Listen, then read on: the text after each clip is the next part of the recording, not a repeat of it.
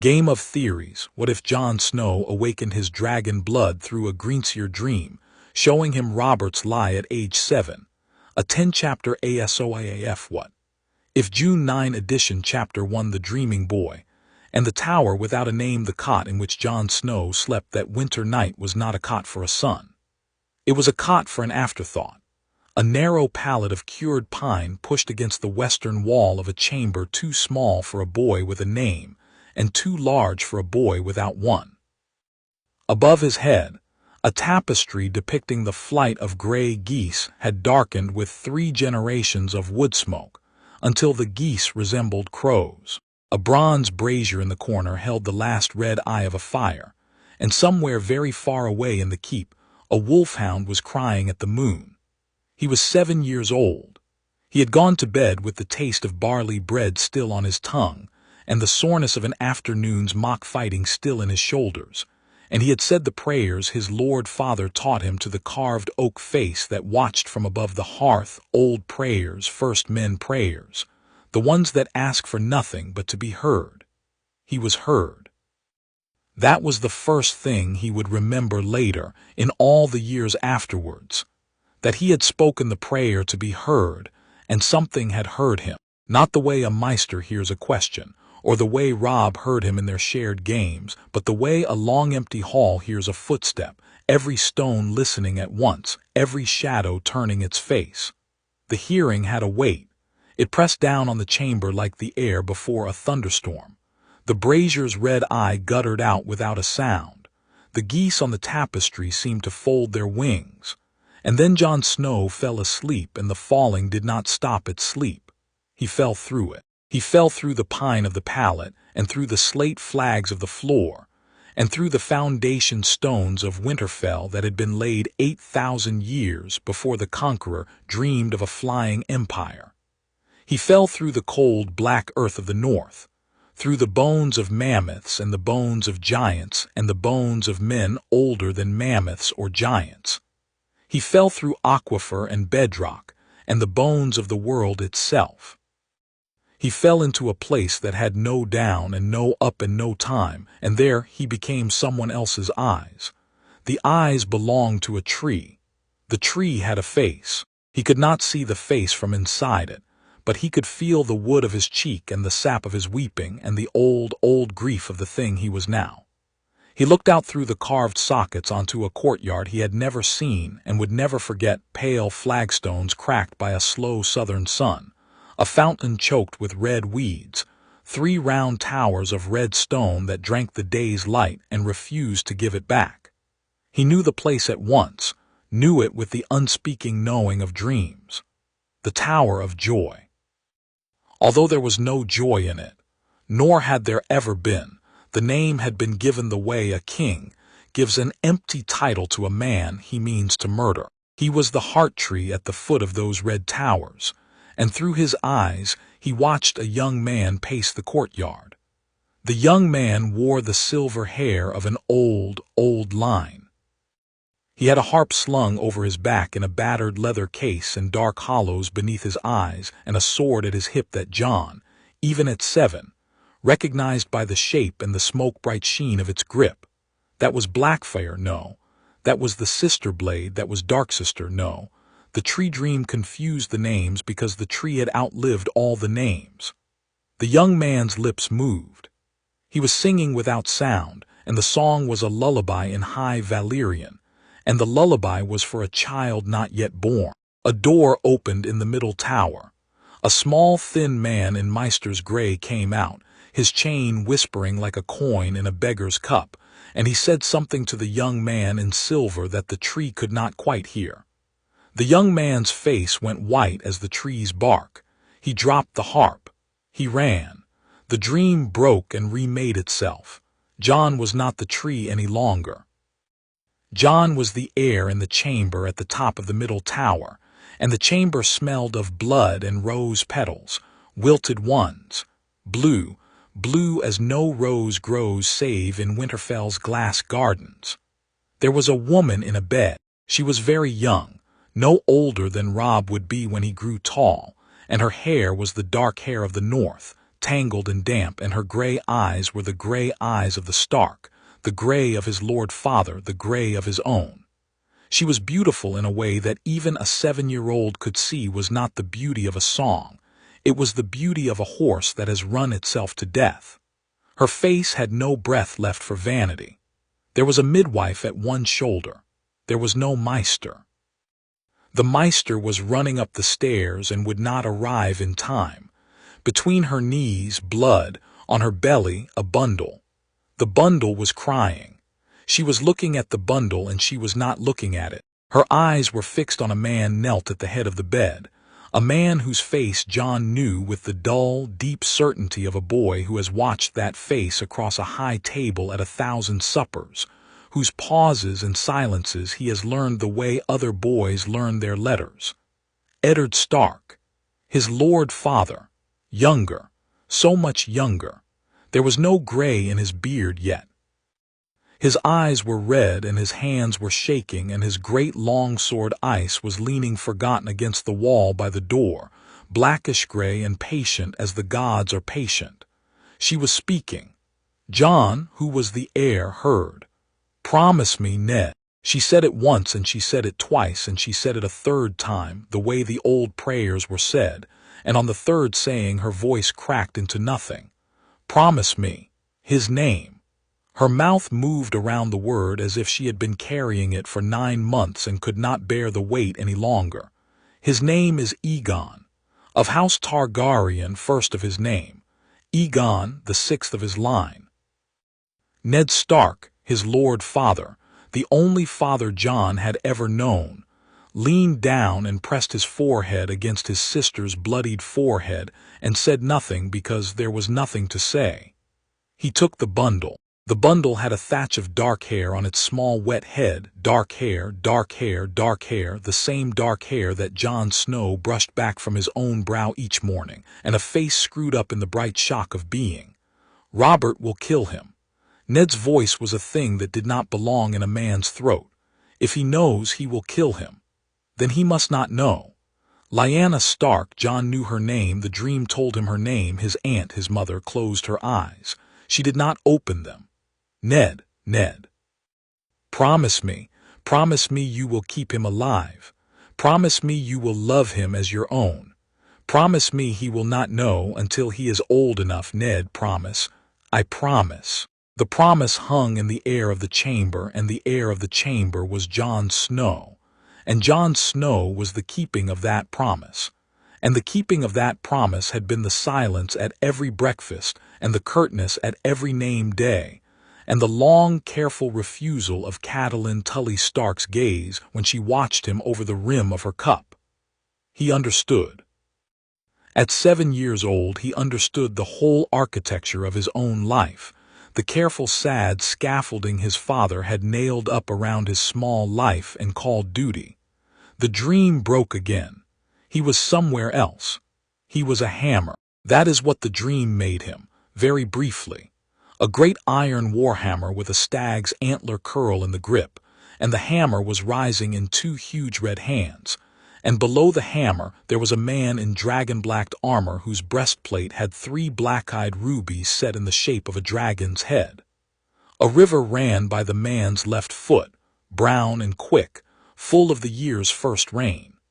The man was wounded already. The hammer fell, but at the last instant, at the very instant the iron should have crushed silver bone, the man twisted, the way a dancer twists, and the hammer came down only on the rubies and shattered them.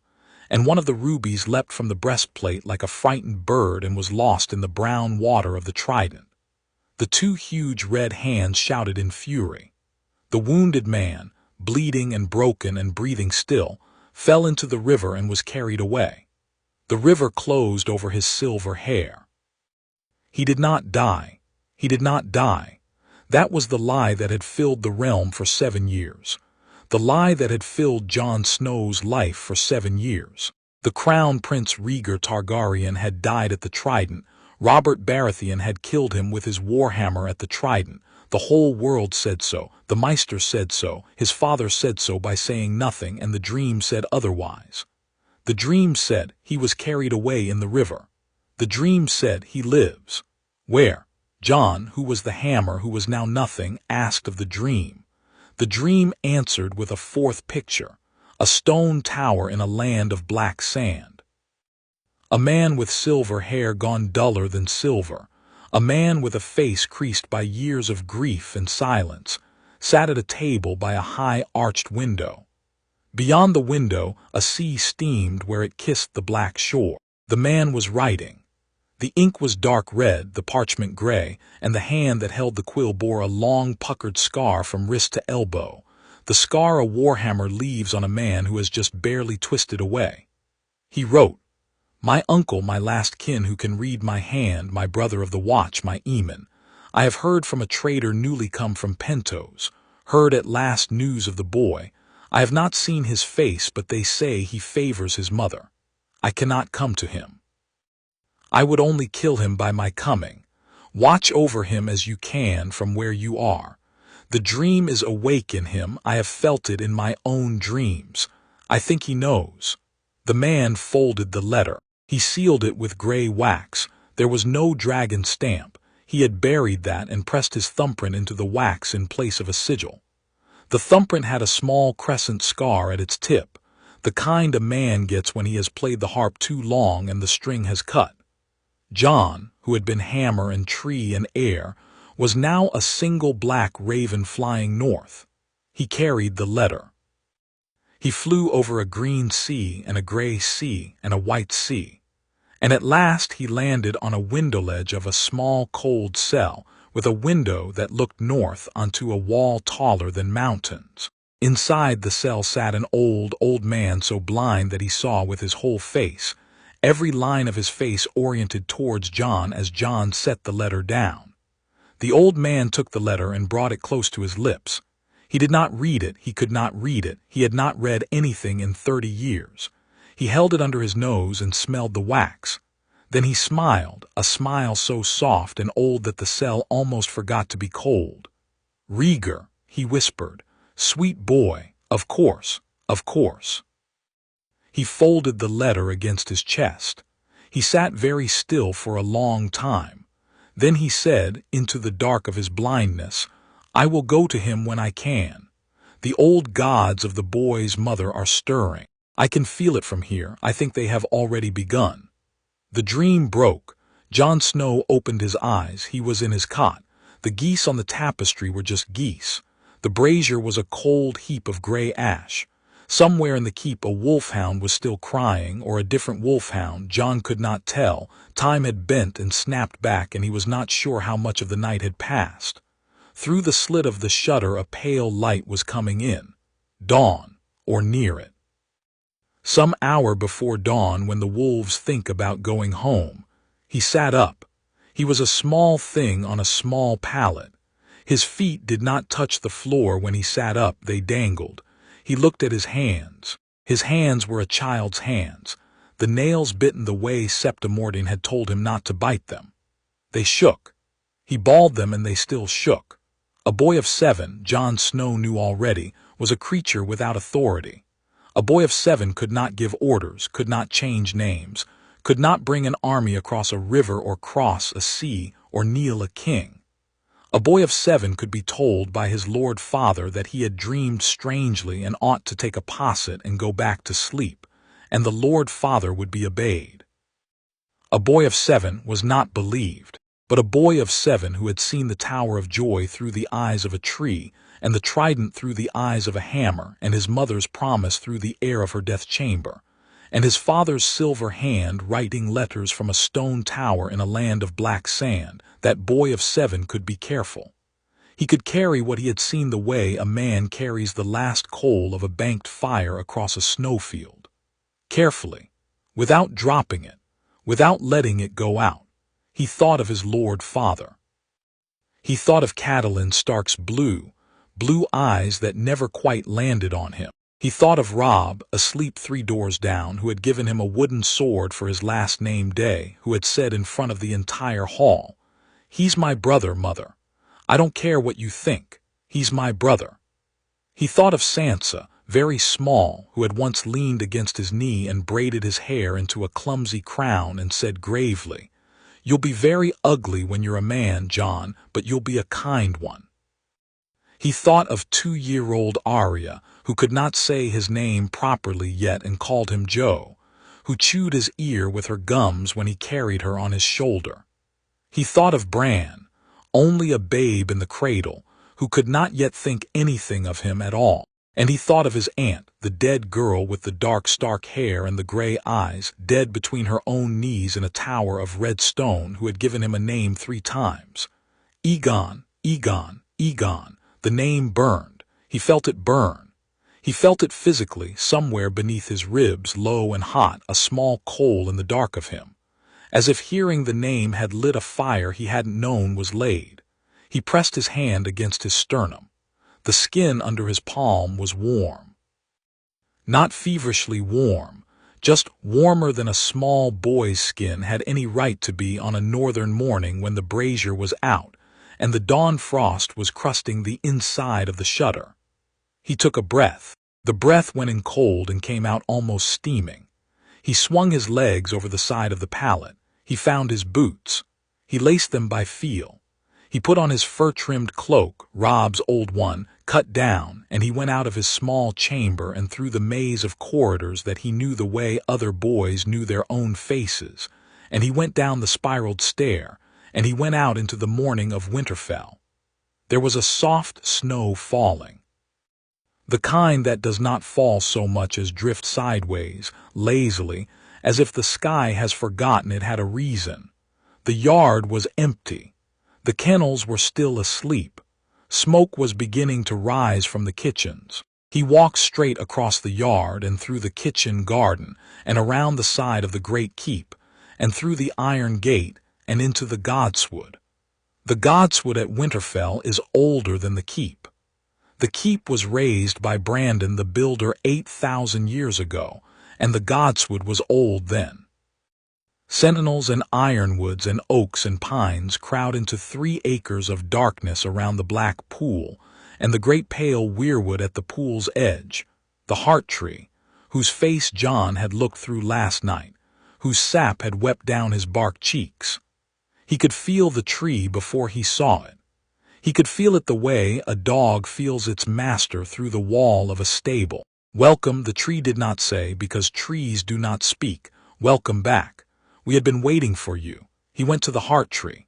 He went the way a boy goes to a friend. He knelt before its red weeping face. The face had been carved by a child of the forest before any human in the north had had a name, and the carving had grown with the tree, and the eyes were old and red, and they were watching him, without surprise, with a long, slow patience. He met the eyes. He felt his own eyes water, not from the cold, although it was cold from something else, from being seen. I dreamed, he whispered. Yes, the tree did not say. We dreamed with you. I am, he could not finish the sentence. There were too many words for what he was. He was a Snow. He was a Stark. He was a Targaryen. He was the bastard the kitchens whispered about. He was his lord father's secret. He was his mother's 3rd repetition of a name. He was a small boy in a cloak too big for him, kneeling in snow that was beginning to soak through his breeches at the knees. I am, a footstep behind him. He did not turn. He knew the footstep. He had known it since the cradle. He kept his face to the heart tree.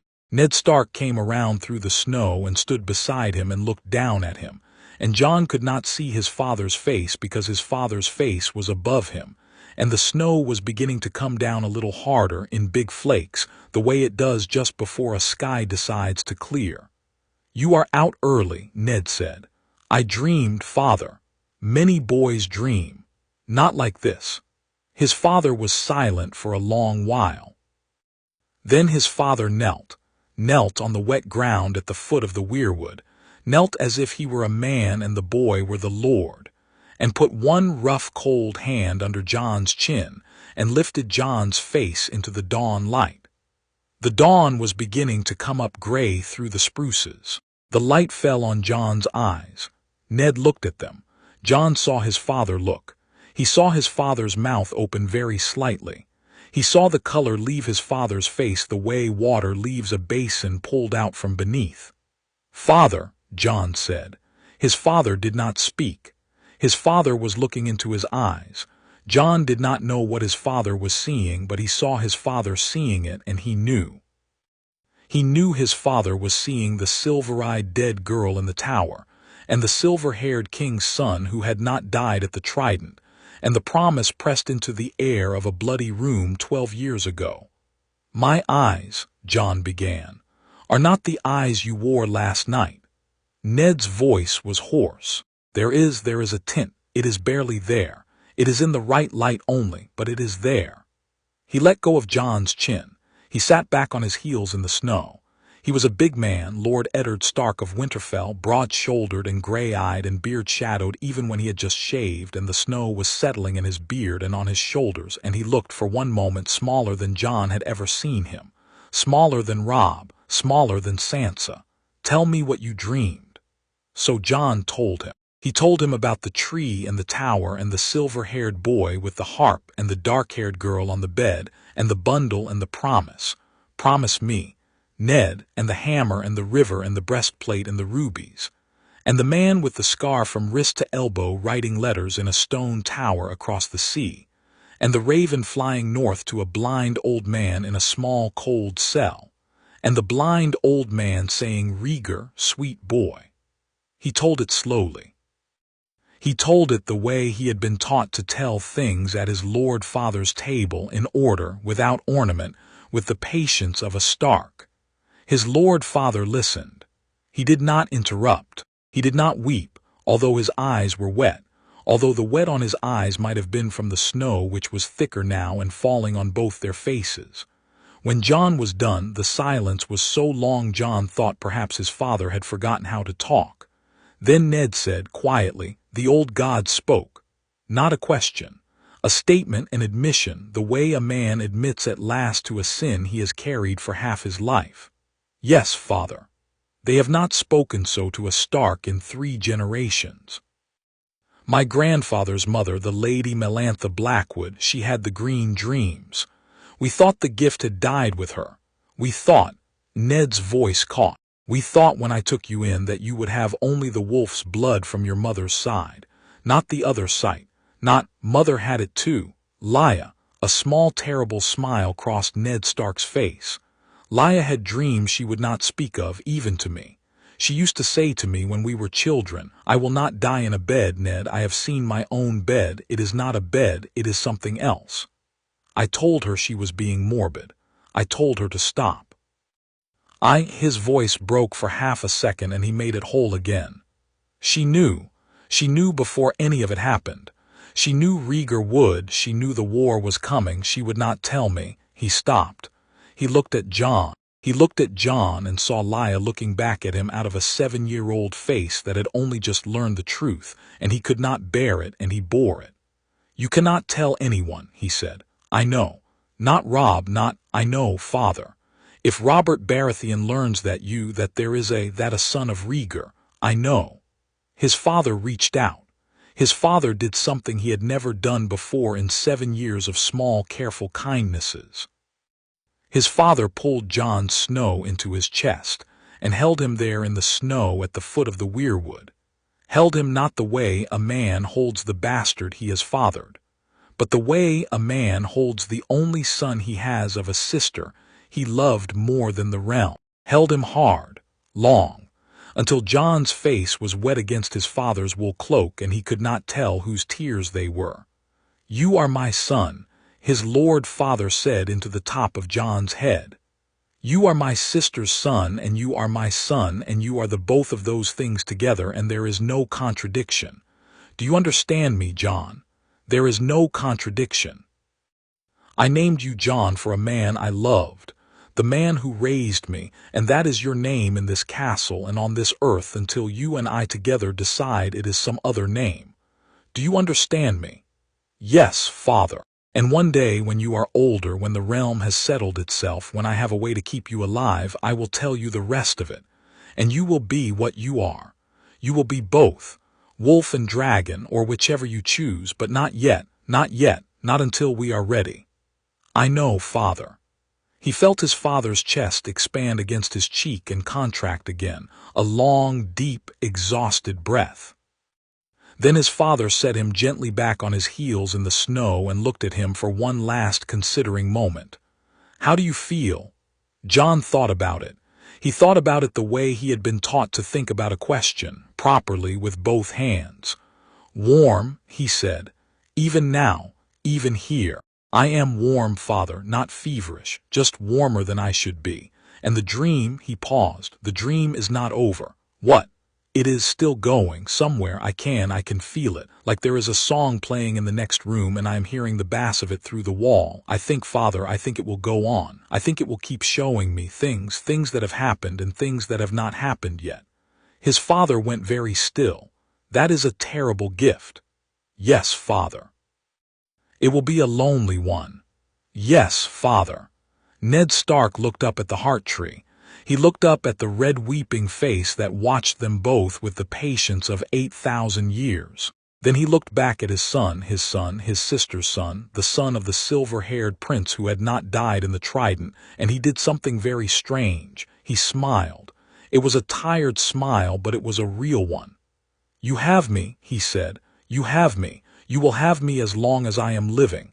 That is one thing the old gods cannot take away from you. Do you understand?" "Yes, father." "Now come.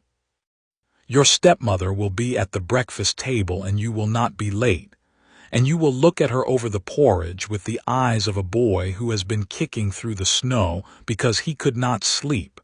That is the truth. And that is what we will tell her, and we will tell her nothing else." "Yes, yes, father. Good lad, come." They rose. They walked back across the godswood and through the iron gate and across the yard, and as they walked the snow began to stop, and a thin pale streak of sun broke through low in the east, and the wolfhound that had been crying began to be quiet. Jon Snow walked half a step behind his father in the way he had always walked half a step behind his father, and he was a boy of 7, and he was a Targaryen. He was both. There was no contradiction. His father had said so. The breakfast hall was lit by the new sun coming in through the high east windows in long slanted bars of warm gold.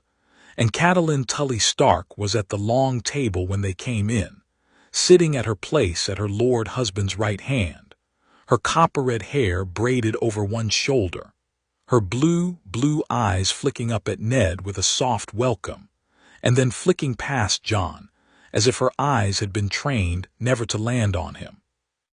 Robb was at the table beside her, 8 years old and broad-shouldered already, attacking a slice of brown bread as if it had offended him. Sansa, 3, was being fed honeyed oats by her septa. Arya, 2, was banging her wooden spoon on the table in time with a song only she could hear. Bran was upstairs in the nursery with his wet nurse. It was a perfectly ordinary breakfast. The kind of breakfast Jon Snow had eaten every morning of his life. He took his seat at the end of the table where the bastard sat. He poured himself a cup of small ale from the jug. He cut himself a slice of brown bread. He buttered it. He ate. He kept his face down. He kept his eyes down. He did not let the new sun catch his eyes from the side, because if it caught them from the side at the right angle, there would be, for half a heartbeat, a faint shimmer of violet under the gray, and Catelyn Stark's blue eyes might happen to land on him at the wrong moment for the first time in 7 years. So he kept his face down. He ate his bread. He listened to Robb describe a dream Robb had had about wolves. He smiled at the appropriate places. Across the table his lord father met his eyes once, only once, and then looked away. The look said, "Well done." The look said, "Keep doing it." The look said, "I am with you."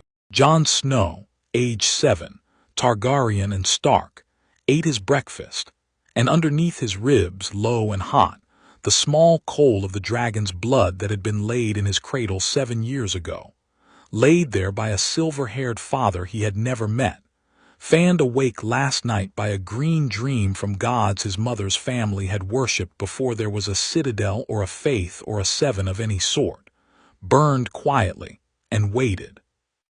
Chapter 2, The Candle, the Chain. And the letters from the Black Shore, the first of his small experiments, was the candle. He performed it 3 nights after the dream, in a corner of the lower yard where the smithy's old slag heap met the kitchen midden, and no one but rats came to inspect. He had taken a tallow stub from a stair niche and a flint and steel from Micken's smithy, and he had taken with him the small wooden direwolf Rob had carved for his last name day, because he wanted a witness that did not have eyes. He set the candle on a stone. He struck the flint twice.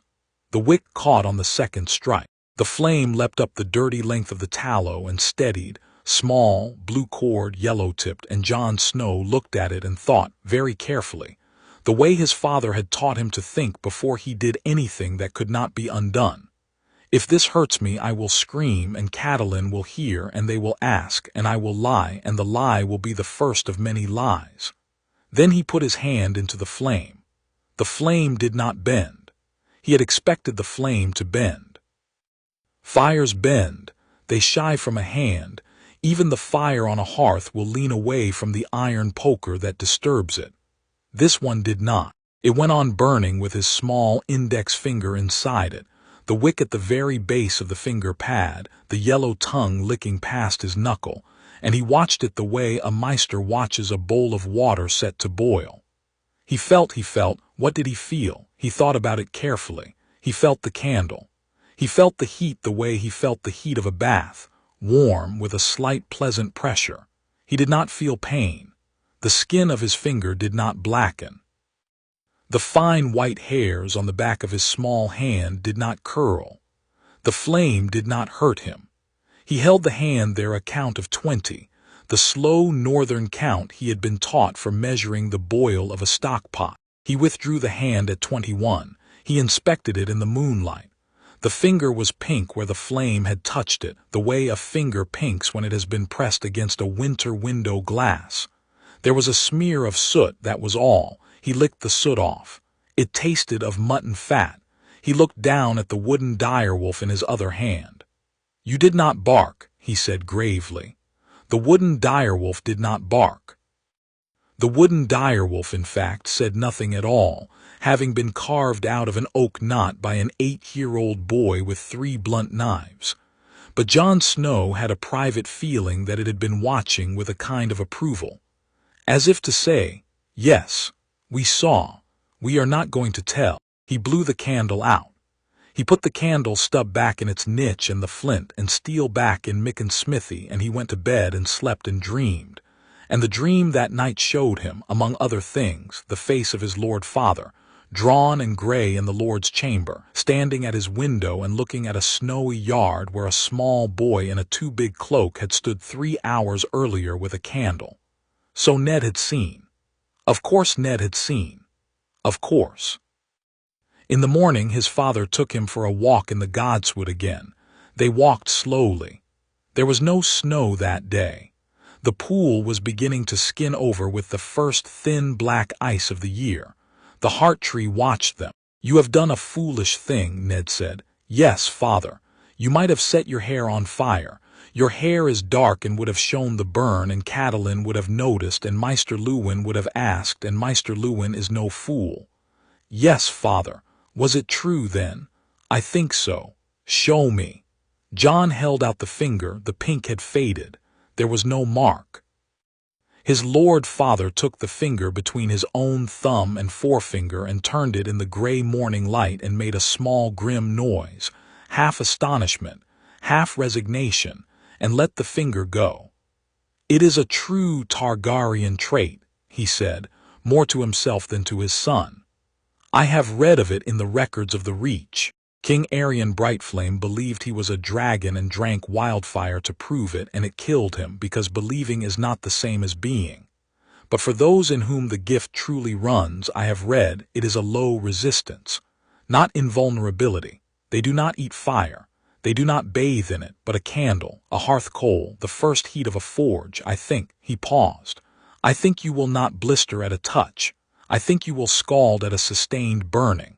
Do not test it further, Jon. Do you hear me? Do not test it further, not without me there. I hear you. Promise. I promise, father. Good. But that night, alone in his chamber, he held the back of his hand against the iron of his brazier where the embers were still red, and counted to 30 by the slow northern count, and only at 27 did he begin to feel a true bite of pain, and at 30 he pulled the hand away with a small surprised gasp because it had finally crossed from heat into hurt. He inspected the back of his hand. There was a faint pink line where the iron had pressed. By morning it was gone. He thought, 30. That is the number. A normal boy would scream at 3. I have 30. He filed it away in the place in his head where he was beginning to file things. That place was a new place. He had not had it a week ago. It was, he thought, a sort of room inside himself. A small dry room with shelves on every wall and a small clean writing desk by the only window. The window looked out on the dream. The shelves were beginning to fill. One shelf for what he had seen of the past, one for what he had seen of the future, one for what he had seen of distant places in the present moment, one for what he had felt himself become, a tree, a hammer, a raven, the air of a chamber, one for what was happening to his body, warm skin, faint violet in the eyes in raking light, 30 count to the iron. He spent more time in the room each day. He went there when Catelyn snapped at him for taking too large a portion of pheasant at supper. He went there when Theon Greyjoy, 10 years old and already cruel, called him my little Snow with the sneering syllable.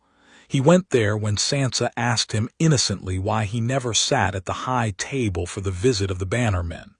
He went there often. The room was quieter than the keep. The dreams continued. They came once or twice a week. Not every night. His Lord Father had been right about that. The gift came at its own rhythm, and they came in 3 kinds. He learned to name the kinds. The first kind he called the back dreams because they showed him things behind. His mother as a girl of 12, racing her brothers Brandon and Benjen across the Wolfswood on a roan colt with her dark hair flying like a banner. Laughing in a way Lyanna Stark would never laugh again after the age of 15. His grandfather Rickard standing in the kennels at the age of 22, pressing his ear against a wolfhound bitch's swollen flank, and listening to the puppies turn inside her. His grandmother, Lyanna, dead before he was born, dead before his Lord Father was old enough to remember her face, sitting in the high seat of Winterfell at the age of 30, pregnant with Lyanna, eating an apple with a small knife and looking out a window at the snow. His Lord Father aged 5, hand in hand with a tall, thin, sad-eyed boy whose name he learned from the dream itself. Jon Arryn, the boy his father had loved, the boy whose name had become his own. His father Rhaegar, the silver-haired father, the man Jon could not yet say the word for, at the age of 17, sitting on the steps of a Septon King's Landing with the harp across his knee, picking out a melody so beautiful Jon woke with his face wet. The back dreams were the gentlest kind. They taught him who he came from. They taught him the shapes of those who had made him. The second kind he called the side dreams because they showed him things alongside, events happening now, in places he had never been. Maester Aemon, 95 years old, sitting in his cell at Castle Black, holding the letter with the gray wax thumbprint and weeping. Rhaegar, he was learning to think of the name now, slowly, the way a man eases his weight onto a wounded leg. Rhaegar, alive in a Blackson tower on what Jon believed must be a Valyrian island. Writing, his silver hair now nearly white, his hand still steady. A small girl in a pale lavender dress in a high-walled garden in Pentos, perhaps 6 years old, hair so pale it was nearly silver, who was sitting beneath a pomegranate tree with her eyes closed and dreaming of 3 dragon eggs that did not yet exist. Her brother Viserys, 16, was pacing somewhere out of sight in a temper. Daenerys, Aunt Daenerys. Aunt, although she was younger than him by a year. The relations of the Targaryen line bent in strange ways. She was dreaming of dragons, and she did not yet know that she was a dreamer. The side dreams were the strange ones. They taught him that the world was large. The third kind he called the forward dreams, because they showed him things ahead. These were the worst. These were the ones he came out of with his pulse beating in his throat. Robert Baratheon's stout red bulk swaying on a black palfrey under the gate towers of Winterfell, with Snow on the prancing horse banner that the Lannisters had brought as escort.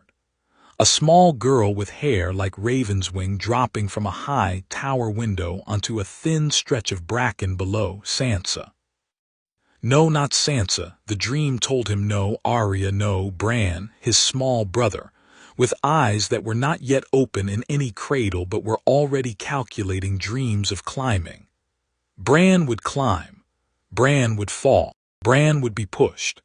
A man in golden armor, very tall, with hair the color of ripe wheat, smiling apologetically.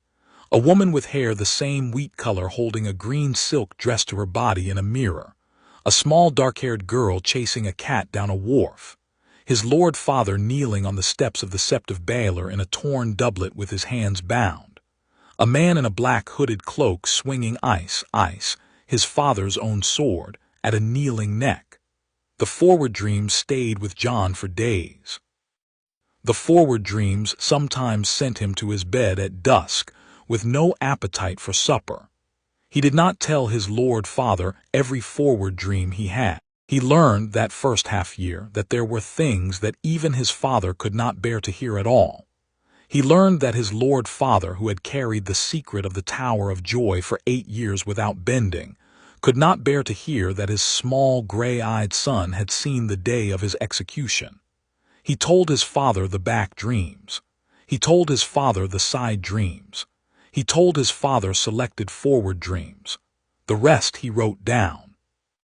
He wrote them down on a roll of cheap brown parchment Maester Luwin gave him for his lessons, and he hid the roll behind a loose stone in the wall of his chamber, the one below the geese tapestry, where the goose with the broken wing pointed. He learned the loose stone first by feel. He had felt it for a week with one hand while telling himself stories about the geese before he had pried it out one night with the point of a meat knife. The hollow behind it was perfect, handspan deep, 2 handspans long. He put the parchment there. He put nothing else. He pressed the stone back. From outside the wall there was no sign. So passed his 7th year and the first months of his 8th. He was a small, dark, quiet boy in a too big cloak. He went to lessons with Maester Luwin and learned his letters and his sums, and he learned them rather faster than Robb did, which he disguised by occasionally giving wrong answers on purpose so that Robb would not feel ashamed and Catelyn would not feel suspicious. He learned the names of the bannermen and the histories of the houses. He learned the long march and the hour of the wolf and the year of the false spring. He learned from a side glance of Maester Luwin that Maester Luwin sometimes looked at his eyes for a heartbeat too long. He went to the training yard with Sir Roderick Castle and learned the sword. He was small for 7. The wooden sword was heavy, but there was a thing his body could do that he was beginning to notice, a thing he had not noticed in his 6th year. When Robb came at him with the wooden sword, Robb favored the one shaped like a small bastard blade. Jon could see in the half-heartbeat before Robb struck the line of the strike. Not because Robb was clumsy. Robb was good. Robb was very good. But Jon's mind, which was sitting calmly in the small dry room with the shelves, could see the line of Robb's coming strike a hairsbreadth before Robb's arm finished it. He could step. He could turn. He could let Robb's blade pass through where his shoulder had just been. He did this once, twice, 3 times, watching Robb's eyes go wide, before he understood it must be the dream, it must be the gift, it must be the thing his mother and grandmother had had and his great-great-grandmother Melantha had had and Brandon the Builder had had before any of them. Foresight in the small, the bend of the moment. He could see the strike before the strike, so he stopped doing it. He let Robb strike him after that because Robb's face had begun to look unhappy in a way Jon could not bear. He let himself be hit. Sir Roderick tutted and told him to keep his guard up. Robb beamed. There were things he could give Robb. There were things he could not give Robb. He weighed them in the room with the shelves. One night just before his 8th name day, the dream came to him in a different shape than it had ever taken. He was in his cot. He went asleep ordinarily, with no particular weight in the air. He fell into the dream the way one falls into a familiar bed. The dream was a room. A small stone room with a single high arrow-slit window and a single tallow candle on a writing desk and an old man at the desk. The old man was Maester Aemon, he knew, because the side dreams had shown him Aemon's face before, and Aemon was holding a quill above a piece of parchment, and Aemon's eyes, which Jon now saw were milk-white with cataracts so thick they were nearly opaque, were lifted not towards the parchment but towards the air in the cell, as if Aemon could feel that he was being watched. "Hello," Aemon said quietly. "Are you my nephew's boy then?" Jon, who in the dream was not a tree or a hammer or air but somehow himself, a small boy in a nightshirt floating somewhere near the ceiling of Aemon's cell, did not know whether to answer. He did not know whether the dream had a voice. He tried. "Yes," he said, and the saying came out clear. Aemon smiled. The smile was very soft. "I thought so. I have been dreaming of you every night for a moon's turn. I dreamed of a boy with gray-violet eyes standing in a godswood with snow in his hair. I thought it was some old trick of my own blood. The Targaryens have green dreams, you know, or had them, or, well, your father has them. I never did. I am only the Maester, child. I am the dry stem of the lineage. But the wolf blood and the dragon blood in you have lit you up like a beacon, child, and I am old and very near the dream place myself, and you can speak to me." "What is your name?" Jon asked, although he knew. "Aemon Targaryen, brother of the Night's Watch. I would have been king once. I am pleased not to have been." His blind face turned a little as if hearing a sound. "You have wisdom in you. I can feel it like a heat. Are you afraid?" Jon thought. "Yes," he said, "but not as much as I should be." "Good, be afraid, be a little afraid. Fear is the quill that writes the careful man, but do not let the fear sit in the saddle. The dragon does not bow to the fear, the dragon bows to the rider. You ride yourself, child. You are the rider of your own self. Hold the reins. Are you my great-uncle, a small old chuckle? I am the brother of your father's father's father, so I am—" a pause. "I am what they used to call a great-great-uncle, but I am the only kin of yours save your father who knows you exist. So perhaps I will be your great-uncle, and that will do, and we shall not bother with the further greats." "Good, good. Your Lord Stark father knows I am here. He has not written to me. I expect he will. I will not write to him first. I do not want to hurry him, but know that I am here. Know that if you write, properly write, with a quill and a raven, the dream cannot carry parchment. I will write back. How shall I send a raven without your stepmother seeing? Yes, you will need to find a way. Your father might help you. There is a brother of mine, a black brother, I mean. We have come to use the word strangely up here, named Yoren, who passes through Winterfell every 2 years with the recruits' wagon. He is a discreet man and an old friend of your Lord Father's, and he carries my letters for me when I have one to send. Wait for him. He will come in the autumn of your 9th year by my reckoning. Write me then." "I will." "Good." Aemon turned his face down to the parchment again. "And one other thing, child." "Yes, great-uncle. Your father, your true father, Rhaegar, he is alive. You have seen him in the dream, you know." "Yes. He cannot come to you, not yet. Perhaps not ever in the life that we have. The risk is too great for him, and worse, the risk is too great for you, because if he comes and is found, you are found also, and Robert will not stop with him. Do you understand?" "Yes. He has watched you from afar. He has paid traders for news. He has sent men in cloth of homespun to walk the Winterfell market and watch you at the smithy. He has loved you, child, even though he has never held you. Do you understand that?" "Yes." "Good. Then you are not a bastard, Jon Snow. You are not unloved by any of the 3 who made you and the 3 who held you. Your Aunt Mother loved you. Your father in the Black Tower loves you. Your aunt by marriage in Winterfell does not love you, no, but the other 5 love you, and that is enough for any man's beginning. Jon felt the tears slide off his floating chin. They did not land anywhere. The dream did not let them. The dream put them away as it ended. Good night, child. Good night, Great Uncle. He woke in his cot. The geese on the tapestry were geese. The brazier was alive. He was 8 tomorrow. He told his Lord Father that morning after breakfast in the godswood. He told him about Aemon. He told him about Yoren. He told him about the raven. His Lord Father stood very still and considered for a long while. Then he said, I will write to him tonight. I will send Yoren when Yoren comes. You may write to him separately in your own hand.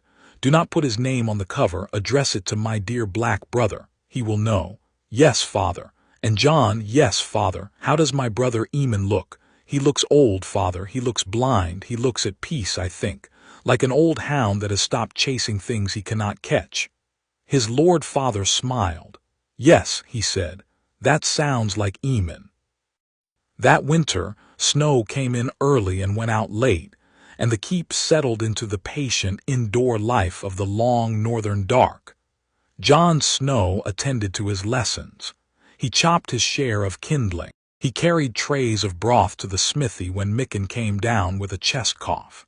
He helped old Nan unwind a clue of gray wool that had become tangled by a kitten, and he listened to her tell the story of the long night, and he did not show his face when she said the words for the very cold-eyed ones beyond the wall, because his own face would have given away that he had seen them.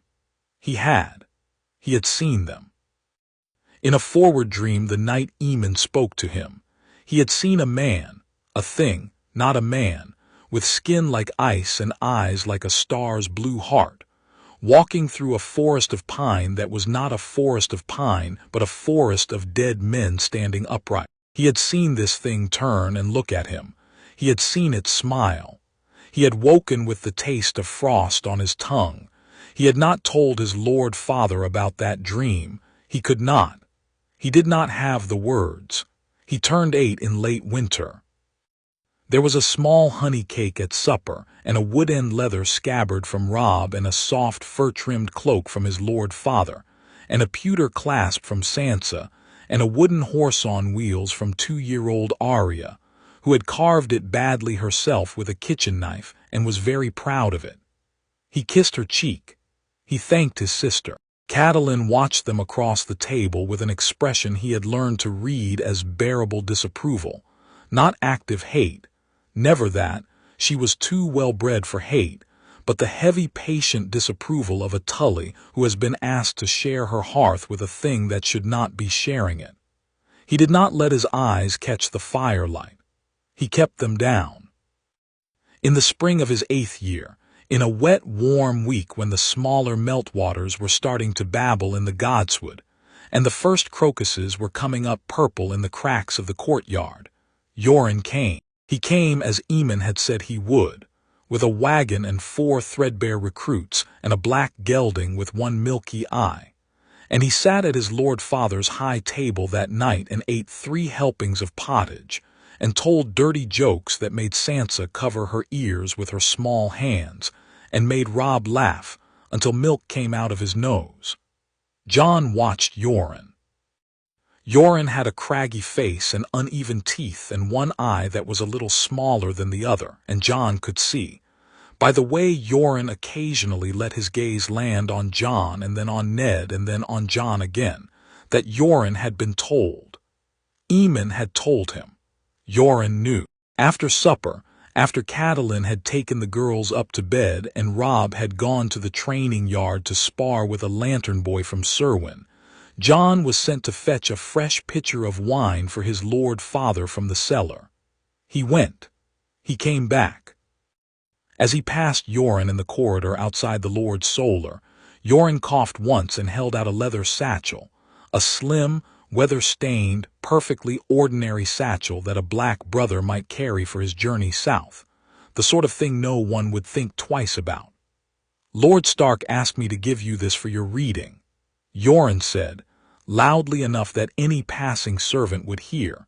"Since you have an interest in the watch's histories, lad, bring it back to me in the morning if you would." "Yes, sir," Jon said. "Thank you, sir." Yoren went past him. Yoren did not look at him. Yoren was a man who had spent 30 years on the road with the riders of the watch and knew exactly how loudly to cough and how blandly to speak. Jon took the satchel. He carried it to his Lord Father's solar. His Lord Father closed the door. They were alone. Ned took the satchel and unbuckled it on his desk. Inside were 3 letters. The first was from Maester Aemon to Lord Eddard Stark.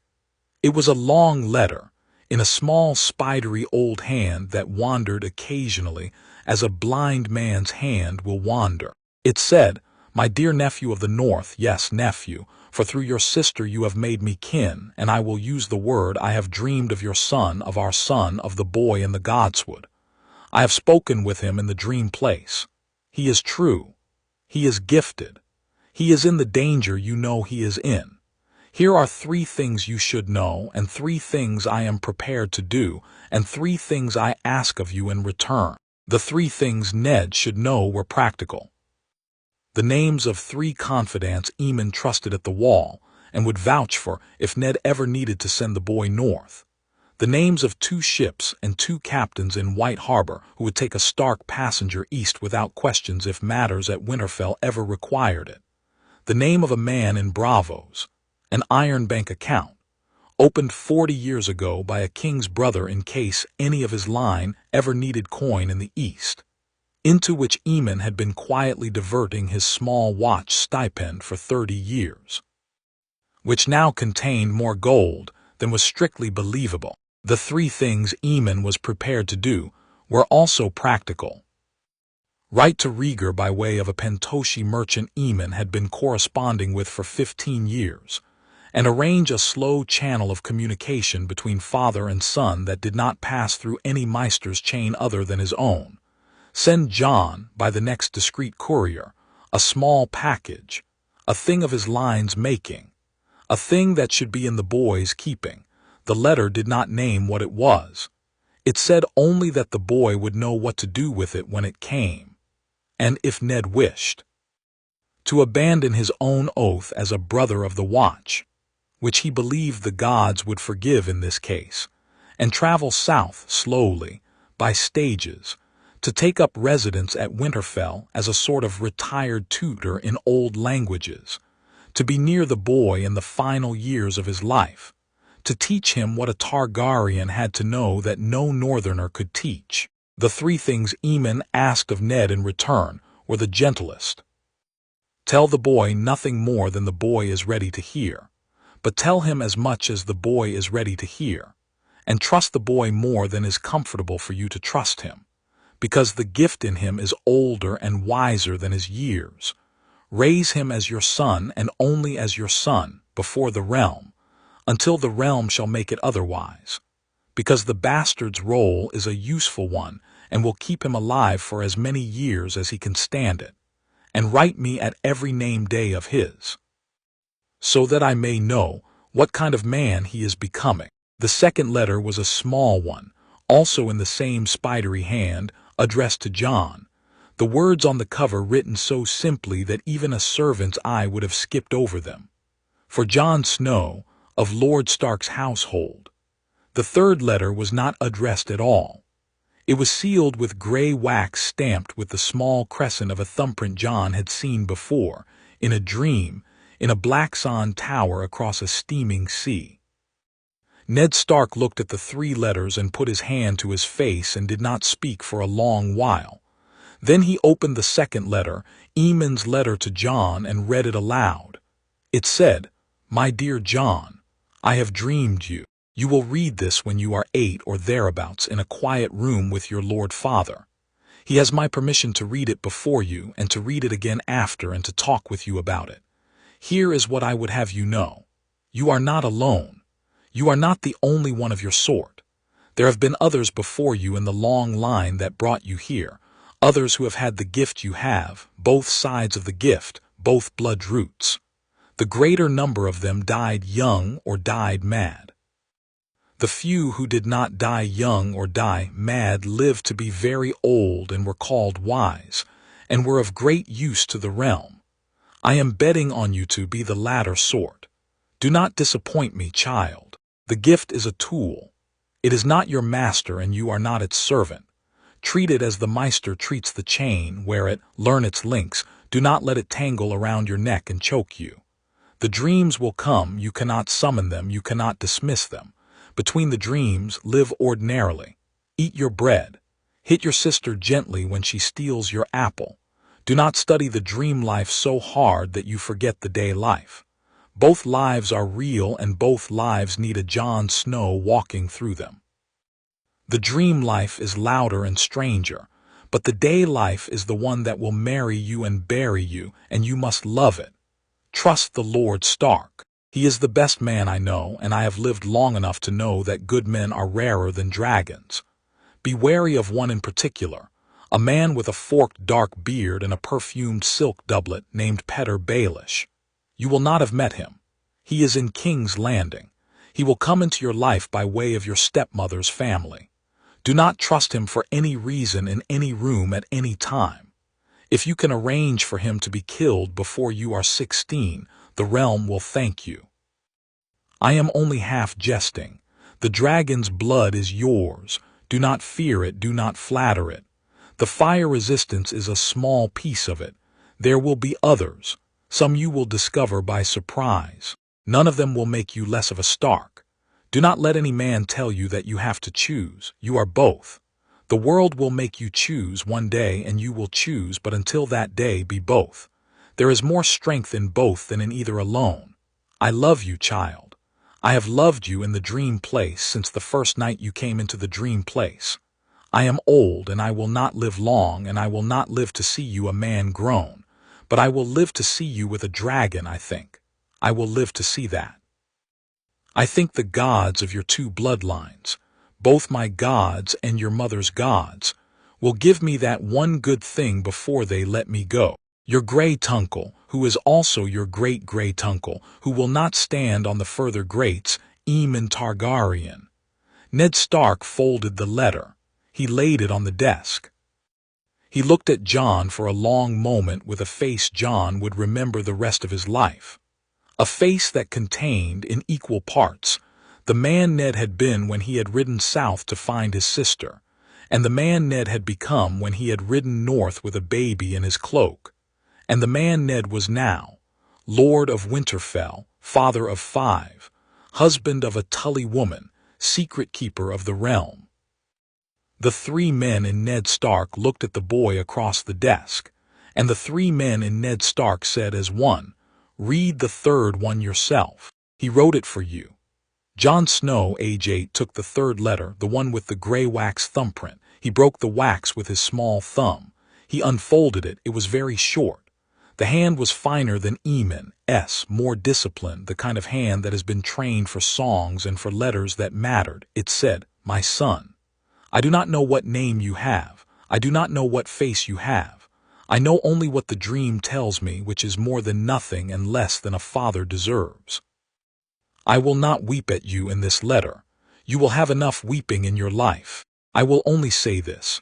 I named you Aegon for a hope, and I gave you to your aunt and uncle for the love I had of them and the love I had of your mother, and I have lived in a stone tower across the sea for 8 years because I do not trust myself not to ride to you. I write to my uncle every moon. I read what news comes north. I have heard you were a quiet child. I have heard you were a kind one. Be both. Stay both. When the time comes, if there comes a time, I will come to you. If there does not come a time, know that I was here and that I loved you from here. Your father, that was all." Jon read it twice, 3 times. He folded it carefully. He looked at his Lord Father, who was looking at the desk and not at Jon, because his Lord Father knew the boy needed a moment alone with the letter. He put the letter in his small leather pouch at his belt. He did not put it in the loose stone hollow under the goose tapestry. He did not put it anywhere any rat could reach. He put it on his person and he kept it there for the next 6 years. "Father," he said. "Yes, Jon. Write back, will you please? Write to both of them tonight." "I will." And father, yes, Jon. Tell him in the Black Tower, tell him I am. The boy tried to find a word that an 8-year-old boy might write to a father across the sea whose face he had only seen in a tree dream. He could not. Tell him I am well, father. Tell him I am well. Tell him I read his letter. Tell him I will tell him, Ned said gently, that his son is well and read his letter and is, he paused, and is loved. Will that do? Yes, father, that will do. That night Jon Snow lay in his cot with his small leather pouch under his cheek, and he dreamed of his 3 fathers, the one in the keep, the one in the Black Tower, the one who had given him his middle name in a dream. And the 3 fathers stood in a row in the godswood and looked at him kindly. And the heart tree watched, and the snow fell. And Jon Snow felt, for the first time in his 8 years of life, that he was not alone in the world. He had 3 fathers and a gray tuncle and a small black raven that had begun to roost on the windowsill of his chamber 3 mornings ago. And Jon believed, although he did not yet know, that the raven was Aemon's, or his own, or both. He fell asleep watching it preen. And in his dreams that night the gift gave him a new picture, a side dream, a present-day one. A small girl in a lavender dress in a pentoshi garden, eyes closed, sitting under a pomegranate tree, with 3 white-shelled eggs in her lap that did not yet exist anywhere in the waking world. She opened her eyes. They were pale violet, the same pale violet as the shimmer in Jon's eyes in raking morning light. She looked up in the dream, although the dream did not have a sky, and she said into the air, "Hello, is someone there?" Jon did not answer. He did not yet know how. He withdrew slowly, as carefully as a man withdraws his fingers from a sleeping snake, and the small girl shrugged and went back to her dreaming of dragons that did not yet have a year of their own birth. He filed her on the shelf in the room behind his eyes. Cousin, he thought. No, not cousin. Aunt. Younger aunt. Aunt Deanery's. Hello. He slept, and the candle on the stair niche outside his door burned down to its tin cup and went out by itself, and the 8th year of Jon Snow's life turned over into the 9th, very quietly in the great stone keep above the godswood, with the geese on the tapestry watching like gray crows. Chapter 3. The Egg, the Blind Maester, and the Promise of Fire. The package came north with the next snow. It came in the 2nd week after Jon's 9th name day, on a black raven that Yoren had timed with the precision of a man who has spent his life timing things in weather no one else trusts. The raven came in just at dusk, with a scrap of gray wool-wrapped parchment around its right leg and a tiny sealed scroll tube around its left. The wool-wrapped parchment said only, "For Jon Snow, care of Lord Stark." By way of the tube held a slip of vellum that said, in Aemon's hand, "It travels by Yoren in spring. Be ready." By the time spring came, Jon was 9 1/4, and he had learned to wait. He had learned, in particular, to wait without telling his face he was waiting. Catelyn Tully Stark watched faces. She watched his face at every meal, not with the sharp watching of a hunter, but with the slow, patient, peripheral watching of a woman who has been listening to a wrong note in a song for 9 years, and is waiting to hear it sharpen into something nameable. She did not love him. She was incapable, as far as Jon could tell, of loving him, although she made the small required courtesies and did not deny him bread or candle or wool.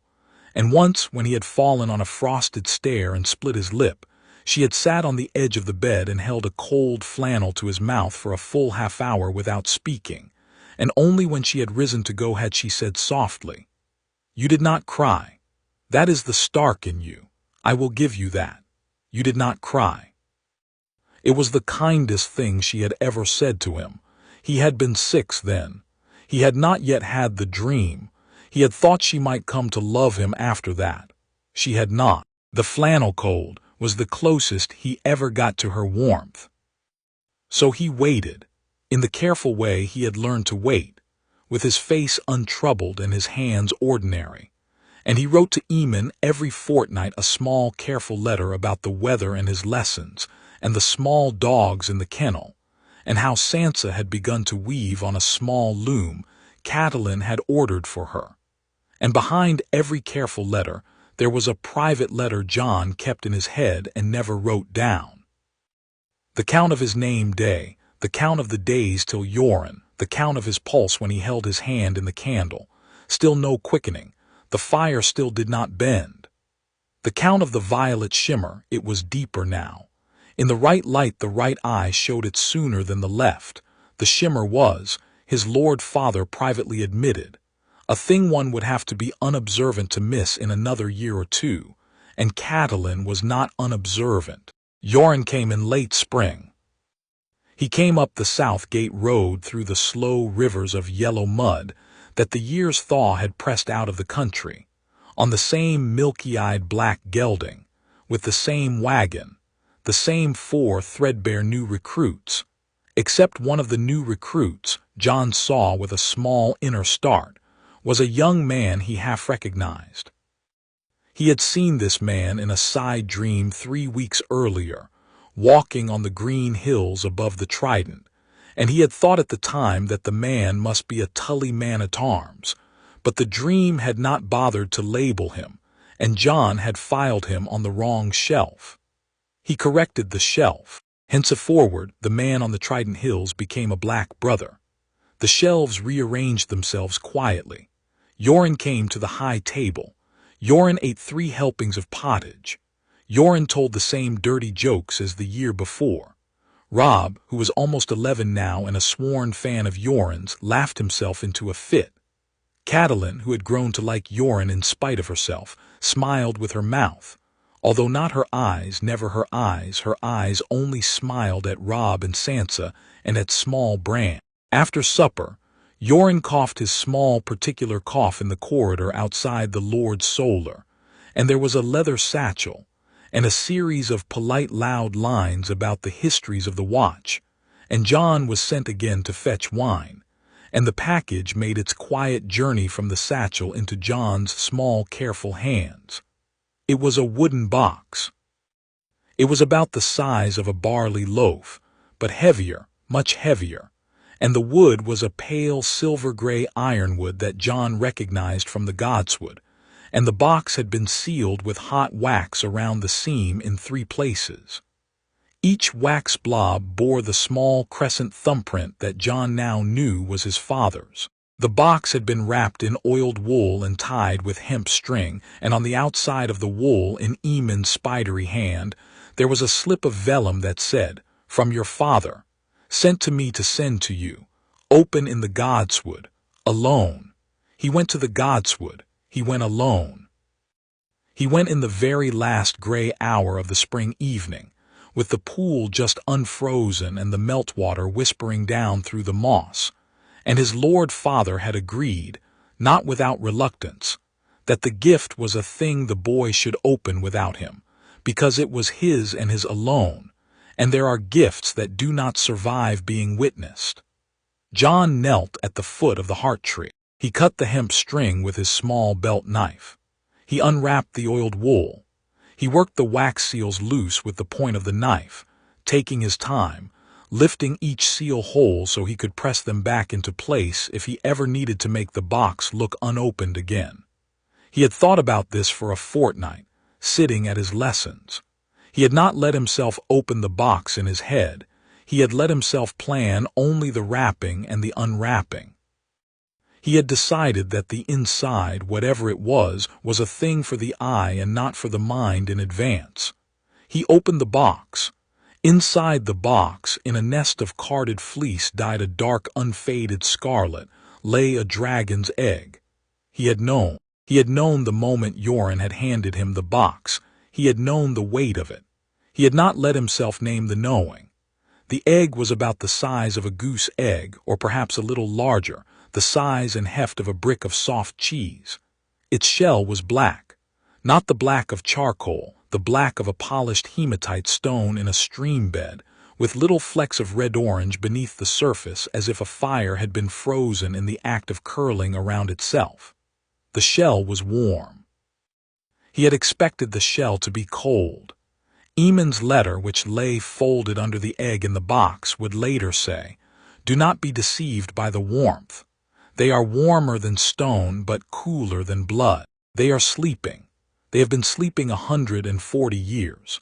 The hatching, if hatching there is, will come in its own time, by means none of the meisters at the Citadel have ever satisfactorily explained, and which I confess I do not know either.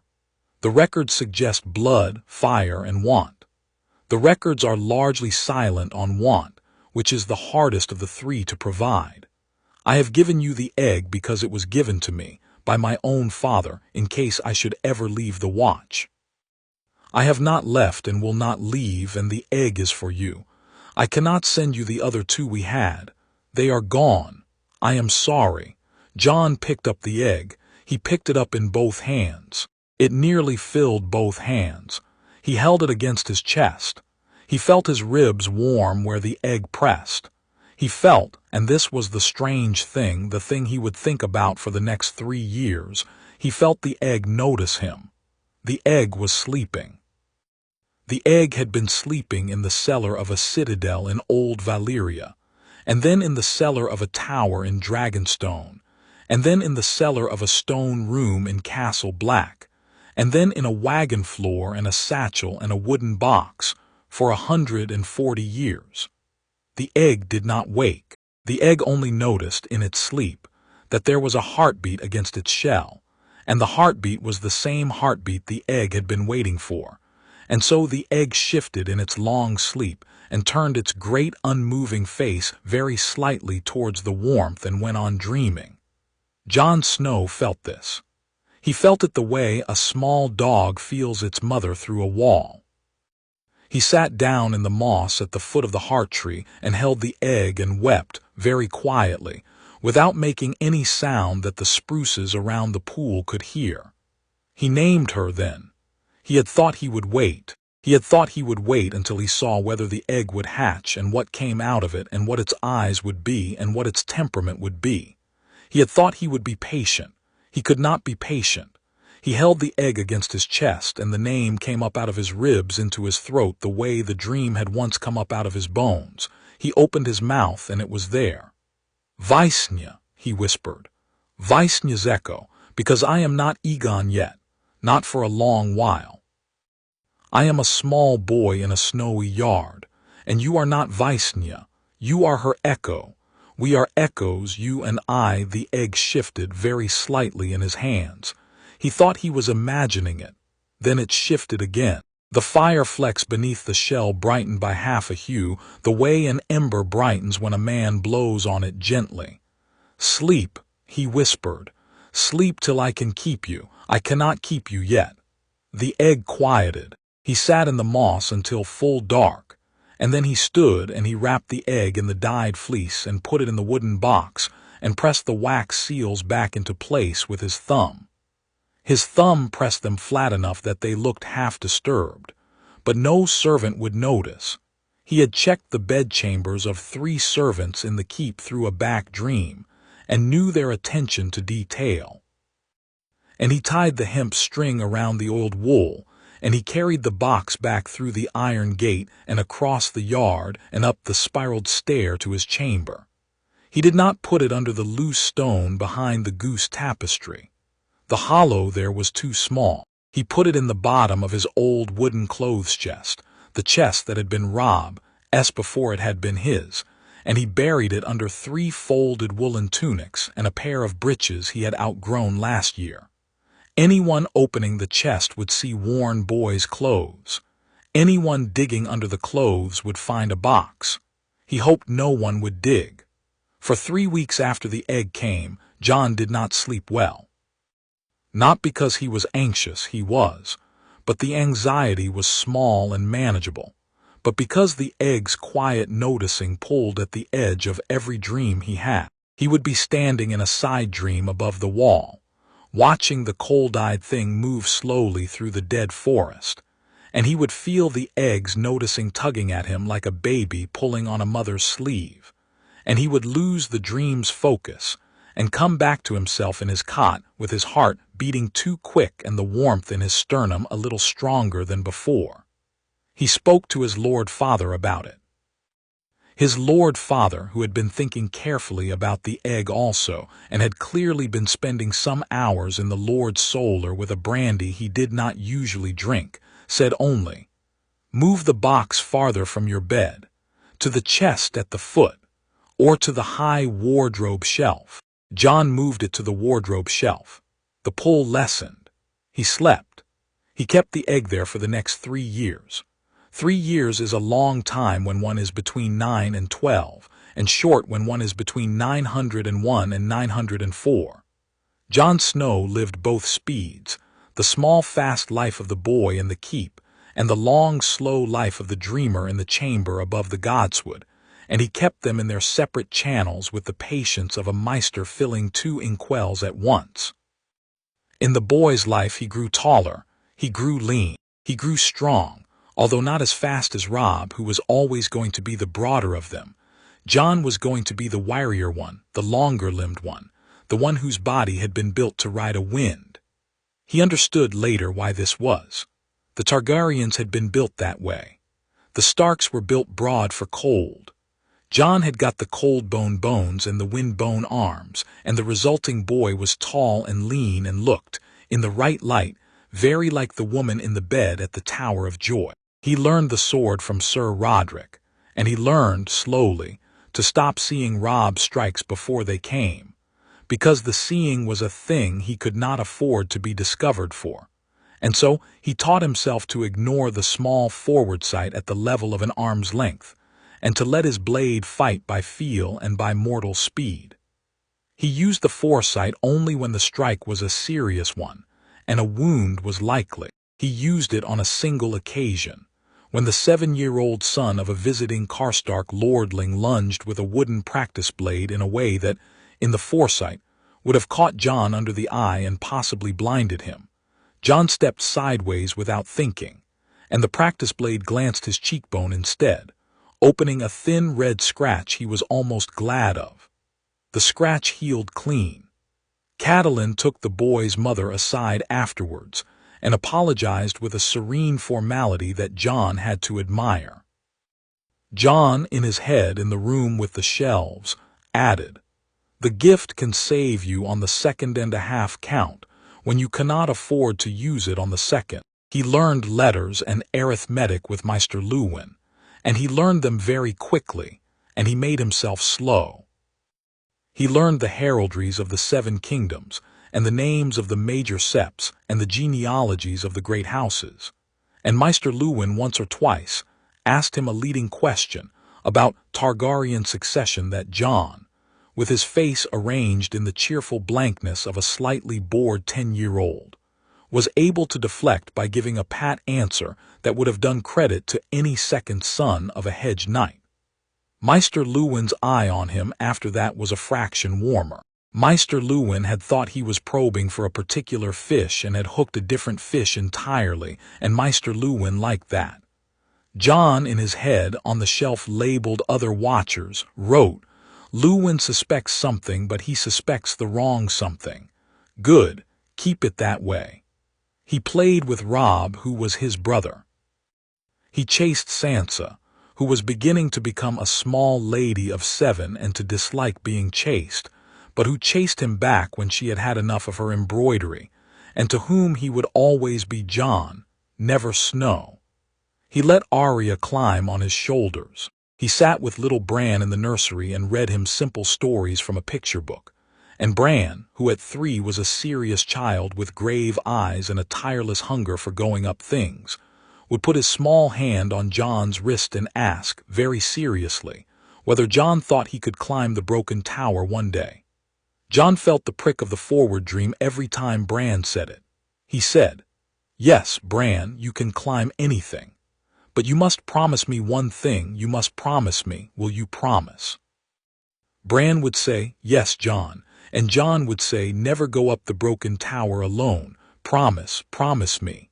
Bran would solemnly say, "I promise, Jon," and then Bran would forget by the next morning because he was 3. Jon kept a small piece of parchment in the back of his mind that said, "Bran does not climb alone. Reinforce this every season. Make it a rule of the house. Make it a rule that survives me being absent for a day. Make it survive Ned being absent for a year. He worked on this rule patiently over those 3 years. By the time Bran was 5, the rule was so thoroughly internal to Bran that Bran scolded a kitchen boy he caught climbing the broken tower alone. The rule had become Bran's own. Jon, in the back of his mind, ticked one small box. He played with Theon. Theon Greyjoy. Theon was 3 years his elder, 14 now and beginning to be cruel in the small ways that bored hostage boys become cruel. Small pinches at the kennel girls, small jokes at the bastard's expense, small thefts of grapes from the kitchen. Theon had been brought as a hostage to Winterfell when Jon was 5, in the wake of his father Balon Greyjoy's failed Ironborn rebellion, and Theon was a clever, lonely boy with a sharp tongue and a sharper insecurity. In a previous version of the world, Jon had seen it in a forward dream, on the shelf of the things that would not happen now. This Theon would grow up resenting the Starks and would betray them at 15. He would sack Winterfell. He would order the death of small Bran and small Rickon. He would suffer for it horribly. Jon, with the ear of the dream still ringing, had decided in his 8th year. This Theon, this small, mean, clever, lonely boy, was a project. The project of Theon was patience. Theon was not a project of grand gestures. Theon was a project of small kindnesses, repeated, in the unobtrusive way Septa Mording taught Sansa to repeat the simple kindnesses she had been taught. He would seek Theon out. He would invite Theon to the Godswood with him to skip stones on the Black Pool. Theon liked to skip stones. Although in front of Sir Roderick he pretended he was too old for it, in front of Jon he relaxed. Jon was younger, and Theon was a little safer in his presence. He would ask Theon how his sister Asha was, and listen properly, while Theon talked about her. Theon's sister Asha was, in the truth Theon would not admit to himself, the only person in the world who could make Theon feel like a real son of the Iron Islands. He would notice when Theon had been sniped at by Sir Roderick in the yard, and would make a small joke afterwards that Theon could laugh at without losing face. He would, on 3 separate occasions, defend Theon in front of Robb. Once when Theon had said an arrogant thing Robb had taken offense at. Once when Theon had stolen a small apple from the kitchen, and the cook had been about to report him. Once when Theon, on his 17th name day, had drunk too much summer wine and said something coarse about Catelyn at table. Each time Jon had stepped between Theon and consequence, and Theon had let himself be stepped between for, and afterwards Theon had not thanked Jon and had pretended nothing had happened, because thanking would have required Theon to admit a debt, and Theon did not yet know how to admit a debt. But Theon noticed. Jon watched. Theon, who had been a small, mean, lonely 14-year-old, became a less mean 15-year-old, and then a clearly conflicted 16-year-old. And by the time Theon was almost 17, he had been seen, twice, lying in the long grass at the foot of the Godswood Wall reading a book of northern poetry that he had stolen from the library, not to mock it, but to read it, with a face that had no audience to perform for and was, when no one was watching, almost sweet. Theon was thawing. Jon, in the room behind his eyes, ticked another small box. The project of Catelyn was harder. He could not befriend Catelyn. He could not be her son. He could not be her almost son, the way Theon was her almost husband's ward. What Catelyn could be persuaded to give him, what she could be made to be unable to refuse him, was simple usefulness. She was a woman of duty. She was a woman who responded to duty performed. So Jon performed duties. He took on, slowly, over those 3 years, the small, annoying tasks of the household that nobody else volunteered for, and that her Tully sense of order required to be done. The careful counting of the linens after the laundress laid them out. The careful sweeping of the chapel before the Septa's morning lesson. The careful inspection of the small wax tablets on which the kitchen kept its day's accounts before Meister Lewin saw them. He did these things quietly between his own lessons with the unobtrusive consistency of a man who has decided to be one of the small, dependable axles of a great wheel. He did not ask for thanks. He did not announce his work. He arrived at chores without comment and left them done. Catelyn noticed. She did not soften. But she stopped, somewhere in his 11th year, snapping at him at meals. She stopped finding small irritations to disapprove of in his bread-taking or in his cloak-folding. She still did not look at him with warmth, but the long, patient disapproval became, over months, a kind of low-grade neutrality. The way one regards a piece of furniture one has accepted is going to be in the room until one dies. She gave him the linen count to do because he did it well. She gave him the kitchen tablets to inspect because he caught the small errors. She passed him once in the corridor when he was carrying a stack of folded sheets, and she said, "Mind the corner, John," and walked on. It was the first time in 4 years she had used his name without his Lord Father in the room. He nearly dropped the sheets. He went to the godswood that night to think about it. He sat at the foot of the heart tree. He said to himself in his small dry room, "This is not love, this is not affection. This is the lowest grade of acknowledgement, and it is more than you had a year ago. Take it. Keep climbing, slowly." He kept climbing. His Lord Father watched. His Lord Father said nothing about any of it directly. But on Jon's 11th name day, his Lord Father had come to him in the godswood and said, "You have done a great deal of small work that I have noticed, and that Catelyn has noticed. You are making yourself a useful man. I cannot tell you how much that helps. I am Jon, I am proud of you." Jon could not speak for a while. Then he said, "I am only doing what you taught me. You are doing more than I taught you. I taught you to be honest. You have taught yourself to be patient. There is a great deal of difference, son. Son." His Lord Father said son in the godswood on his 11th name day with no qualifying word. That was the gift Jon kept from his 11th name day. The egg in the wardrobe was the dragon S. The word son was Ned Stark's. Jon kept them in his small dry room on different shelves. The dreams in his 10th and 11th years began to broaden. He no longer received only the 3 kinds of dream, back, side, and forward. He began to receive a 4th kind, which he privately called the joining dream. In the joining dream he could sometimes speak with another dreamer. Once, in the night of his 10th name day, he spoke for the 2nd time with Aemon, and Aemon had been delighted to find him in the dream place. "You are stronger now, child. You have grown into the shape of it. I no longer have to come and find you. You can come and find me." Once, in the night 2 months before his 11th name day, he found himself in a dream place that he did not at first recognize. A high stone garden with pomegranate trees in flower.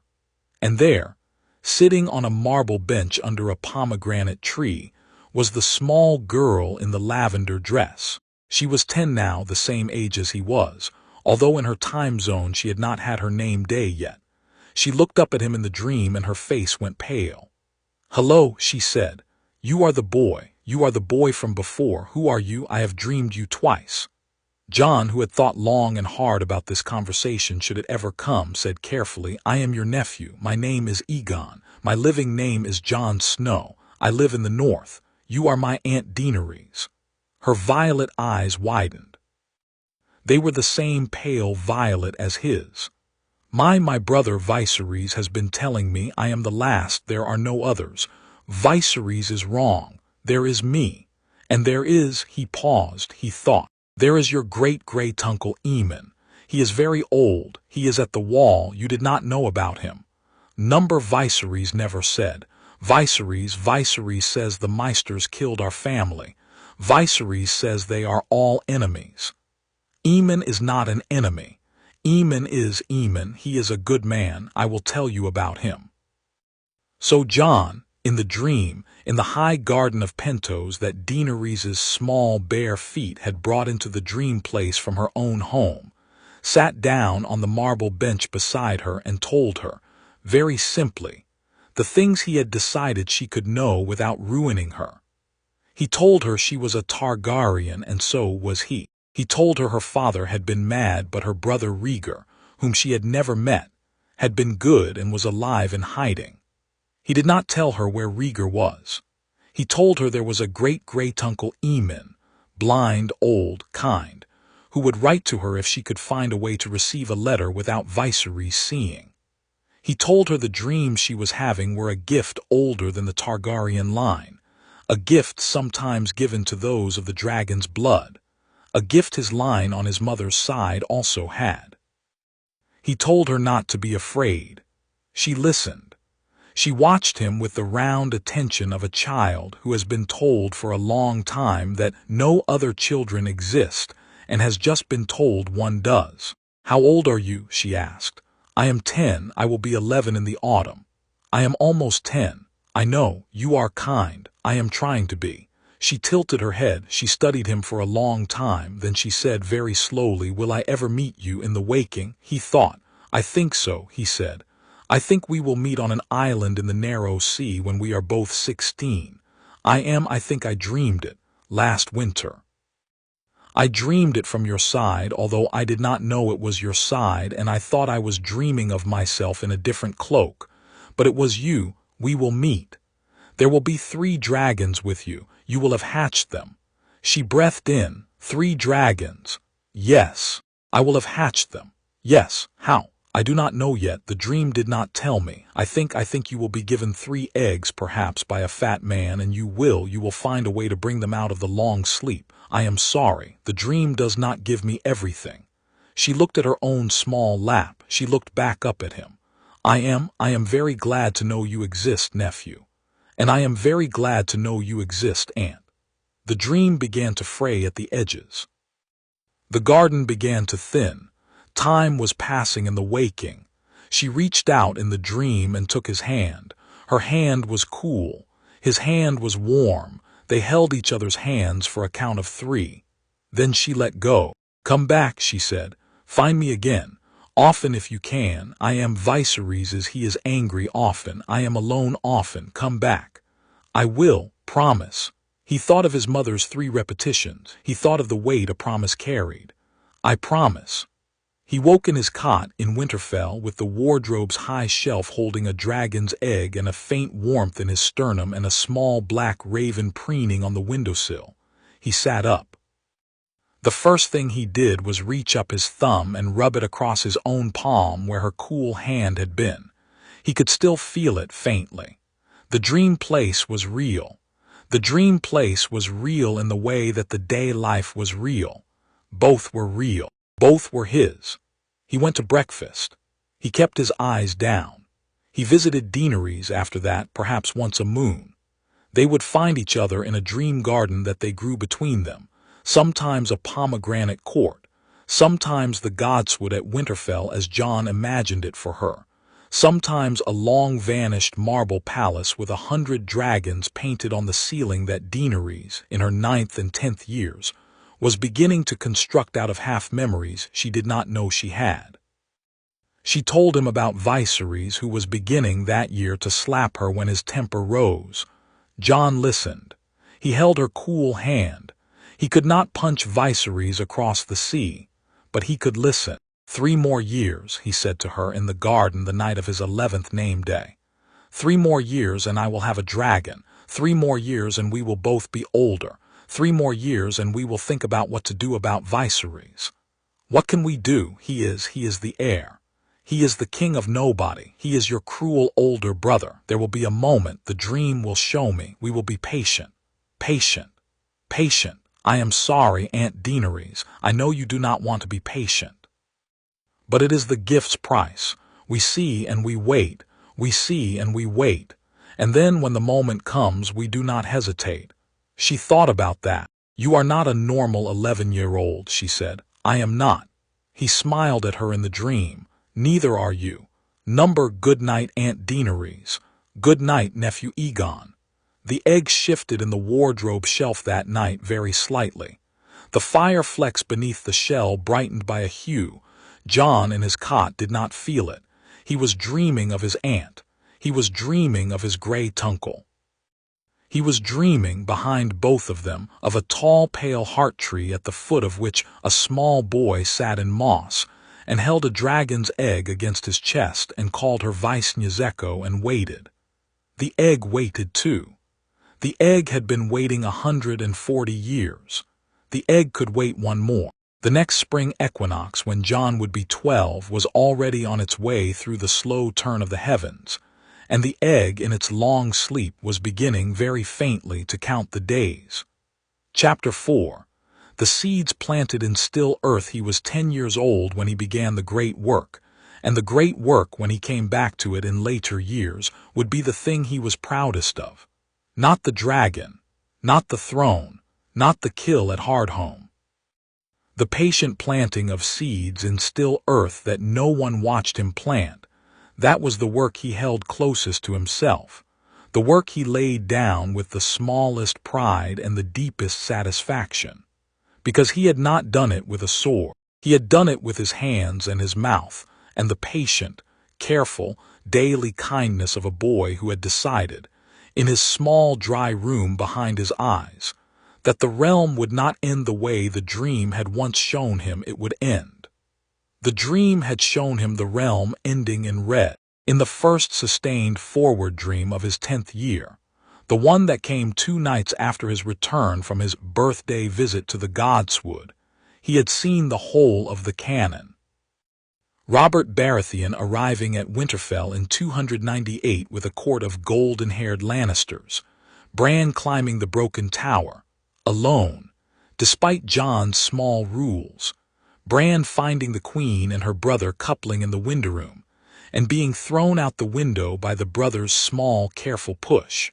Bran broken, half dead, awake at last with no use of his legs.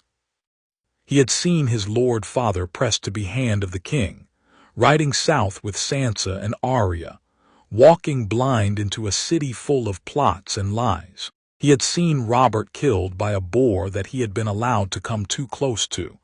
He had seen Cersei seize the regency. He had seen his lord father betrayed by Petyr Baelish on the steps of the throne. He had seen the sept of Baelor and the headsman in the black hood and ice rising in the air. He had seen Sansa screaming. He had seen Arya vanishing into the crowd. He had seen the realm bleeding from 20 wounds, Robb crowned in the Riverlands, Robb marching, Robb at the Twins, Robb killed at the Twins, Catelyn killed, the head of Grey Wind sewn onto Robb's neck. He had seen Theon, his brother by patience not by blood, taking Winterfell. He had seen his small brothers Bran and Rickon supposedly killed. The dream told him they had not been killed but had escaped. The dream let him have that one mercy. He had seen Theon's slow ruin by a flayed man. He had seen Sansa given to a flayed boy. He had seen, by the end of it, the wall fall. He had woken from this dream in his cot, 10 years old, and he had been sick into the chamber pot for an hour. His lord father had come, had knelt beside the pot, had held back his hair. His lord father had not asked.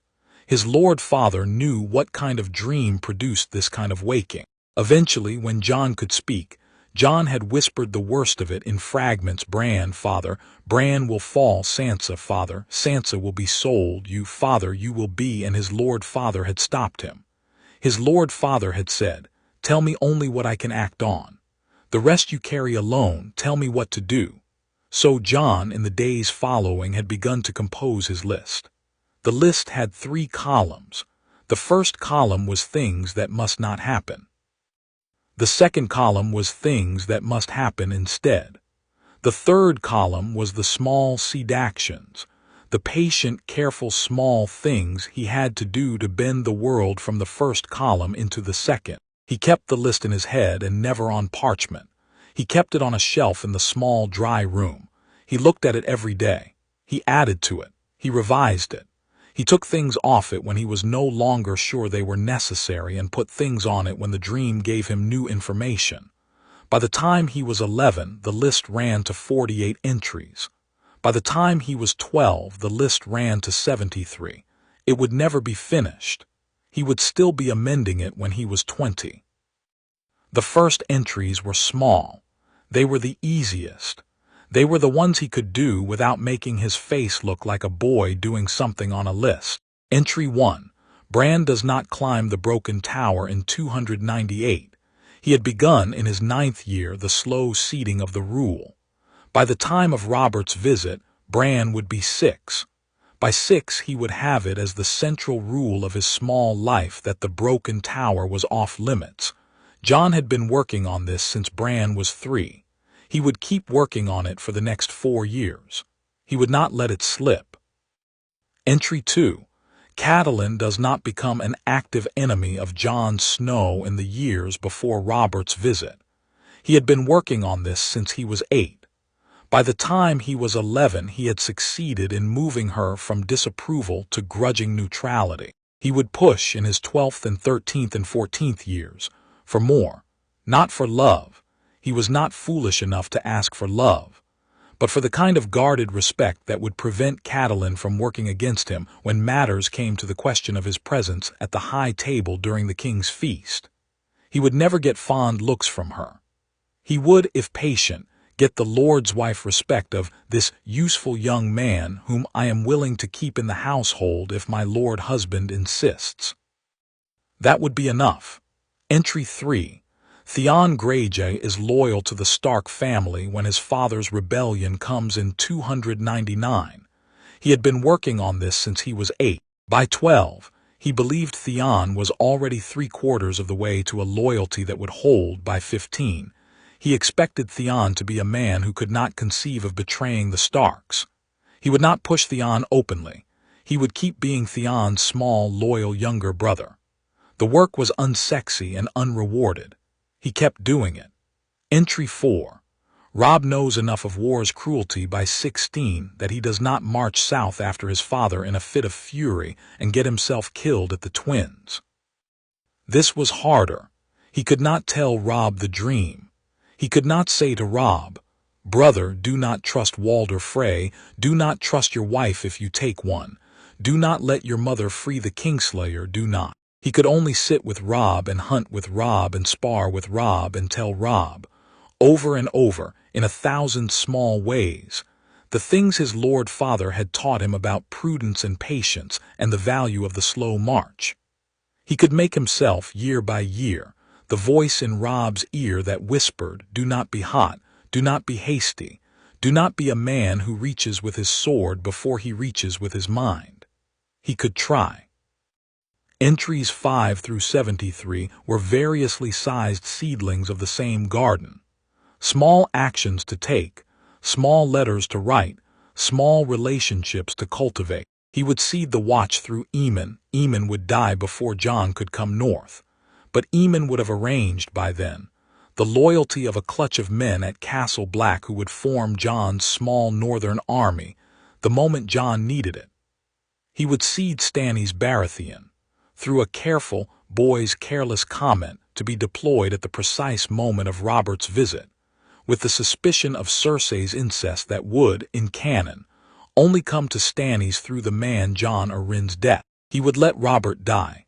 The dream had shown him, very plainly, that Robert could not be saved without producing a worse Robert, an older Robert with the same drunkenness and a longer rage.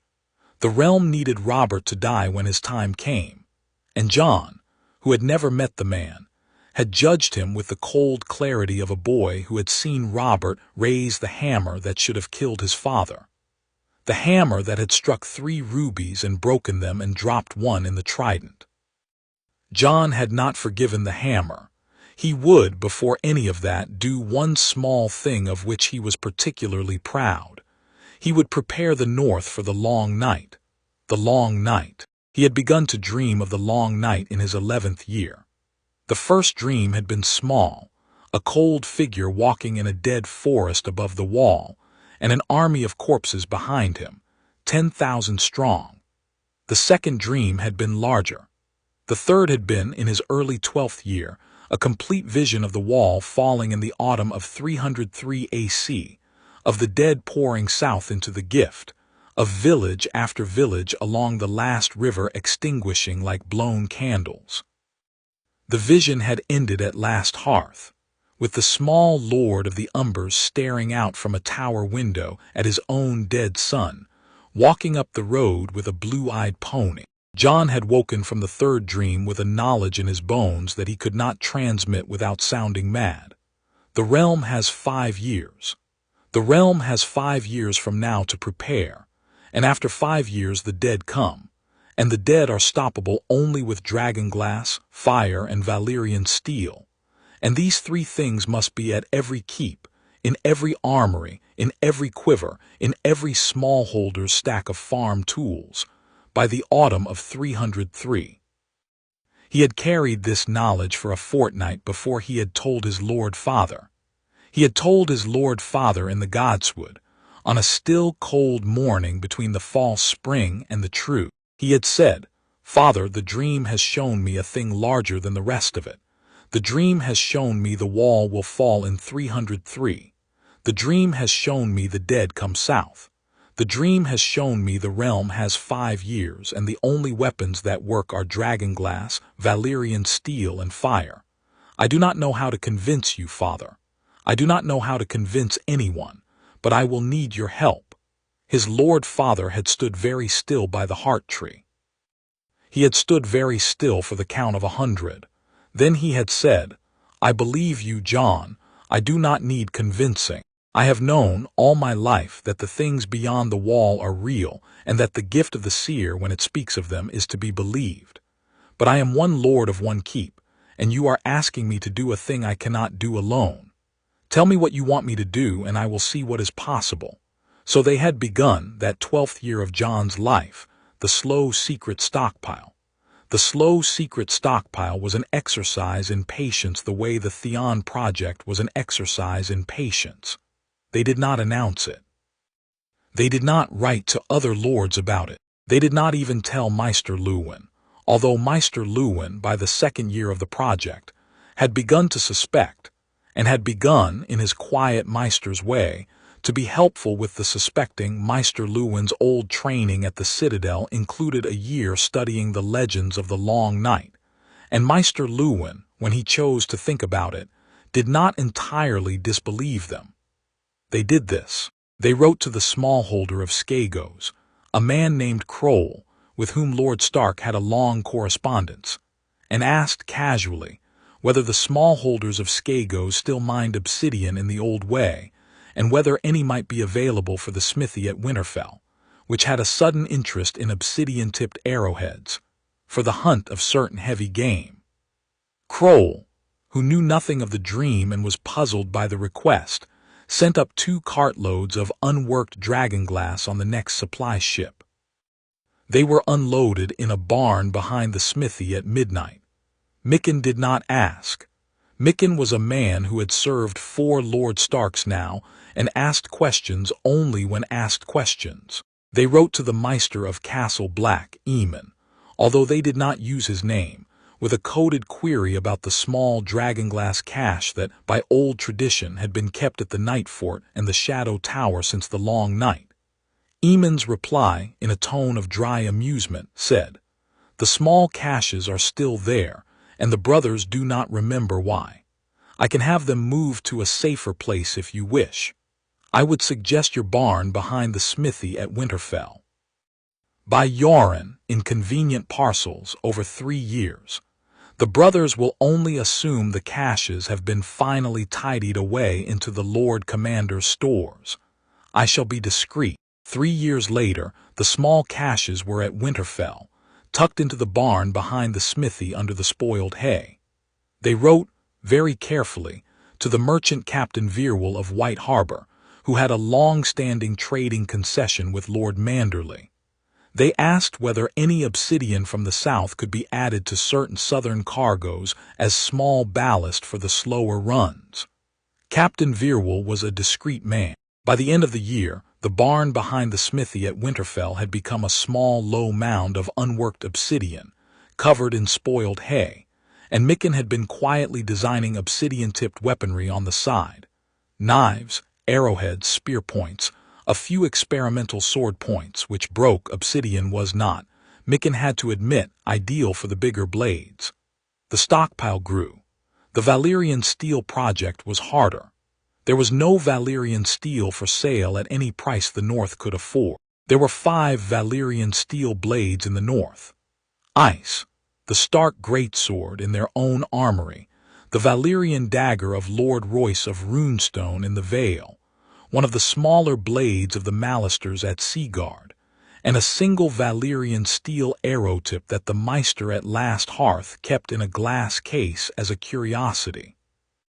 Jon, with his Lord Father's permission, took Maester Luwin into a careful 3/4 confidence about the long night problem, omitting the dream source, saying only that the records of the Maester's library, when one read them carefully and old Nan's stories, when one took them seriously, suggested certain matters might one day need certain preparations. Maester Luwin, who had begun to revise his own assessment of old Nan in the previous year, an event that Jon had quietly helped along by, on 3 separate occasions, asking pointed questions in Luwin's hearing about the long night that Luwin had been embarrassed to be unable to answer, agreed to spend his spare hours over the next several years researching the lost art of Valyrian steel reforging.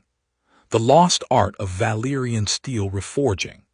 It was, in the records of the Citadel, a black art. The smiths of Valyria had forged their blades with blood and spell and dragonfire, and the secret of the forging had died with the doom, and the surviving Valyrian steel blades could not be remade or repaired by any smith in Westeros, although the records suggested, vaguely, that the very strongest of Westerosi smiths could, with the right heat, reshape a Valyrian blade if they did not chip the spell out of it.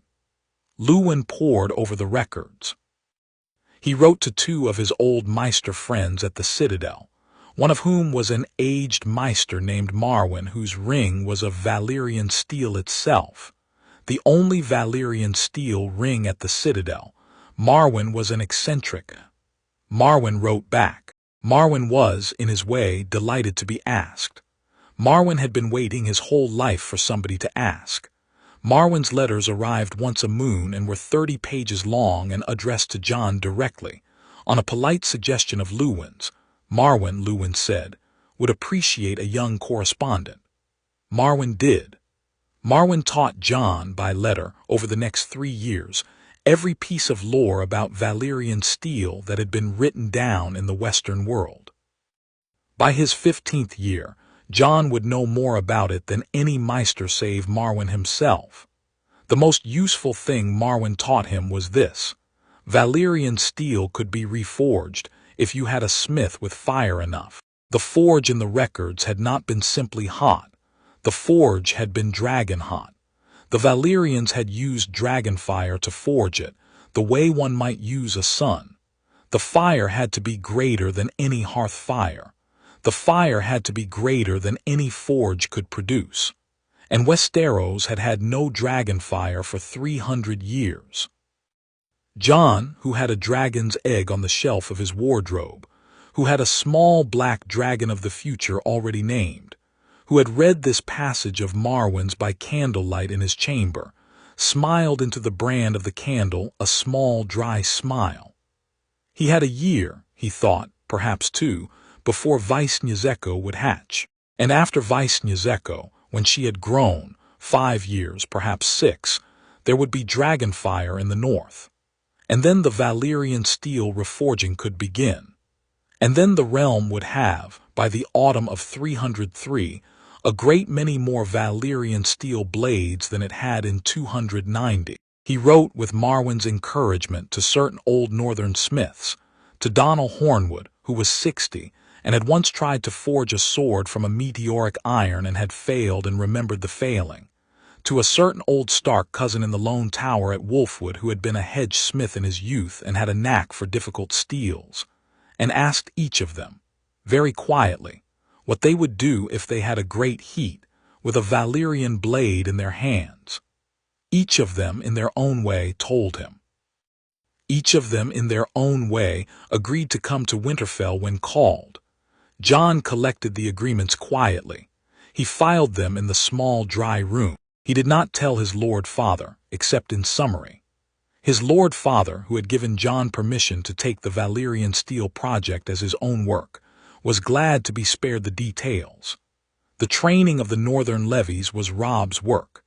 Jon had, in his 12th year, taken Robb into the Godswood, the way his Lord Father had taken him into the Godswood 5 years before, when he was 7, and had told Robb a careful selection of the things he had decided Robb could be told. He had not told Robb who Jon's father was. He had not told Robb about the dream's larger scope. He had told Robb only this. He had been having a dream since his 7th year of a great cold coming down from the north, and the dream had been growing stronger, and he believed, the way one believes a thing without proof but with the deep certainty of an old gut, that one day the things beyond the wall would come down through the north, and the north would need to be ready. He had asked Robb's help. He had asked Robb to take seriously the training of the northern levies, in formations that worked against people who did not fall when struck. He had asked Robb to disguise this training as wildling raid drills, because the wildlings were always a present threat, and no one would think it strange for the Stark heir to be more diligent than usual in preparing for them. Robb had listened. Robb had not laughed. Robb, who at 13 was beginning to grow into the man he would be, had said, quietly, "I have had dreams too, Jon. Not like yours, I think. Not as full. But I dreamed 2 nights ago of a man with a face like ice, and I have not been able to forget. If you are dreaming what I am dreaming and dreaming more of it, I believe you. Tell me what to do." Jon had told him. Over the next 3 years, Robb had become, in a quiet, unflashy, slow northern way that no southern observer would have noticed, the most thorough trainer of the northern levies the realm had had since Cregan Stark. He had drilled the men of Winterfell, and through them, the men of the major northern keeps that sent their younger sons to be hostages and students, in the careful arts that worked against an enemy that did not stop when wounded.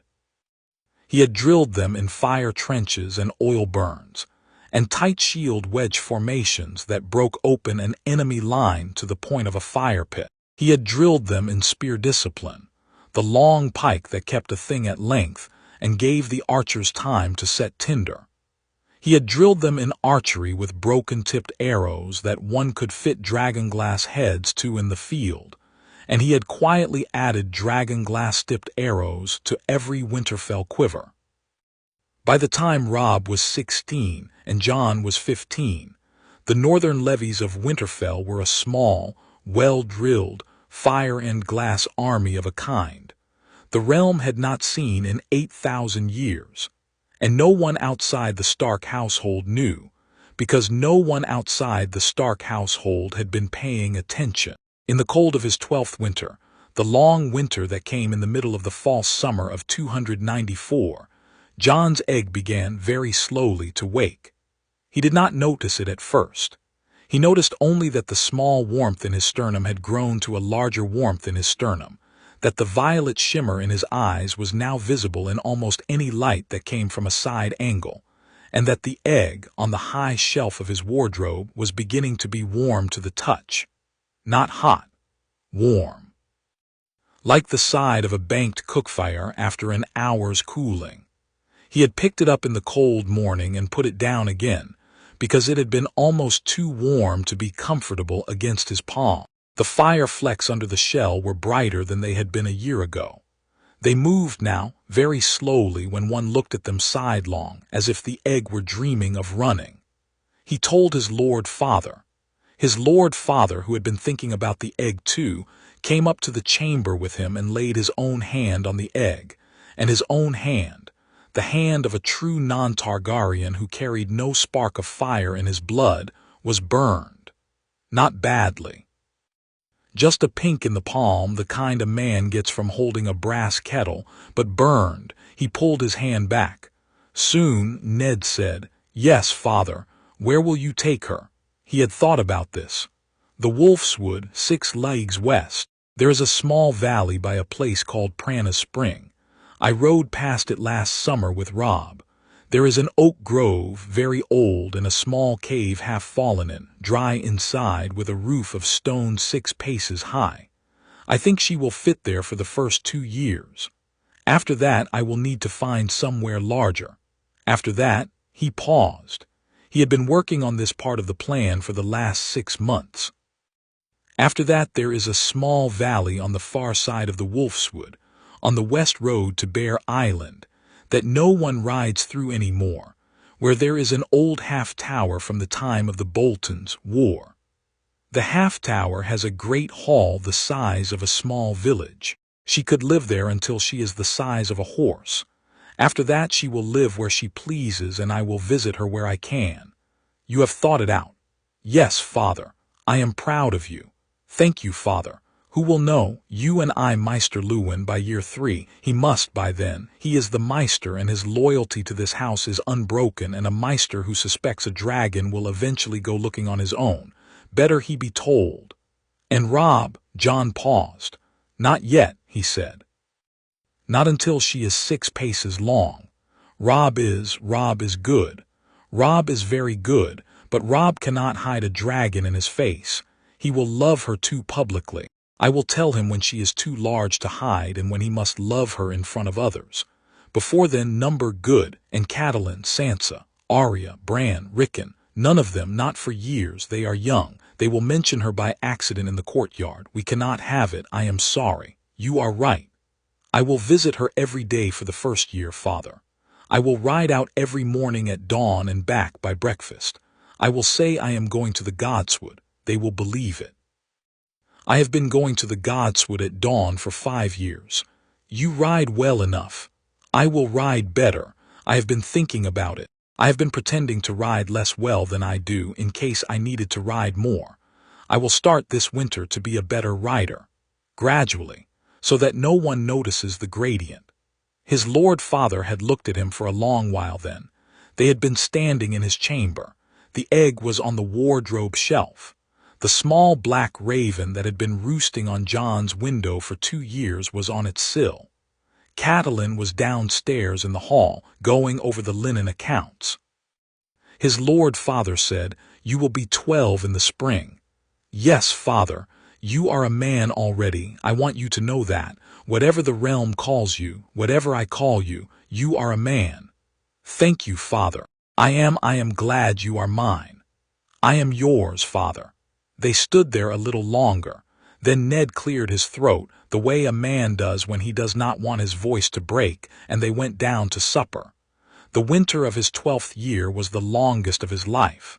The winter of his 12th year was also the most useful.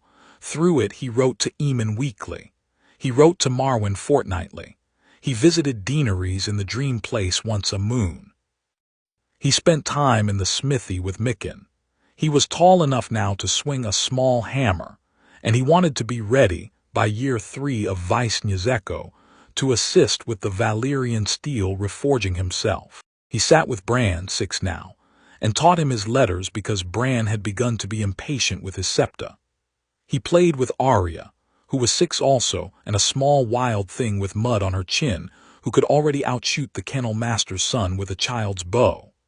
He helped Sansa, 8, with her embroidery, because Sansa, in his side dreams, had once nearly burned down a tower in the Vale trying to embroider in a thunderstorm, and Jon had decided he would rather she be a good embroideress than a bad one. He taught small Rickon, too, to chew his food properly, because Rickon was a wild infant and would not be still long enough to take a spoon. He kissed Catelyn's hand on her name day, briefly, formally, the kiss of a young man to his lord's wife, and Catelyn, who had been ready to find something to dislike in the kiss, found nothing to dislike and nodded to him very slightly and walked on.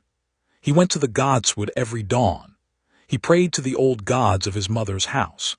He prayed quietly, without words, in the way he had learned the old gods listened best, by being there. The heart tree watched. The pool, frozen, watched. Somewhere far off in his bones, the egg in the wardrobe was waking. The wakening was the central event of his 13th name day, and it almost came too soon. On the night before his 13th name day, in the dead cold of the winter that he would later remember as the long winter that turned him, he had a dream he had never had before. He was the egg. He was inside the egg. He was a small thing curled in a dark, warm chamber that was beginning to feel, for the first time in 140 years, the slow building of an outside heat. He could feel his own small heart beating in time with another heart that pressed against the outside of his shell. The other heart was, he understood, even in the dream, his own outer heart, the heart in the chest of the boy who held him. He could feel both hearts. He could feel his outer heart's love. He woke. He was in his cot. He was 13. There was a faint orange light on the inside of his eyelids before he opened them. He sat up. The egg was glowing. It was on the high shelf of the wardrobe, and it was glowing, not brightly, the way a deep ember glows. The fire flecks beneath the shell were moving now in long, lazy curls, the way a sleeping cat's tail moves. He stood up. He went to the wardrobe. He reached up. He put his hand on the egg. The egg was hot. Not unpleasantly hot, the hot of his own skin, which had been growing slowly hotter for months, which was now several degrees above any normal boy's. The egg was at his own heat. They were matched. They had been matched for months, he realized. It had only taken him this long to feel it. He took the egg down. He held it against his chest. He went to his Lord Father. His Lord Father was already awake. His Lord Father had been awake for an hour. His Lord Father had been having his own dream, not a Greenseer's dream. His Lord Father was no dreamer, but the kind of dream a man has the night before something important, the dream of his sister Lyanna sitting on the edge of his bed and saying his name. His Lord Father came down to the Lord Solar in his nightshirt, and Jon came in with the glowing egg in his arms, and they looked at one another for a long moment. "Today," Ned said. "I think 2 months. Spring equinox. Old Nan told me once the spring equinox is the day the gods turn the world's wheel and old things stir. I think she was telling me about the dragons. I think the egg is waking on its own clock and the clock is winding down. 2 months. Yes, Father. Then we begin the move." That winter, in the cold weeks of his 13th year, Jon Snow began the small task of moving the dragon's egg from his wardrobe to the cave at Prana Spring. He moved it in stages. He moved it on the back of a quiet brown gelding named Dust, whom no one rode anymore. He moved it under a thick double-wool cloak that he had cut for him by the woman in the village who did the household's quiet sewing. He rode out at dawn 3 days a week, with permission as long as he was back by breakfast. He scouted the cave. He swept it out. He laid in dry wood in a small, careful pile. He laid in a small, careful nest of fleece and hay and oak leaves. He found, at the back of the cave, a small natural shelf in the stone that would hold the egg snug. He left a small lantern on the shelf the 3rd visit. The 4th visit, he left a small flat dish for water. The 5th visit, he left the egg. The egg, when he set it on the shelf in the cave, made a small, quiet sound against the stone, the click of warm shell against cold rock, and went on glowing. The cave warmed by 1/2 degree as soon as the egg sat in it. Jon felt the warmth like a small thank you. He pressed his forehead against the shell. He said, 2 more months, Vaisnya, 2 more months. I will visit you every day. We will be ready. You will be ready. He rode home. He came back to Winterfell in time for breakfast. He poured small ale. He buttered bread. He listened to Robb talk about a dream Robb had had about wolves. He smiled at the appropriate places. In the small dry room behind his eyes, on the shelf labeled Vaisnya's Echo, he ticked the box that said, "Moved." He moved on to the next box.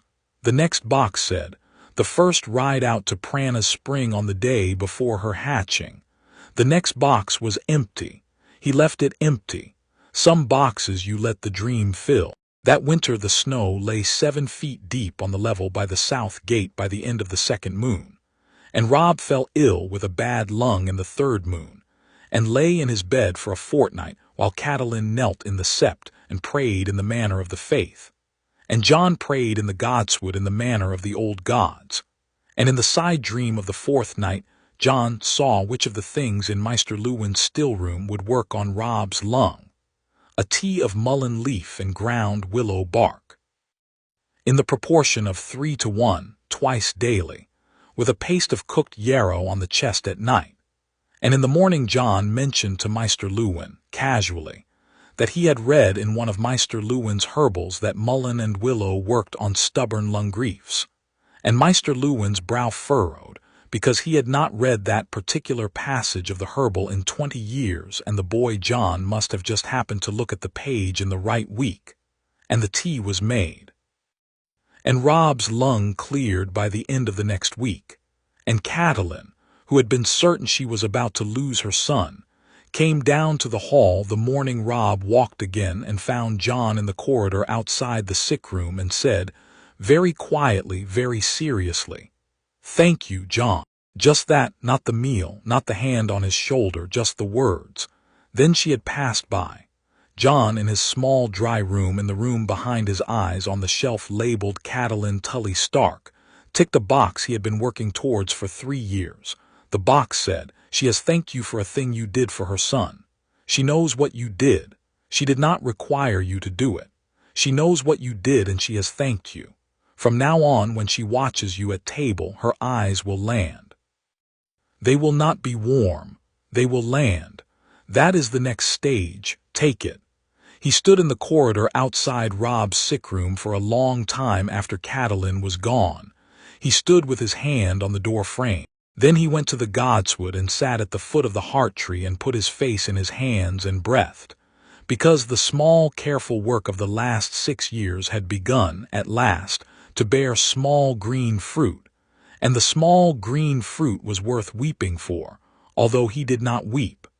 He breathed. In the second moon of spring of his 13th year, when the fall spring sun had begun to break the snow's crust into a kind of glittering plain across the Wolfswood, Jon Snow rode out at dawn to the cave at Prana's Spring and stayed there all morning, and he came back at noon to find his lord father waiting in the courtyard with a small worried face and a hand that asked the question without speaking it.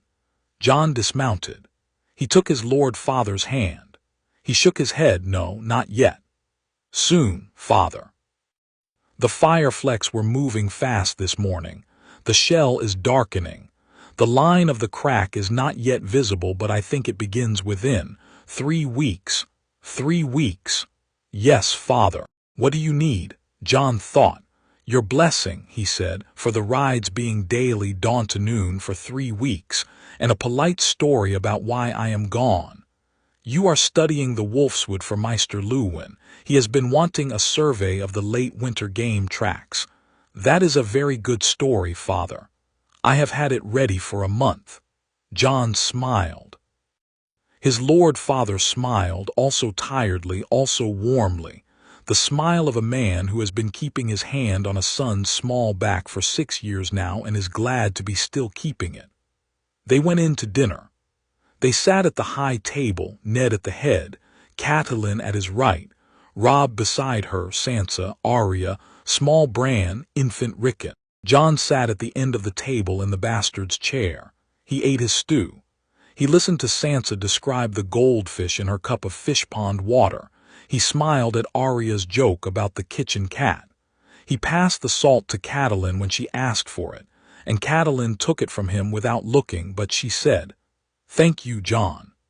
It was the second time that month that she had used his name without his lord father in the room. In the small dry room behind his eyes on the shelf labeled Catelyn Tully Stark, he ticked the box that said, "She will land her eye on you within a year.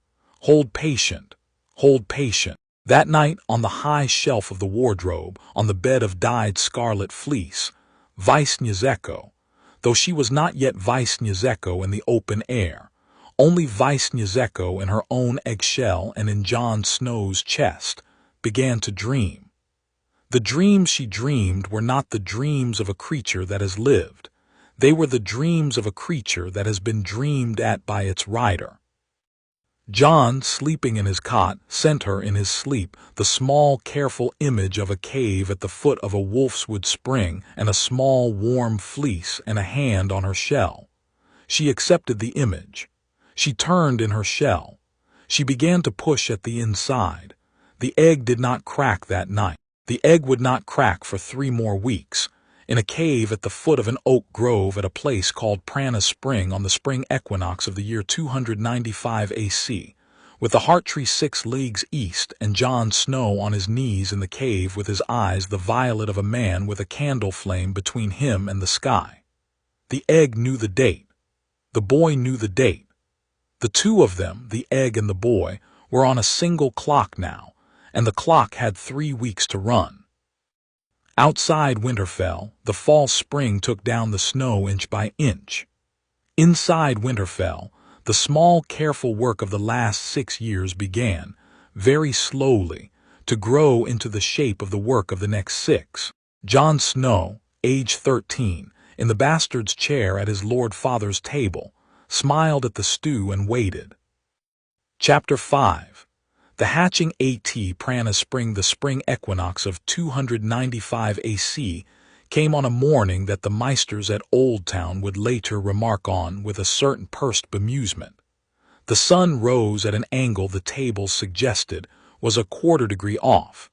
The tides at Lannisport ran an hour faster than the new moon should have made them, in 3 different godswoods across the north, including the one at Winterfell. The heart trees wept fresh sap from old carvings. The carvings had not wept from in living memory. None of these small disturbances were large enough to draw anything beyond a Meister's mild note. In aggregate, they pointed at something that no living Meister would have put a name to. A small thing of fire was waking in the world for the first time since 153 AC, and the world's old machinery, which had been calibrated for 2 centuries to the absence of such a thing, was correcting itself with the small, embarrassed clearing of throat of a clock spring that has been wound too tightly. Jon Snow rode out before dawn. He rode dusk, the quiet brown gelding, because dust did not start at noises and would stand quietly tied to a tree for as many hours as Jon needed him to. He wore his second cloak, the heavier dark gray wool one that the village woman had cut for him with 2 inner pockets, and inside the inner pockets he carried, against his ribs, 2 small folded sheets of parchment, a copy of Aemon's instructions on hatching, a copy of Marwyn's notes on what new dragons usually wanted in their first days, and a small flask of his own blood that he had drawn the night before from a clean cut in his left forearm. The cut, on Marwyn's hint and Aemon's confirmation, was a thing the dream had insisted on. The dragons of old, before the doom, had not always required blood at their hatching. The dragons of old after the doom, the small handful that hatched on Dragonstone in the 1st century, in the warm chamber that no longer existed, had required, at the moment of their first emergence, a small offering of fire and a small offering of blood from a hand that loved them. The fire he could provide from a small lantern. The blood he was carrying. He came to Prana Spring an hour after sunrise. The forest was very still. The previous fortnight had taken the last of the winter's deep snow off the lower slopes.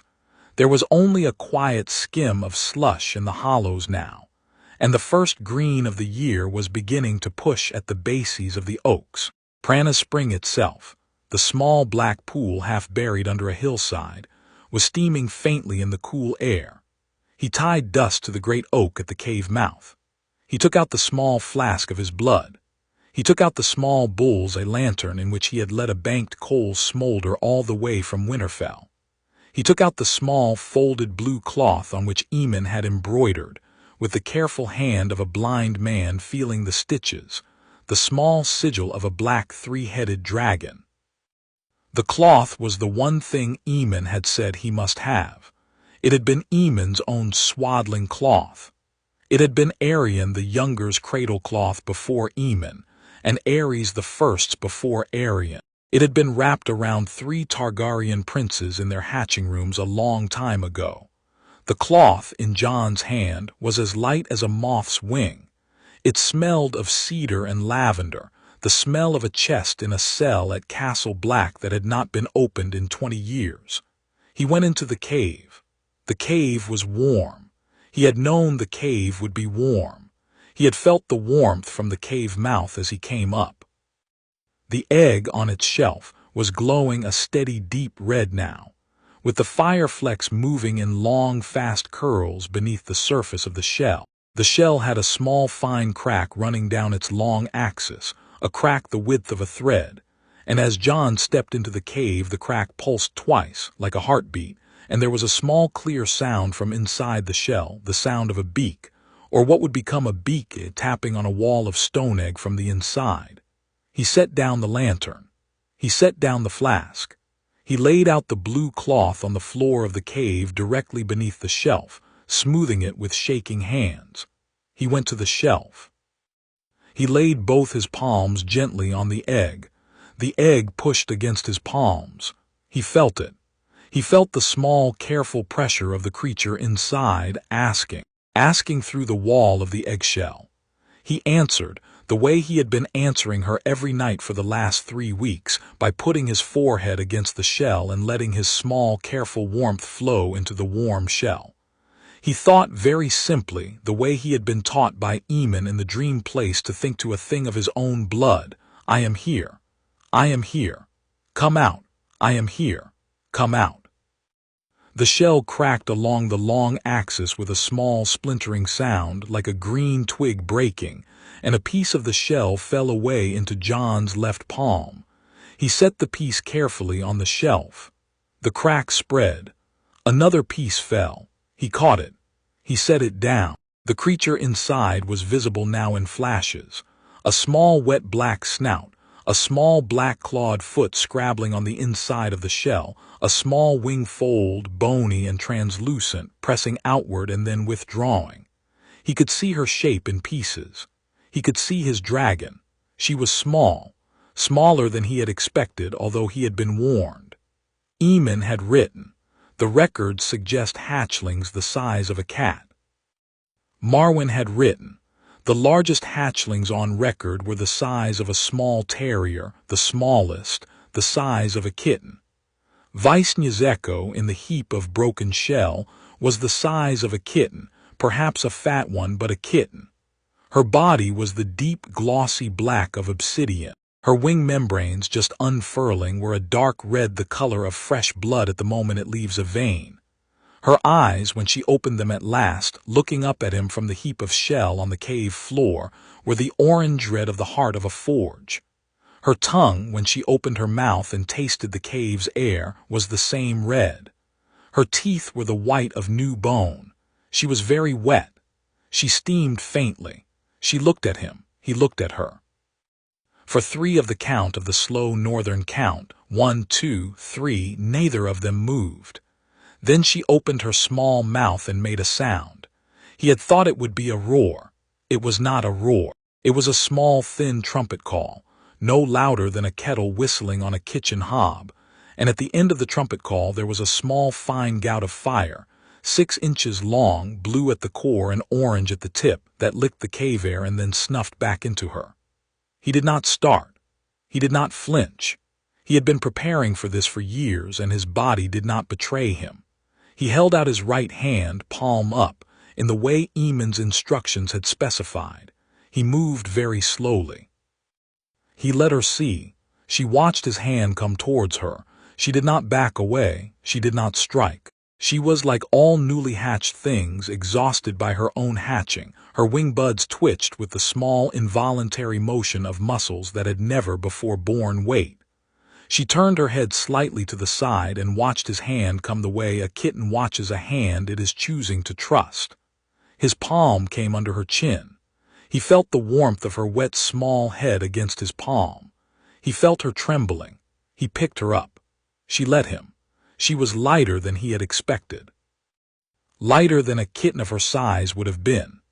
Her bones, he understood at once, were not bird hollow but something stranger, webbed inside like sponge stone, with fire channels he could feel the heat through. He laid her against his chest, inside the wool of his second cloak, against the bare skin of his sternum where the small coal of his dragon blood had been smoldering for 6 years. The moment her belly touched his skin, the trembling stopped. She let out a long, contented hiss and closed her eyes. He stood very still. Then he said into the air of the cave, "Welcome, welcome, welcome." He took out the flask of his blood. He dipped his right index finger into it. He drew, with the bloody finger, a small, careful figure on the blue cloth at his feet.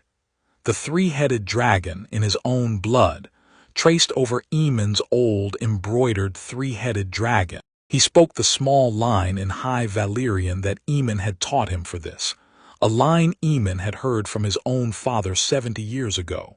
Drakari Pykiros sit Isa, Kastari, Jorlagan Ipredin Zaldrises Munni Hen Munya Isa.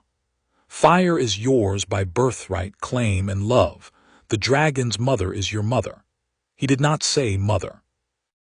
He said father, in the High Valyrian for it, Keppa, because he was her father, in the only sense the dragon bond had ever meant fatherhood. He was the one whose blood had called her out of the long sleep, and he was the one whose heat she would lock to for the rest of her life. She opened her eyes. She looked up at him from inside the cloak. He felt her gaze go through his ribs and stop, with a small final click, against the small old coal of the dragon blood in his sternum, and the small old coal, after 6 years of patient banked smolder, blew up into a quiet, steady fire. He did not know what to do with the fire at first. It was not painful. It was, in fact, a kind of relief, the relief a man feels when he has been carrying a weight on the wrong shoulder and has at last shifted it to the right. The fire settled into his chest and stayed there. It made his own warmth, which had been 3 or 4 degrees above a boy's normal warmth, climb another degree.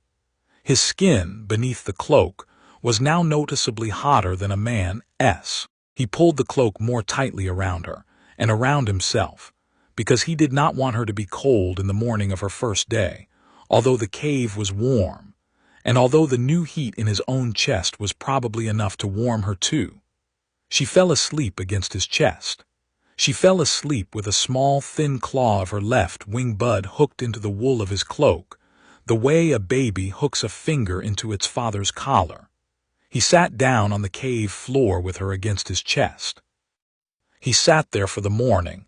He did not move. He could not have moved if he had wanted to. He was, for that hour, the entire world, at least the entire world that mattered to him and to her, and the rest of Westeros could go on being whatever it was without him. He sat, he breathed, he listened to her breathe. He felt the small, steady warmth of her where it pressed against the small, steady warmth of him. He thought very simply, this is my daughter. She is also my heart's friend. She is also, eventually, an instrument of policy. I will love her first and use her second. The order matters. He stayed in the cave until just before noon. Then he tucked her, deep asleep, into the fleece-lined inner pocket of his cloak. He gathered the broken shell pieces into the small leather sack he had brought for them. Aemon had said the shell, ground into a fine dust, was a thing Maester Marwyn would pay any sum for, and even if Jon never sent it to Marwyn, it was a thing to keep in case of need. He folded the blue cloth, with his bloody dragon sigil drying on it, into a neat square and put it in the other inner pocket. He took up the lantern. He blew out the coal. He went out of the cave. He untied Dust. He mounted. He rode home at a quiet walk so that the sleeping dragon at his chest would not be jostled. Dust, who had carried the egg to the cave 4 moons earlier, seemed to know, in the dim way horses know things, that he was carrying something different now. Dust's gait was slower than usual. Dust's ears were not as flick-eyed. Dust came home to Winterfell with the careful patience of a horse carrying a very small lord. His lord father was waiting in the Lord Solar. His lord father had been waiting for 4 hours. His lord father was not the kind of man who paced.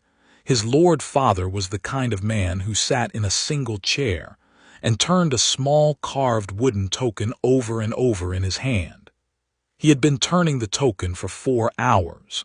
The token was a small wooden direwolf, Rob's old carving, the one he had given Jon for his name day 6 years ago. Jon came in. His Lord Father stood up. Jon opened his cloak just a little, enough for his Lord Father to see. His Lord Father looked. His Lord Father took 2 small breaths he did not seem to know he was taking. His Lord Father said, She is asleep, Father. She is small. She is a hatchling, Father. She is the size she should be. What color? Black, Father, black like polished obsidian, wings of dark red, eyes orange, like her grandfather Balerion, like her many greats-grandfather, Father. She is beautiful. She is, Father. What did you name her? Visnyazeko, Father, I told you. Visnyazeko, because I am not Aegon yet. His Lord Father stood there. His Lord Father, who had ridden south in his 16th year to find his sister and bring her home, who had carried a baby across the southern plains in his cloak, the way Jon was now carrying a baby of fire in his cloak in his 13th year. His Lord Father did the thing he had been doing for 6 years now whenever he and Jon were alone, and the weight of the secret was too large for either of them. He stepped forward and put his hand on Jon's hair and held it there. He did not speak. He did not weep. He stood and held his hand on his son's hair while his son held his son's daughter inside his cloak, and the 3 of them, boy, dragon, Lord, stood in the Lord's solar in a silence that contained everything that had ever happened to them and everything that was going to happen to them. And the silence was the closest thing to a benediction Jon had ever received. Then his Lord Father said, quietly, When does she eat? In about 2 hours. Marwyn writes that the first feeding is a sliver of fresh raw meat, mutton or beef, no fish, and a single drop of the bondholder's blood. After that, 2 feedings a day for the first fortnight, increasing to 4 feedings a day by the 3rd moon. By the autumn she will be eating a whole lamb a day. By the end of the year, 2 lambs, by 2 years a small calf. Can the herds bear it? Yes, Father. I have done the sums. I have been doing them since I was 11. The herd's surplus from the Stark holdings on the west side of the Wolfswood is 240 lambs a year. We can spare 20 without anyone noticing. By the time she needs the calves, she will be living in the half tower on the Bear Island Road, and the herd on the western side will be hers to graze on its own time. You have done the sums. Yes, Father. You have been doing them since you were 11. Yes, Father. His Lord Father smiled then, the small, tired smile of a man who has just been told again that his son is a man already. Take her to the cave, he said. Take her back today. Visit her at dawn and at dusk for the first fortnight. Take Mikken into your confidence in 2 weeks. Take Maester Luwin into your confidence in a moon. I will write to Aemon tonight. We will manage. Go. Yes, Father. And Jon, yes, Father. You did it. He did not know quite what to say to that. He said, I did, Father, we did. He went back to the cave that afternoon. He went on dusk, with Visnyazeko asleep on his chest, and he brought a small lamb tied across his saddle. He had asked the chief shepherd that morning, on Maester Luwin's leading question about culling, for a sickly lamb that needed culling anyway.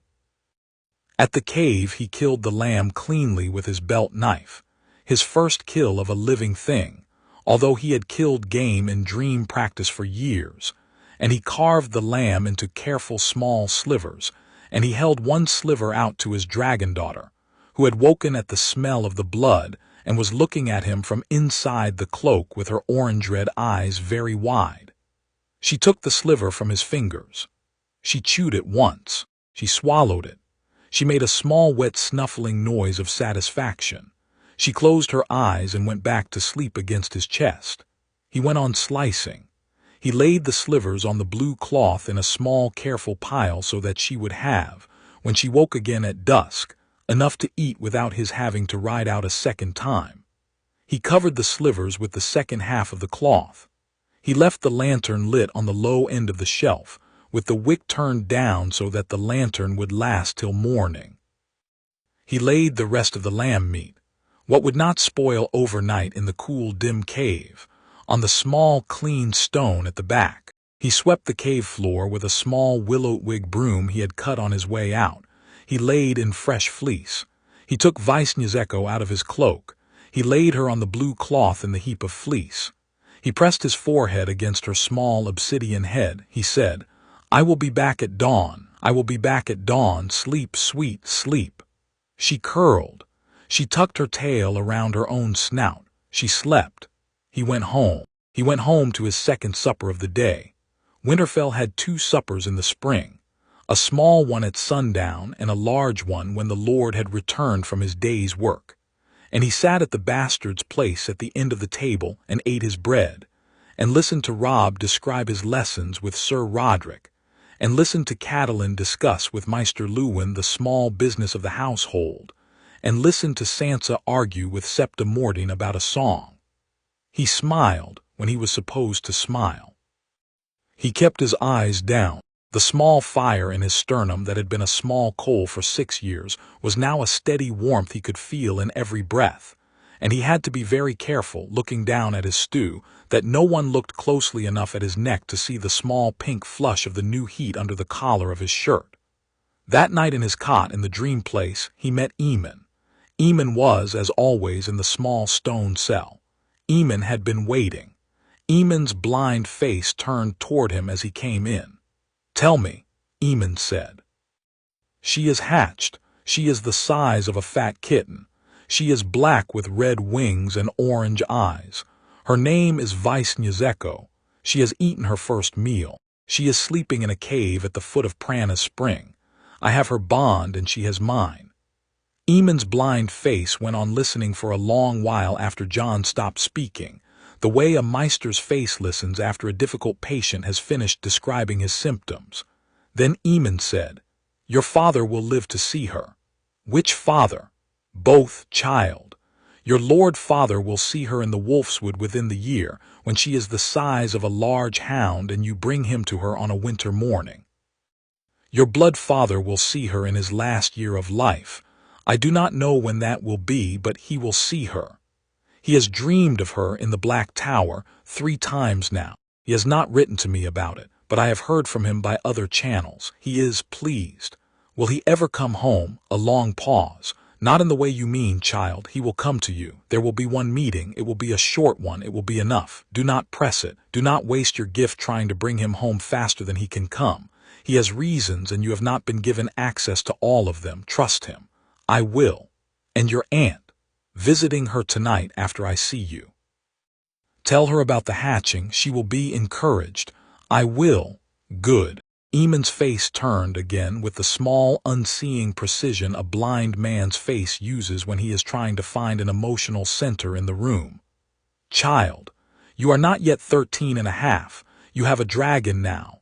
The temptation in the next year will be to rush. You will be sorry. Do not rush. Live ordinarily. Eat your bread, go to your lessons, go to the cave at dawn and at dusk. Grow her slowly. Grow yourself slowly. The realm is not yet ready for what you have, and you are not yet ready to wield it. Do not rush. Do you hear me?" "I hear you, Grey Tunkel. Good, good lad." The dream began to thin. Aemon's cell began to fade. Jon, before he left, said, "Grey Tunkel, yes, child. You will live to see her too. I have dreamed it. You will be at Castle Black when I come north on her 2 years from now, the first long flight I take her on. You will be in the courtyard. You will be 97. You will be smiling." Aemon's blind face crumpled. He laughed very softly, the way an old man laughs when something good has happened to him too late in his life for him to do anything about it but laugh. "I will be smiling," Aemon said. "Of course I will be smiling. Good night, child." "Good night, Grey Tunkel." He went to Deanery's after. The Pentoshi garden was hot and dim, lit by the small clay lamps. Deanery's had begun to dream around her in the dream place. She was almost 13 now also, although her face was still rounder than his. She was sitting on the marble bench with her knees pulled up to her chin. She looked up when he came in. "Egon. Aunt." He sat down on the bench beside her. He took her cool hand. He told her. He told her the egg had hatched. He told her about Visnya's echo.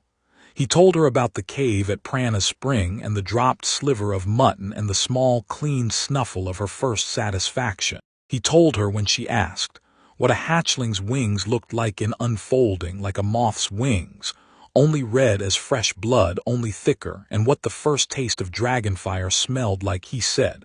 Like the air just before a thunderstorm, but warmer, like a cookfare that has been lit with applewood. She listened with her round violet eyes very wide.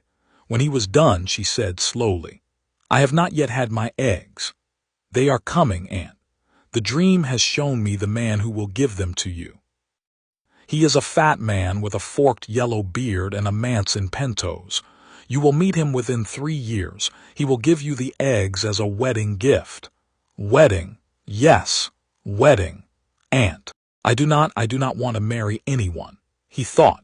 I know, Aunt. The marriage will not last.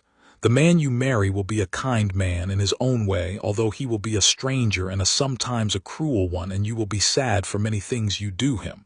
But he will not survive your eggs. He will die before the eggs hatch. The eggs will hatch from his pyre.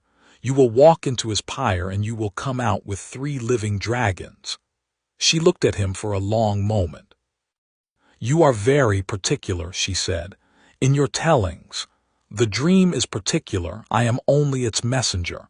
How does the dream show me? How does the dream show me as I will be? Pretty. He looked at her, he thought. You will be the most beautiful woman in the world, he said honestly, for about 3 years.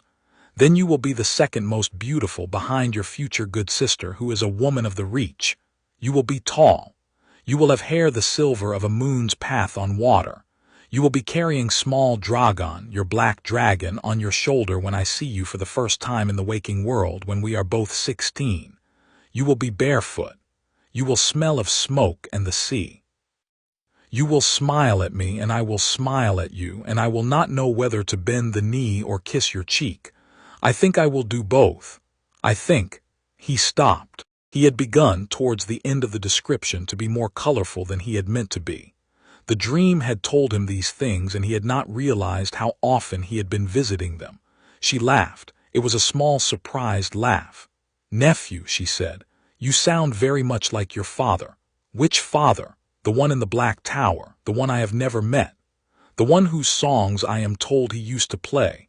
You sound like a man who has memorized his beloved before meeting her. He felt his cheeks heat. The new fire in his sternum did not help. I am sorry, Aunt. I have not memorized you. I have seen you many times in the dream, and the dream is generous in its detail. Hush, I am not offended. I am flattered. She squeezed his hand. You will be the only kin I have when I am 16, the only kin who has not been cruel to me. We must take care of one another, nephew. We are very few. We are very few, he agreed. Promise me. He thought of his mother's 3 promises. He thought of his father's letter with the gray wax thumbprint. He thought of his Lord Father in the Godswood saying, you have me as long as I am living. I promise, he said. She kissed his cheek in the dream place. Her lips were cool. The dream began to fade. Good night, nephew Egon. Good night, Aunt Daenerys. He woke. The small black raven was on his windowsill. The cot was warm. He was, for the first time since the dream had come to him at 7, hot all over, not feverishly, just at the level of a man who has been working in a forge for an hour. He sat up. He went to the window. He opened it. The cold morning air came in and was good. He breathed. For the next 2 years that became his life. He rode out at dawn to Prana's spring. He came back at noon. He sat at his lessons. He sparred with Robb. He took on the small linen counting and chapel sweeping and account-checking work of Catelyn's quiet household. He sat with Bran and Arya and Rickon and Sansa. He visited Aemon in the dream place once a fortnight. He visited Daenerys in the dream place once a moon, sometimes more, never less. He read Marwyn's letters on Valyrian steel reforging. He kept Mikken supplied with obsidian-tipped arrowheads. He let Robb drill the levees. He let the egg's broken shell pieces sit in the leather sack at the bottom of his clothes chest. He let his lord father carry the public face of the household, and he carried the secret face of it. Visnyazeko grew. She grew slowly the first year, the way a dragon grows, faster than a horse but slower than a pup. By the time of her first name day she was the size of a large hound, with wings unfurled the length of a tall man, and could fly for short bursts of 50 paces before tiring. She was the most beautiful thing Jon had ever seen. She would, when he came into the cave at dawn, lift her head and trumpet at him in a small high pitch and lurch up onto her hind feet and unfold her wings halfway and stretch them, looking enormously pleased with herself, as if she were trying to make herself big enough to greet a hatchling father properly. He would laugh, in the dim of the cave, at her efforts. He would feed her morning lamb. He would scratch her behind her left hornbud where she liked to be scratched. He would say, in High Valyrian, the small simple terms of endearment Eamon had taught him, and she would respond by pressing her warm small head into his side. She grew faster the second year. By her second name day she was the size of a small horse, with a wingspan of 15 feet, and could fly comfortably from the cave to the half-tower on the Bear Island Road if Jon flew with her on her back. She had become, without Jon noticing the exact moment, too big for the cave. They moved her, at the end of the autumn of her second year, to the half-tower. The half-tower had been roofless for 100 years. The great hall opened to the sky and the wind, and Visnyazeko, on her first night in it, curled in the center of the hall with her wings spread half out across the broken flagstones and slept like a queen. Jon, in the small stone outbuilding by the gate tower that he had quietly fitted out for himself, slept also, and they were each at peace. In the spring of his 15th year, Visnyazeko was the size of a destrier, and could carry him on her back at a slow, lazy flight over the Wolfswood at twilight. He had begun to fly her. He had been teaching himself to ride her for a year now, first sitting still on her back in the cave, then walking with her, then short flights from the cave mouth to the spring pool, then longer flights through the trees, then high flights at dusk above the canopy. The first time he had taken her up above the canopy, with the Wolfswood beneath them like a dark green sea and the western horizon hazed with the last red of the day's sun, he had wept. He had wept in the saddle of his own dragon, 800 feet above his lord father's lands, with the wind cold against his face and the warmth of her great obsidian neck under his palms, and the heart fire in his sternum singing back to her dragon fire the small old chord that the egg had first played to him the morning of his hatching. He had wept. It had been a good weeping. It had been the weeping of a man who is at last, in one place in his life, exactly who he is. He came home that night. He came home to Winterfell at full dark, riding dust, with his cheeks still salt bright. His lord father was waiting at the courtyard. His lord father took one look at his face and asked nothing. They went to the Lord Solar. They drank brandy together, Jon's first brandy. It tasted of smoke and oak, and his lord father said, "It was a good flight, was it?" "It was a very good flight, father." "I am glad." "Thank you, father." They sat there for a while, then his lord father said, "Robert Baratheon is coming." He had known. He had seen it in 2 dreams that fortnight. He had not told his lord father. He had thought his lord father would learn it through the official channels, and he had wanted to let him. The official letter came today. His lord father said, "He will be here in 2 moons. He brings his court." "Yes, father." "He brings the Lannisters." "Yes, father." "He will ask me to be his hand." "Yes, father." "Tell me what to do." Jon, age 15, hot-skinned, violet-eyed in low light, sat in the Lord Solar of Winterfell with his second cup of brandy in his small, steady hand and looked at his lord father across the table. "You will not be his hand, father. You will refuse kindly with reasons of state and a small, false illness. You will weep at his shoulder for Jon Arryn. You will send him home to the south alone. You will send a letter with him to Stannis at Dragonstone, written carefully so that no eye but Stannis's will fully understand it, suggesting that the Queen's children's parenthood may be in some doubt. You will let Stannis pursue it himself. You will not, father, go south. You will not. Bran will not climb the broken tower. I will see to that. Sansa will not be promised to Joffrey. I will see to that. Arya will not be sent to King's Landing. I will see to that. You will stay in Winterfell. You will live. His lord father was very still. And Robert dies in a year, father. He dies in a year either way. He dies of a boar he should not have been so close to. I cannot save a man I cannot respect. Forgive me. I forgive you. I forgive you, Jon. And after Robert, yes. After Robert, the realm has a small civil war. I would prefer the war be small. We will have to think about this. We will think about it after Robert dies. I will fly Vice-Nyeeko down to Dragonstone in the autumn of 299 and meet Stannis on the strand at Aegon's garden, and we will see whether Stannis can be made into an ally. The dream suggests he can. He is a hard man, but he is a true one. I will speak to him. We will not press him. He will, in his own time, kneel. He will kneel to a Targaryen who came on a dragon to the very strand of his island and asked him to consider justice. He will kneel.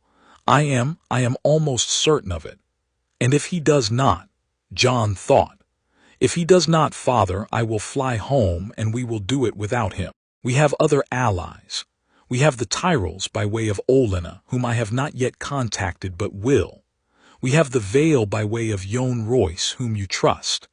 We have the Iron Islands by way of Theon, who is now ours. We have, the gods willing, the Dornish by way of a small, careful letter that I will write to Doran Martell, your sister's good brother, my mother's good brother, my own kin, when I am ready. We have Daenerys, who will land at Dragonstone with 3 dragons at 15.5 if my dreams hold. We have, if we are careful, the realm.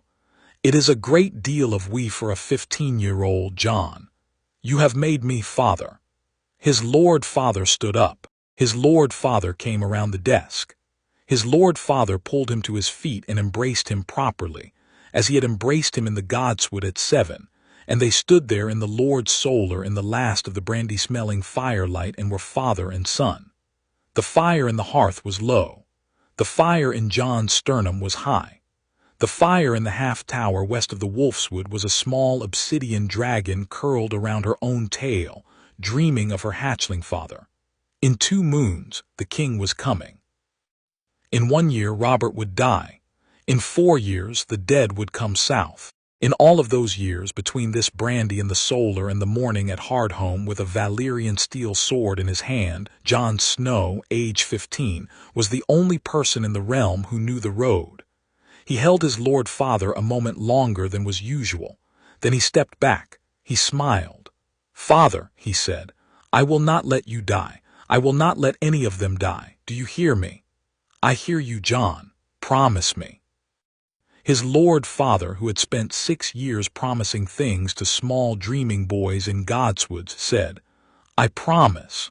The lord and his son drank the rest of the brandy in the solar. Somewhere far west, in the half-tower under the broken sky, the dragon dreamed. The realm turned, very slowly, towards Robert Baratheon's banner crossing the south gate. Jon Snow waited. Chapter 6. The 5 years and the stones of the wall. The vision came in his 14th year, in the long false summer when the Wolfswood was the green of an apple's first bite, and Vice-Nyeeko had not yet outgrown the cave. It came on a night without a moon. He went asleep ordinarily, with no particular weight in the air. He fell into the dream the way a man falls into a well. The well was black and very deep. He did not fall the way he had fallen the first time, through pine and slate and bedrock. He fell sideways, the way a thing falls when the world has tilted underneath it. He fell out of the small, dry room behind his eyes into a place that was, for the first time in his 7 years of dreaming, larger than himself. He was on the wall. He had been on the wall in side dreams before. He had visited Eamon there 100 times. He had walked in his mind's eye the long ice top of it from the Shadow Tower in the west to Eastwatch by the Sea in the east, although in waking truth he had never been north of the Neck. He knew the wall. He knew its breadth. He knew the smell of the long ice, the cold metal smell of an old smith's grindstone on a winter morning, and the smell of Castle Black's hearths in the lower keep, and the smell of Meister Eamon's small stone cell, which was lavender and cedar and old vellum and old man. But this was not Castle Black. This was, he turned in the dream, this was the wall as it was going to be, in 303 AC, 4 years and a few moons from his current point in time. The wall in 303 AC. It was night, there was no moon. There was a great wind from the north that smelled like nothing, that was the strange thing, like nothing at all, like a room from which the air has been removed. He stood on top of the wall above Castle Black and he looked north, and the haunted forest below him was not the haunted forest. It was a forest of standing corpses. 10,000 of them, 20,000. He did not know how to count them. They stood in lines in the dark, the way a great army stands when it has been ordered to wait. None of them moved, none of them breathed. He could not at first see them, they were dark on dark, and then the wind shifted and the cloud thinned a hair and the starlight came down and laid a faint silvery sheen on 10,000 frozen blue eyes. He understood that he was supposed to look at them. He did. He let himself. He looked at a small one in the front row, a child, perhaps 8 years old, a girl. Her hair had been blonde once. There was frost on her cheek where a tear had not quite fallen. She had been dead a long time. She wore the homespun shift of a fisher village child. Her bare feet were the blue-gray of old slate. She was waiting. He looked at the man behind her. He was perhaps 30. He had been a hunter by his leathers. He had a wound across his throat the width of his hand. The wound did not bleed. The wound looked at Jon. He looked at the third row. There was a horse there. He had not known the dead could keep horses. The horse had been a dappled gray once. Its eyes were the same blue. He looked further back. He looked till he could not look any longer. Then a figure walked between the rows. He was tall. He was thinner than a tall man should have been. His skin was the white blue of glacier ice, and his face had been beautiful once and was still beautiful in the way a knife is beautiful. He had no hair.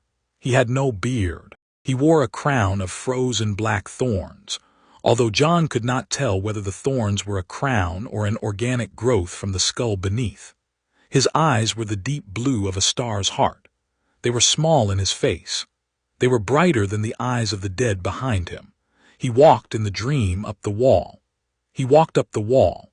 He walked up the sheer ice of the wall as if he were walking up a green slope, his pale feet leaving no mark on the ice, his pale hand brushing the ice as he came and not breaking it. He came up the 700 feet of the wall in less than a minute. He came up to the top. He stepped over the parapet onto the snow at the top of the wall and stood 10 paces from Jon and looked at him. Jon did not move. The Night King did not speak. The Night King could not speak. The Night King had not had a voice in 8,000 years. But the Night King's eyes spoke in the manner of the dream place in a language without sound. The eyes said, "You are the one." The eyes said, "You are the one who can see me." The eyes said, "You should not be able to see me." The eyes said, "I will come for you first." The eyes said, "I will come for you and your dragon and your aunt and your dragons and your sister cousins and your great-great-uncle and your lord father, and I will lay you down beside the small girl with frost on her cheek, and you will stand for me." Then the Night King raised his right hand, slowly, palm up, and on the palm there was a small black shape, the shape of a child's eye, and the eye opened, and the eye looked at Jon, and the eye smiled. Jon woke. He woke in his cot in a great wet sweat with the small fire in his sternum guttered down to almost nothing, the way a candle gutters when a wind has passed through a room and the wind is gone but the candle has not yet decided whether to come back. He sat up. He was cold. He was cold for the first time in 2 years. He pulled the blanket tighter. He felt his own face. His own face was the temperature of any ordinary boy's face. He did not feel like himself.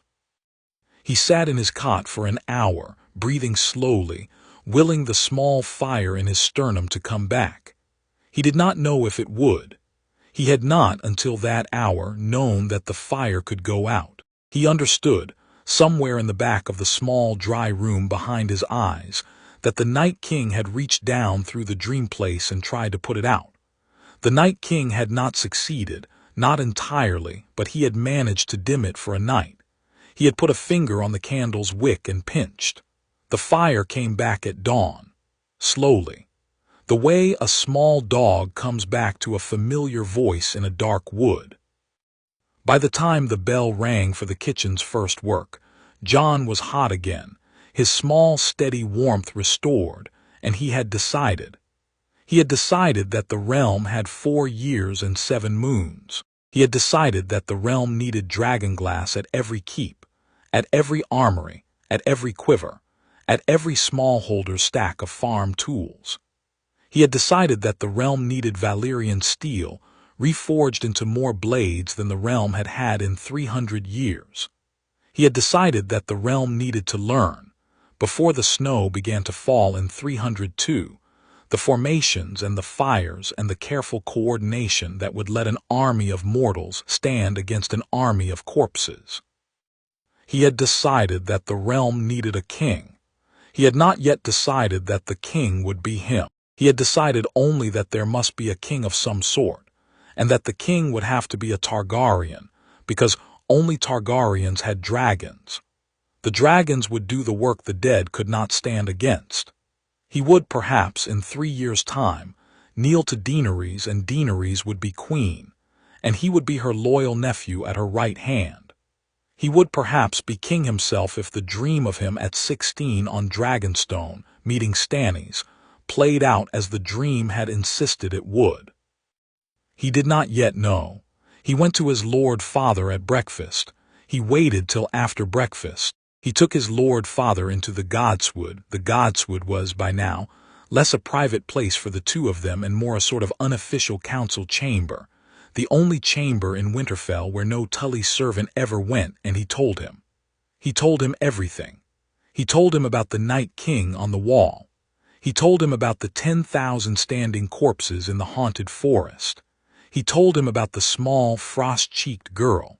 He told him about the eye in the palm.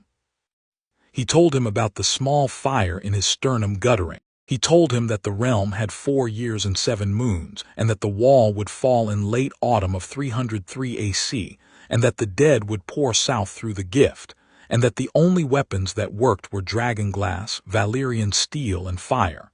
His Lord Father listened. His Lord Father did not interrupt.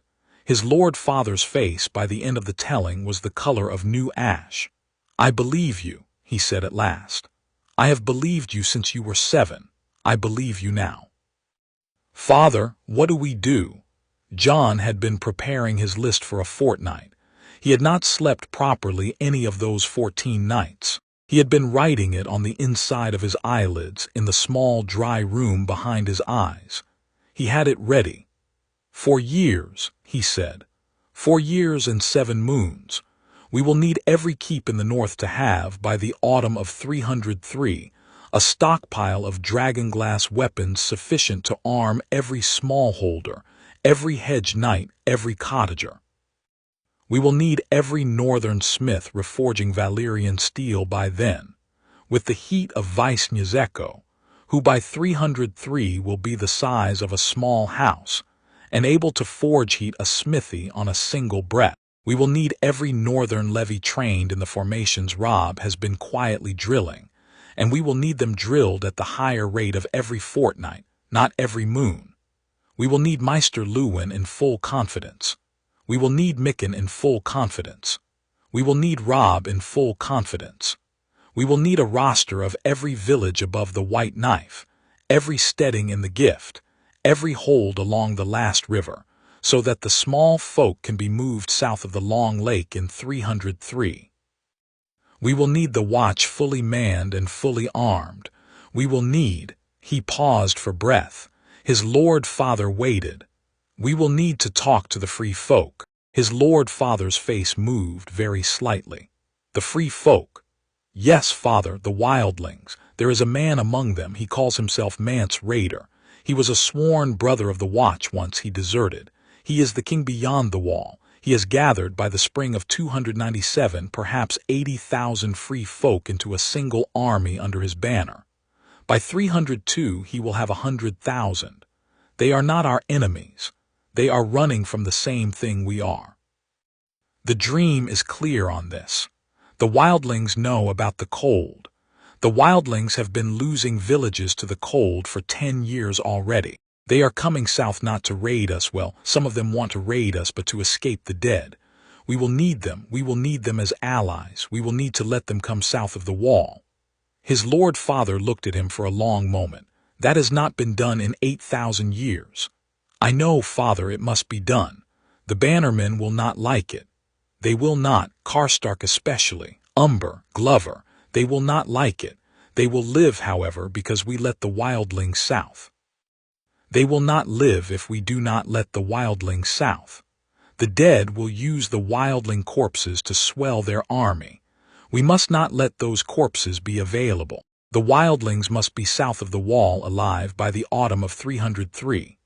How do we do this? Slowly, patiently, through Eamon at first. Eamon will, when Vaisnjezeko is large enough that I can fly her north, give me the words to bring to Mance. I will fly to Mance and parley with him. I will offer him terms. Passage through the wall, settlement in the new gift and the abandoned holds north of the Long Lake, in exchange for an oath of mutual defense against the cold. I will offer him a king-to-king meeting. He will accept it, the dream tells me. He will accept it because he is a sensible man who has been losing his villages to the cold for 10 years and who can read a writing on a wall when the writing is plain. You, flying to meet a king beyond the wall at 16, at 17, father. The dream puts the meeting in late 297, the autumn after my 16th name day before Robert comes. Hells. I know, father. And fly back. I will fly back, father. I am very particular about flying back. I have practiced it. Vaisnjezeko will not let me die at 17 in a wildling camp. The dream is clear on this also. His lord father stood there at the foot of the heart tree for a long while. Then he said, in the small, steady voice of a man who has decided to stop being afraid, "What do you need me to do? You will write in your hand to 7 northern lords in the next year. You will not tell them about the dream. You will tell them only that you have had a feeling about the coming winter, and that you wish them to begin a quiet stockpile of obsidian-tipped weapons and dragon-glass arrowheads at their armories. You will frame it as a small whim of the Lord of Winterfell. You will frame it the way Brandon the Builder might have framed it. They will not refuse you. Some will think you are being eccentric. None will refuse you. The 7 lords, Manderly, who will believe you immediately because he has been reading the same old chronicles you have. Mormont of Bear Island, who will not blink. Karstark, who will sniff but obey. Glover, who will laugh and obey. Hornwood, who will obey without question. Serwyn, who will obey because Serwyn always obeys. The Lord of Last Hearth, the Great Jon, who will laugh until he cries and then ask you for an extra cartload because he likes his weapons. 7 lords. 7 letters. By the end of the year, I want every northern armory to have begun its dragonglass stockpile. By the end of 297, I want 1,000 obsidian-tipped weapons in every keep north of the White Knife. It will be done. You will, on my recommendation, take Maester Luwin into full confidence about the long night this winter, not about my dreams, only about the chronicles. He has already half believed me. He is ready to be brought across. Luwin will write to certain old Meisters at the Citadel, Marwyn for certain and 2 others, who will, in their turn, begin to make available, very quietly, the records and the technical knowledge that the Meisters of 300 years have been forgetting. Some of those records will be useful. Some will not. We will let Luwin sort them. It will be done. You will when Robb is ready. I think this autumn when he turns 16, take Robb into the Godswood and tell him the part of the truth he can be told. You will tell him about the long night. You will not tell him about me. Robb will take it without a flinch because he is the Stark of Stark blood, and his blood has been ready for this conversation since he was a child. It will be done. You will, when the time is right, perhaps next winter, take Theon Greyjoy into a smaller part of the Confidence. You will tell Theon that the Iron Islands will be needed to ferry refugees south of the Neck when the dead come. You will tell him only that. Theon will not believe you fully, but he will hold the information. When his father rebels in 299, he will, if the seeds I have planted in him hold, refuse to join. He will, instead, ride north to his father's hall under banner of parley and tell his father about the cold. The dream is not certain whether Balon will believe him. The dream is certain that Theon will try. That is enough. It will be done. You will not, father, tell Catelyn any of this until I tell you to. She is not ready. She is the most loyal Tully of the Tullys, and her loyalties are to the South and to the faith of the Seven. She will be told eventually. She will be told when she will not actively oppose what we are doing. I do not yet know when that will be. It will not be before the winter of 297. It will not be told to her. You will, in the meanwhile, do the small, ordinary work of the Lord of Winterfell, and you will continue to be, father, you will continue to be a northern lord who is well loved by his bannermen, because you will be that lord for the rest of your life. The realm will need you to be that lord. The realm will need you very particularly in the year 301, when you will be hand to the new Targaryen king. The realm cannot afford to lose you. Hand to Aegon, to me, father. I have decided, not for me, for the realm. The realm needs a Targaryen with a dragon, and you and I both know I am the one with the better claim and the better head for it. Daenerys will come, and Daenerys will be wise, and Daenerys will be my dearest aunt, but the realm needs a king, and the king will be the one whose blood is half Stark and whose dragon is here and whose tongue speaks the northern way. The dream has shown me. I have argued with the dream. The dream has won. I will be Aegon. You will be Hand. We will rule together. The realm will be. He paused. He tried to find the right word. The realm will be saved together. His lord father stood very still in the Godswood. The light through the spruces was the green gold of late summer afternoon. Somewhere in the heart tree there was a small black raven that Jon had begun to suspect was Aemon's. The raven preened. The raven did not look at them. You will be a good king, his lord father said at last. I will try to be, father. You will. Thank you, father. His lord father did the embracing thing again. Then his lord father said, in the dry, sad voice of a man who is laughing at himself for being the man he is, and to think, your Aunt Lyanna once told me she would not die in a bed, and I told her she was being morbid. She was being prophetic. She was telling me, the silly girl, that she would have a son, and the son would not let her die in a bed for nothing. The son would do something he could not finish. Jon finished it for him. The son would do something with what she gave him, Jon said. Yes, father. She would have liked you. I have dreamed her, father. I have dreamed her as a girl on a roan colt in the Wolfswood. I think I would have liked her too. They went back across the Godswood and through the iron gate and across the yard. And for the first time in 7 years of secret-keeping, Jon Snow walked beside his lord father, not as a son walking half a step behind, but as a man walking abreast. They came into the hall side by side. Catelyn at the table looked up. She saw them come in. She saw the way they were walking. She did not this time look away from Jon. She let her blue eye land on him properly for a count of 3 before she looked back at her account tablets. She did not greet him. She did not need to. The looking was the greeting. The looking was the next stage. He, on his shelf labeled Catelyn, ticked another box. That autumn was the autumn of the great quiet work. The North did not notice it was happening. The lords of the north received their 7 letters from the Lord of Winterfell, and they read them with the small, mild surprise of men receiving a polite letter from a friend they had not thought about in a fortnight, and they did as they were asked. The 7 armories north of the White Knife began to fill with carts of unworked dragonglass. The 7 keeps began to recruit local smiths in the small, unfashionable trade of obsidian knapping, a craft that had not been practiced in the north in 7 generations, but that the Skagosi still remembered, and that Lord Stark had quietly procured the services of 3 Skagosi knappers to teach for a year's term. The 7 masters-at-arms began to drill the 7 garrisons in the formations Sir Roderick had been teaching Robb at Winterfell. The whole of the north began, with the small, quiet mechanical motion of a great wheel that has just been oiled, to turn.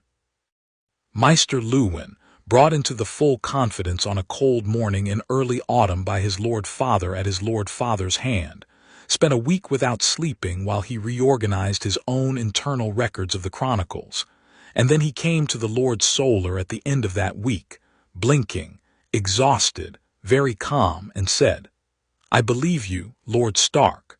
I have always half believed old Nan. You are correcting an error I made when I was 19. I shall begin to write to my old fellows at the Citadel today. I shall write also to certain merchants in Pentos and Volantes about the supply of obsidian. I shall do my part." He had bowed. He had gone. He had begun to write his letters. Mikken, brought into the lower confidence on a cold afternoon a fortnight later, had laughed his small, dry smith's laugh and said, "I have been working obsidian for a year now, my lord, and waiting for someone to tell me why. I am pleased to know there is a reason. I shall continue." He had clapped his great smith's hand on Jon's shoulder.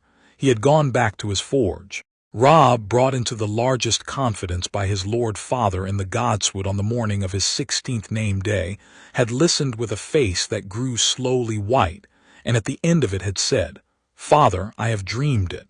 I have dreamed it 3 times now. I did not know what I was dreaming. Tell me what to do. I will do it." He had been told.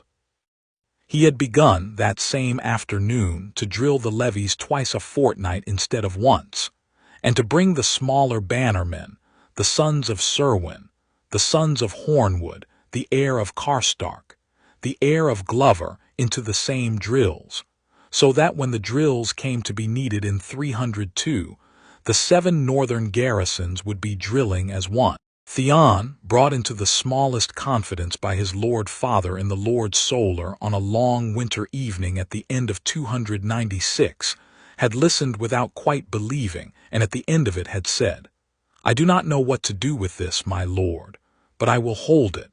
I will hold it until you need me to do something with it." He had not gone home to the Iron Islands. He had not yet been asked to.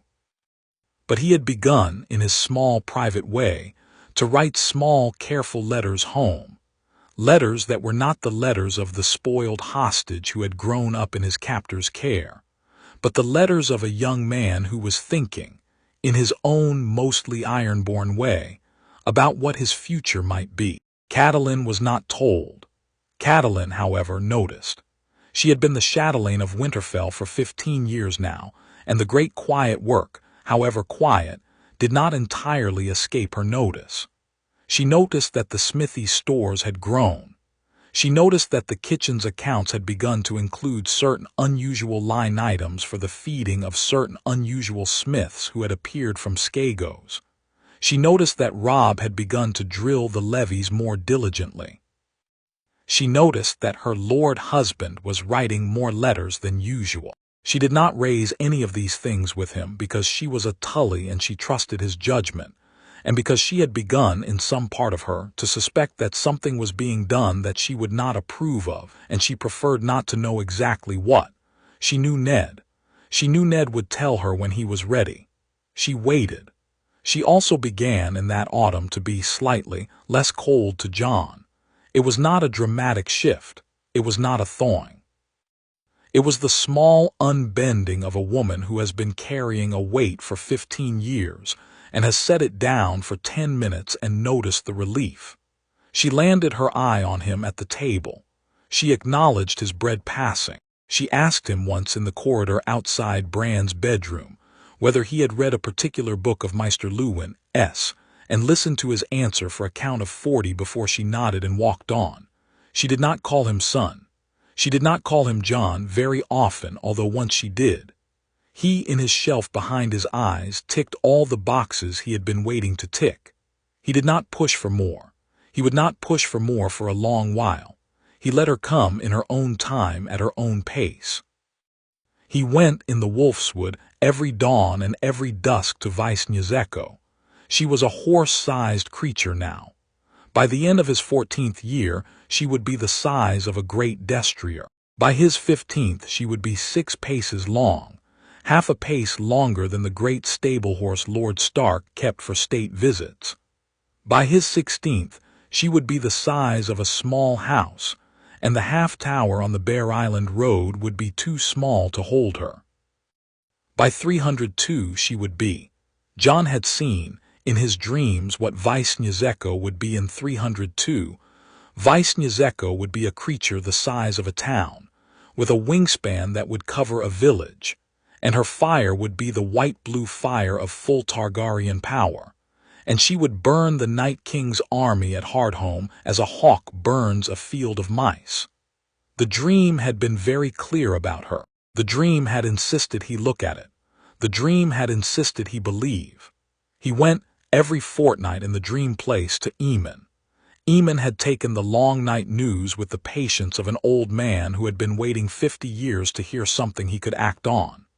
Eamon had written, with his great patience in his small spidery hand, to 12 watch brothers across the 7 castles of the wall who he trusted. The long night may be coming.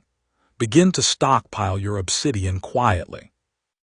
Begin to instruct your recruits in the formations Lord Stark of Winterfell will be sending you the diagrams of.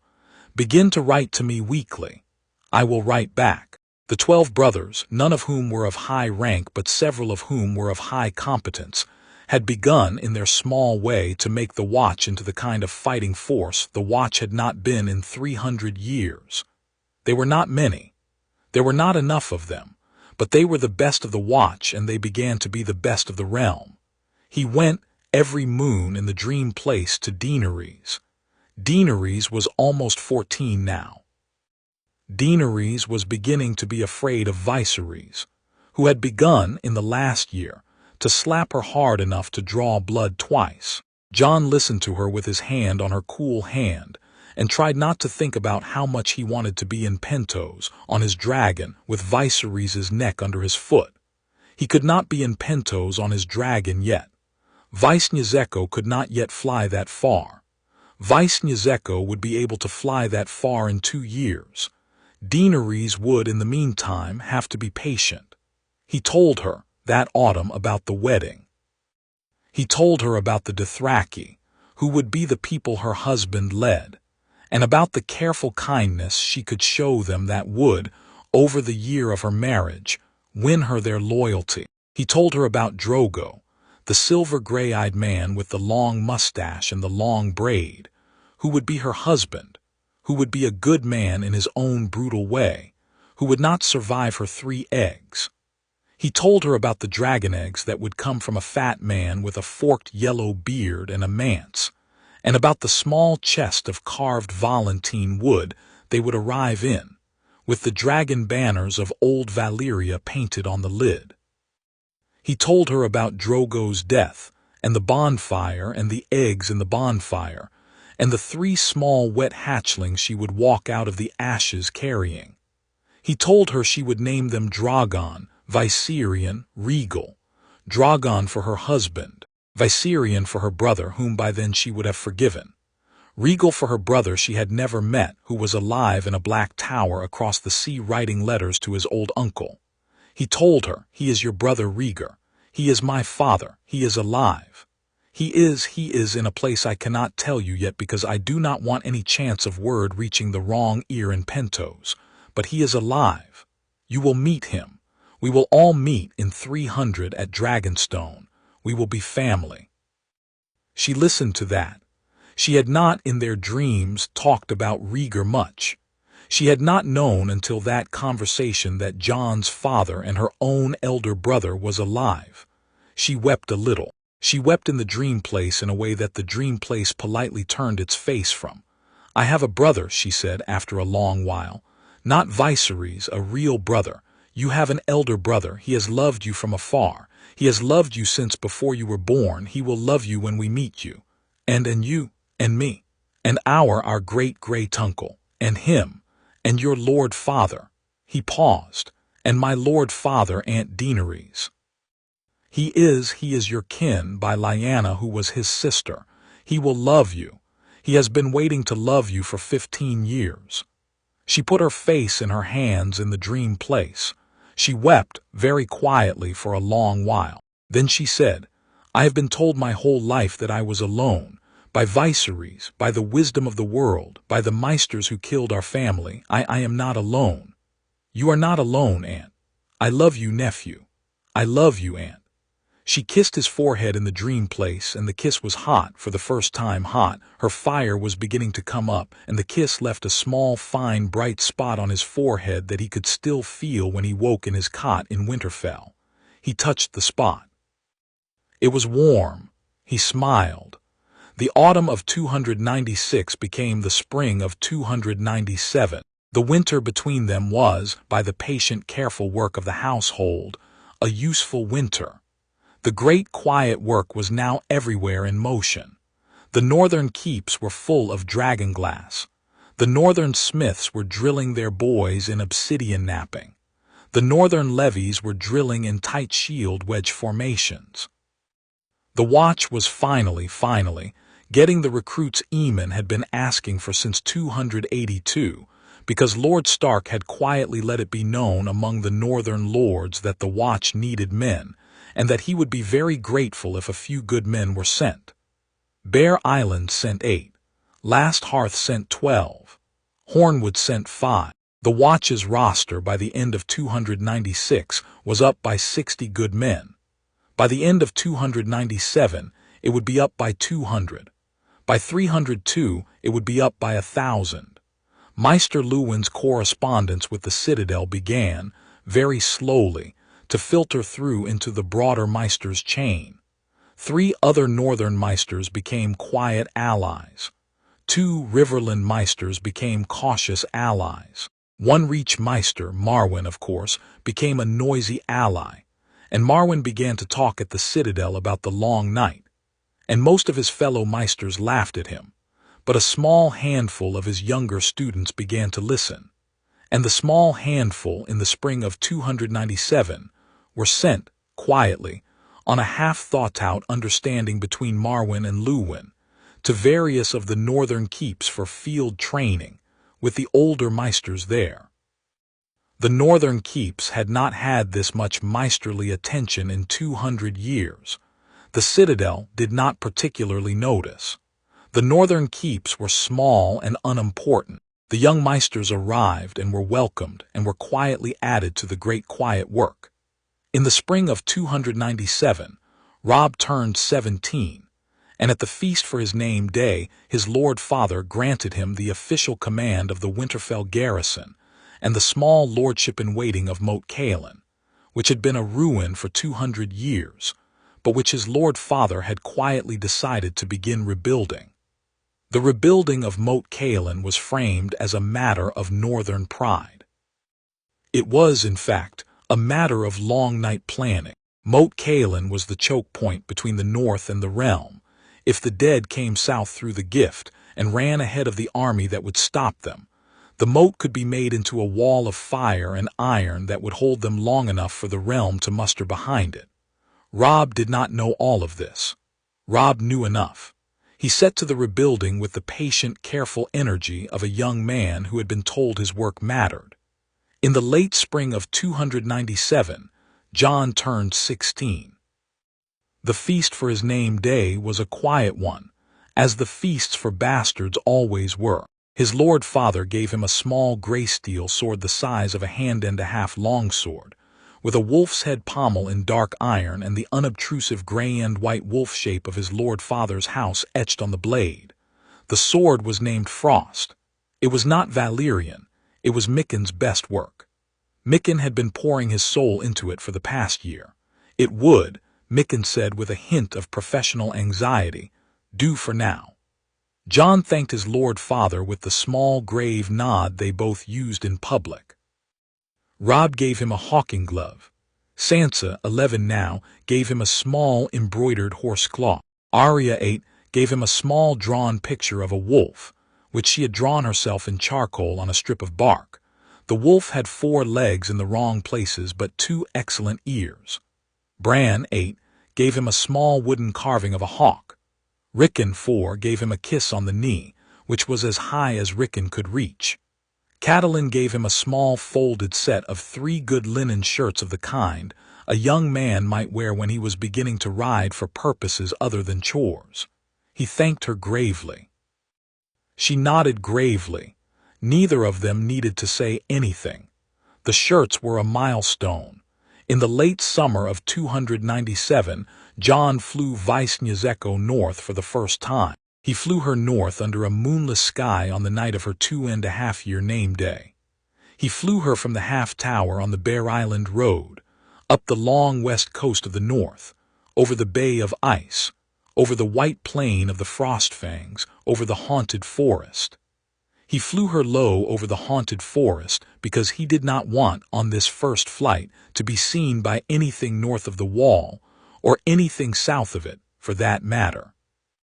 He carried, in his saddlebag, the small package Aemon had asked him to bring, a half-dozen letters of introduction, sealed with Aemon's small old crest, addressed to certain free folk elders Aemon had been writing to for 50 years. Aemon had been writing to the wildlings. Aemon had been writing to a particular wildling matron named Mother Mole for decades. He landed his dragon on a black peak above a small wildling camp at midnight. He stood in his cloak beside her, while she made her small low whine of post-flight weariness. He waited. After an hour, a single figure climbed the peak from the camp below, a small middle-aged wildling woman, sturdily built, with a face creased into 1,000 smiling lines and eyes the deep gray of slate, Mother Mole. He had known her face from Aemon's description. She climbed up. She looked at him. She looked at the dragon. She did not seem to be afraid. "You'd be the boy then," she said. "Aemon's boy, I've dreamed you the past 3 nights. I am Mother. Aemon sent the letters. Aemon sent the letters, Mother. Hand them over, I'll see they get to Mance. Mance won't believe a word until he sees the dragon. You'll need to come back next year with the dragon in daylight and let him see her." "I will, Mother. Good lad, sit." She sat down on the cold stone. He sat too. "Now tell me what your Aemon hasn't put in the letters." He told her. He told her about the Night King. He told her about the 4 years and 7 moons. He told her about the passage south of the wall. He told her about the gift and the new gift and the abandoned holds north of the long lake. He told her about the oath of mutual defense. She listened with her gray slate eyes wide. She made no objection. She nodded once when he was done. "Mance will need to be persuaded," she said. "Tormund will need to be persuaded. The Thenn will not be persuaded by you. The Thenn don't believe in dragons. But the Thenn will fall in line if Mance does. The hard sell will be the Karstark side of the wildlings, the small holds along the antler. They are independent and they don't like outsiders. They will need to see Mance bend the knee, and after that they will bend with him. How long do you need? 2 years. By 299 we will be coming south. The wall will need to be opened. The watch will need to be told. There will be friction, boy. There will be northerners who won't like it. You'll need to manage that yourself." "I have begun to manage it, Mother. Good lad." She looked at the dragon for a long while. "What's her name?" "Vishnjezeko. That's a heavy name. She is a heavy creature." Mother Mole laughed. She had a low, warm laugh that he liked. "You're a good lad, boy. I'll see Mance gets the letters. You go on home. Come back in a year with daylight and the dragon, and we'll see what Mance has to say to your face." He flew home. He flew home the same night, low over the dead gray haunted forest, up over the dark line of the wall, which he passed a half-mile west of the Shadow Tower so that no watchman would see him, over the white plain of the Frostfangs, over the Bay of Ice, down the long west coast of the north to the half-tower on the Bear Island Road, where Vice-Nyzeko curled in her great hall and slept like a queen. He came home to Winterfell at dawn. He had been away for 8 hours. No one had noticed. His lord father was waiting in the Lord Solar, awake, with a brandy he had not yet drunk. They drank the brandy together. They smiled. They went together to breakfast. In the autumn of 297, the great quiet work was 3/4 in motion. In the winter of 297, Mance Rayder would receive Aemon's letters and would, after his initial disbelief, begin to make his preparations. In the spring of 298, the king's party from King's Landing would set out for Winterfell. In the early summer of 298, Robert Baratheon's banner would cross the neck. In the autumn of 298, Jon Snow would, in a careful boy's careless comment at the welcoming feast, drop the seed of suspicion about the Queen's children into Stannis Baratheon's ear. In the winter of 298, the realm would begin, very slowly, to bend out of the shape the dream had originally drawn for it. In the small dry room behind Jon Snow's eyes, on the shelf labeled "Things That Must Not Happen," every entry had a small line drawn through it in his own neat hand. On the shelf labeled "Things That Must Happen Instead," every entry had a small tick mark beside it. On the shelf labeled "Small Seductions," there were 3 new entries he had added that month, and the 3 new entries had to do with the small, careful management of a king's visit, of a queen's plot, of a small fall from a broken tower that would not happen, and of a man with a forked dark beard whose neck would, in the autumn of 298, be quietly broken by an arrangement that Jon was already 2/3 finished with. He lay in his cot the night of his 16th name day, with the small black raven on the windowsill and the dragon in the half-tower west of the Wolfswood, and the eggshell pieces in the leather sack in the chest. And he thought about what was coming. He thought about the wide white road of the gift, and the small frost-cheeked dead girl in the haunted forest, and the great pale heart tree in the godswood, and the silver-haired man in the Blackson Tower, and the small old blind man in the cell at Castle Black, and his lord father snoring softly 2 floors above him, and Daenerys in Pentos curled in her own narrow bed with her arms around her own small body for warmth, and his small dragon in the Wolfswood curled around her own tail. He thought about all of them. He carried all of them in his ribs. He breathed. The Night King was coming. The realm was bending. The patient work was working. Jon Snow, age 16, half Targaryen and half Stark and half something else that did not have a name yet, slept. Outside, the wolf song came back in the dark, and the wolfhound that had cried on the morning of the first dream 9 years ago cried again, a little softer, the way a wolfhound cries when the wolf it heard is finally going home. Chapter 7. The king on the North Gate Road. He saw Robert Baratheon coming 3 nights before Robert Baratheon arrived. The side dream had been an unusually generous one. He had been the heir in the king's tent at Winterton in the middle of the neck, a tent the size of a small hall, with its sides bellying in the wet warm wind off the green fork, and he had heard the king's whole conversation with his queen, and his queen's whole conversation with her brother, and the small, careful exchange between Petter Baelish's man and the hound squire on the back of the camp at the latrine ditch. He had heard everything. He had filed everything. He had come out of the dream and written the most important conversations down on his small roll of brown parchment behind the loose stone, because he had begun to forget bits of dreams in the morning if he did not write them down, and these particular bits could not afford to be forgotten. He had read the parchment back at dawn. Robert was coming on the third day. Robert would arrive at Winterfell at sundown of that day, weary, drunk, his cloak smelling of the lather of his black destrier, his red face a pickled red.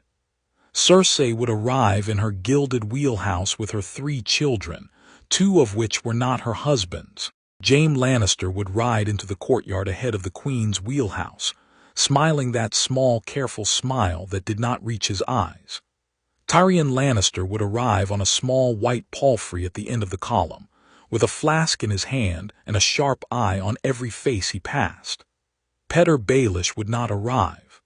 Petyr Baelish was in King's Landing, because Jon Arryn was 9 days dead, and his widow had fled with her son to the Vale, and there was no hand, and Robert needed someone to mind the city. Varys the Spider would not arrive either. Varys was in King's Landing. That was the order of it. That was the company. That was the small dramatic persona that Jon Snow had been preparing to manage for 9 years. He had laid out his preparations in the small dry room behind his eyes. He had laid out, on the shelf labeled The King's Visit, 7 small actions and 7 small contingencies and 7 possible escalations, and he had memorized them the way a battle commander memorizes his orders. The 7 small actions were these.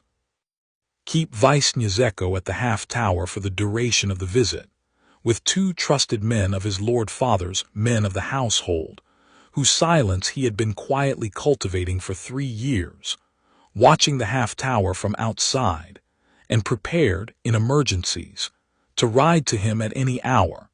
Keep his eyes down at the high table for the welcoming feast, and let no one see them at the wrong angle. Let Robert hug him as Robert would inevitably want to hug everyone. And let Robert smell on him only the wool smoke and the kitchen and the boy. Let Cersei see him only once, briefly, in poor light, where she could form no judgment about him. Let Tyrion see him properly, because Tyrion's eye was the sharpest, and Tyrion would form his judgment. And that judgment, if managed correctly, would be the judgment of a sharp man who found himself charmed by an unexpectedly bookish bastard. The bookishness he had prepared. He had been rereading certain rare books from Maester Luwin's library all autumn for the purpose. He would talk to Tyrion about the Mountain of the Moon and the lost river of Asshai by the Shadow, and Tyrion would, after the 3rd sentence, take a small step back and say internally, "This is a clever bastard. This is the bastard the king is going to want to take south as page and occasion, cupbearer. He has charm. He is harmless. Good." Tyrion would not perceive him as a threat.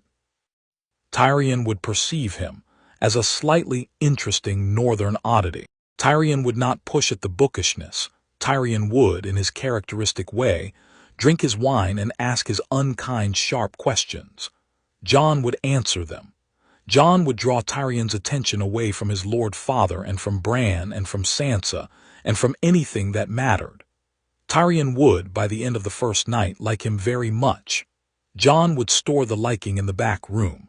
Jon would, perhaps, in a year or 2, need the liking. Tyrion's liking was a useful thing. He had laid out on the shelf labeled Bran, the single most important small action of the visit. Bran was 8. Bran was a climber. Bran loved the broken tower with the particular tireless love a boy of 8 has for the thing his mother has told him 50 times not to do. Bran had, 3 years before, internalized Jon's careful rule about not climbing the broken tower alone. Bran had, in those 3 years, lapsed once or twice, but Jon had not let the lapses happen at the wrong moment. Bran had not climbed the broken tower in the past 6 moons because Jon had quietly arranged with Hodor, a slow, tall stableman with an enormous gentleness, for Hodor to be at the foot of the broken tower whenever Bran was nearby, and Hodor was loud, and Bran's small, careful conscience would not let him climb a tower whose foot was watched by a friend. The rule had held. The rule had held for 3 years. But on the 3rd day of the visit, the dream had told him Bran would slip his minders. Bran would slip them not by deliberation but by accident, by chasing a cat through the courtyard up onto the kitchens, and from the kitchens onto the broken tower, and from the broken tower up its outside ladder of broken stones. Bran would, in the original timeline, find Jaime and Cersei together in the window room. Bran would be thrown out the window. Bran would be broken. Jon had been planning Bran's not falling for 3 years. He had narrowed the plan to 2 contingencies. The first contingency was that he, Jon, would be at the foot of the broken tower on the 3rd day of the visit, between the noon hour and the 2nd hour after noon, with a small explanation prepared for why he was there. He was looking for a kitten that had run from the kitchen. He had heard a cry and thought it might be an injured bird. He had been told by his Lord Father to fetch a small particular tile stone that lay at the tower's foot for a repair to the library roof. He would, on the 3rd day, sit at the foot of the broken tower from noon till the dragon hour afternoon, and if Bran came chasing a cat, he would simply step out and fetch the cat for him and walk Bran back to the kitchen garden with a small piece of honey cake. The cat would be saved. Bran would be saved. The window room above would never know anything had nearly happened. The second contingency was the one he hoped he would not have to use. The second contingency was simpler.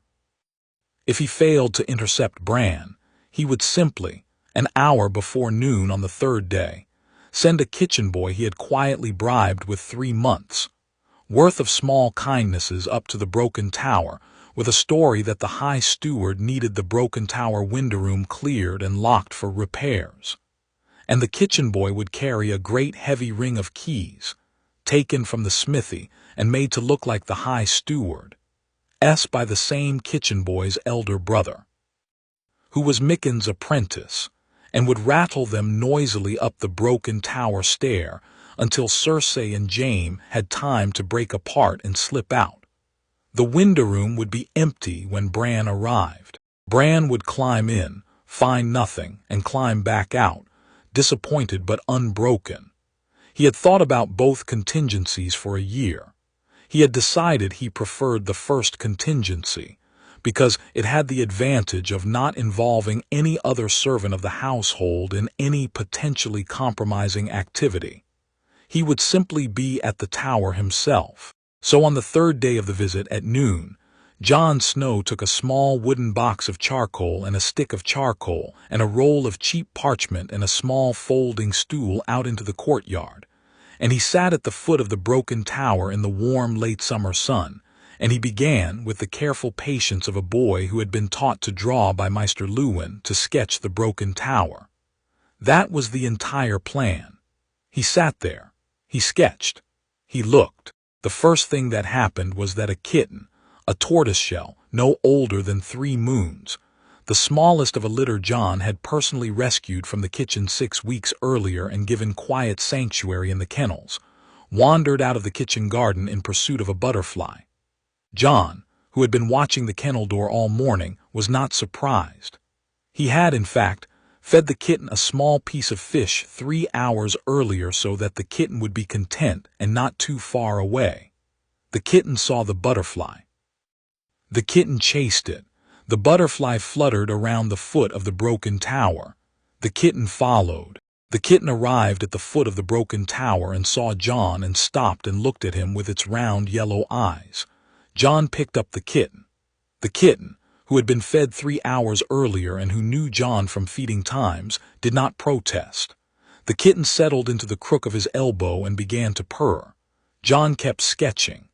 The second thing that happened was that Bran came around the corner of the Great Keep about half an hour later, looking very obviously for the kitten. Bran was 8.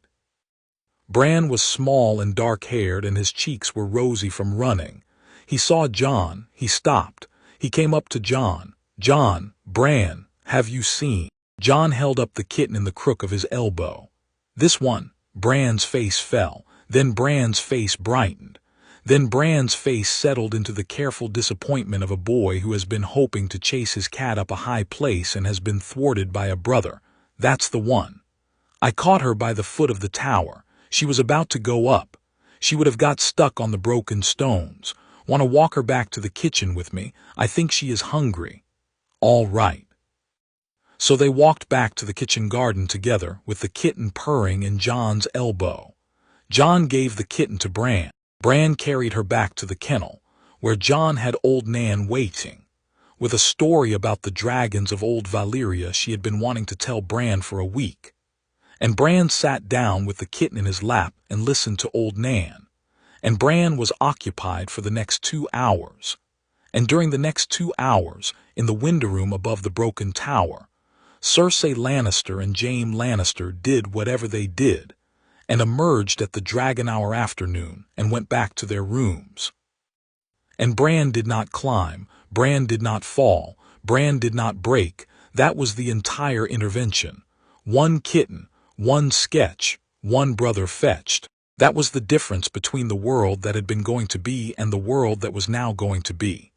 Jon went back to his Lord Father in the Lord Solar that evening. Ned was waiting.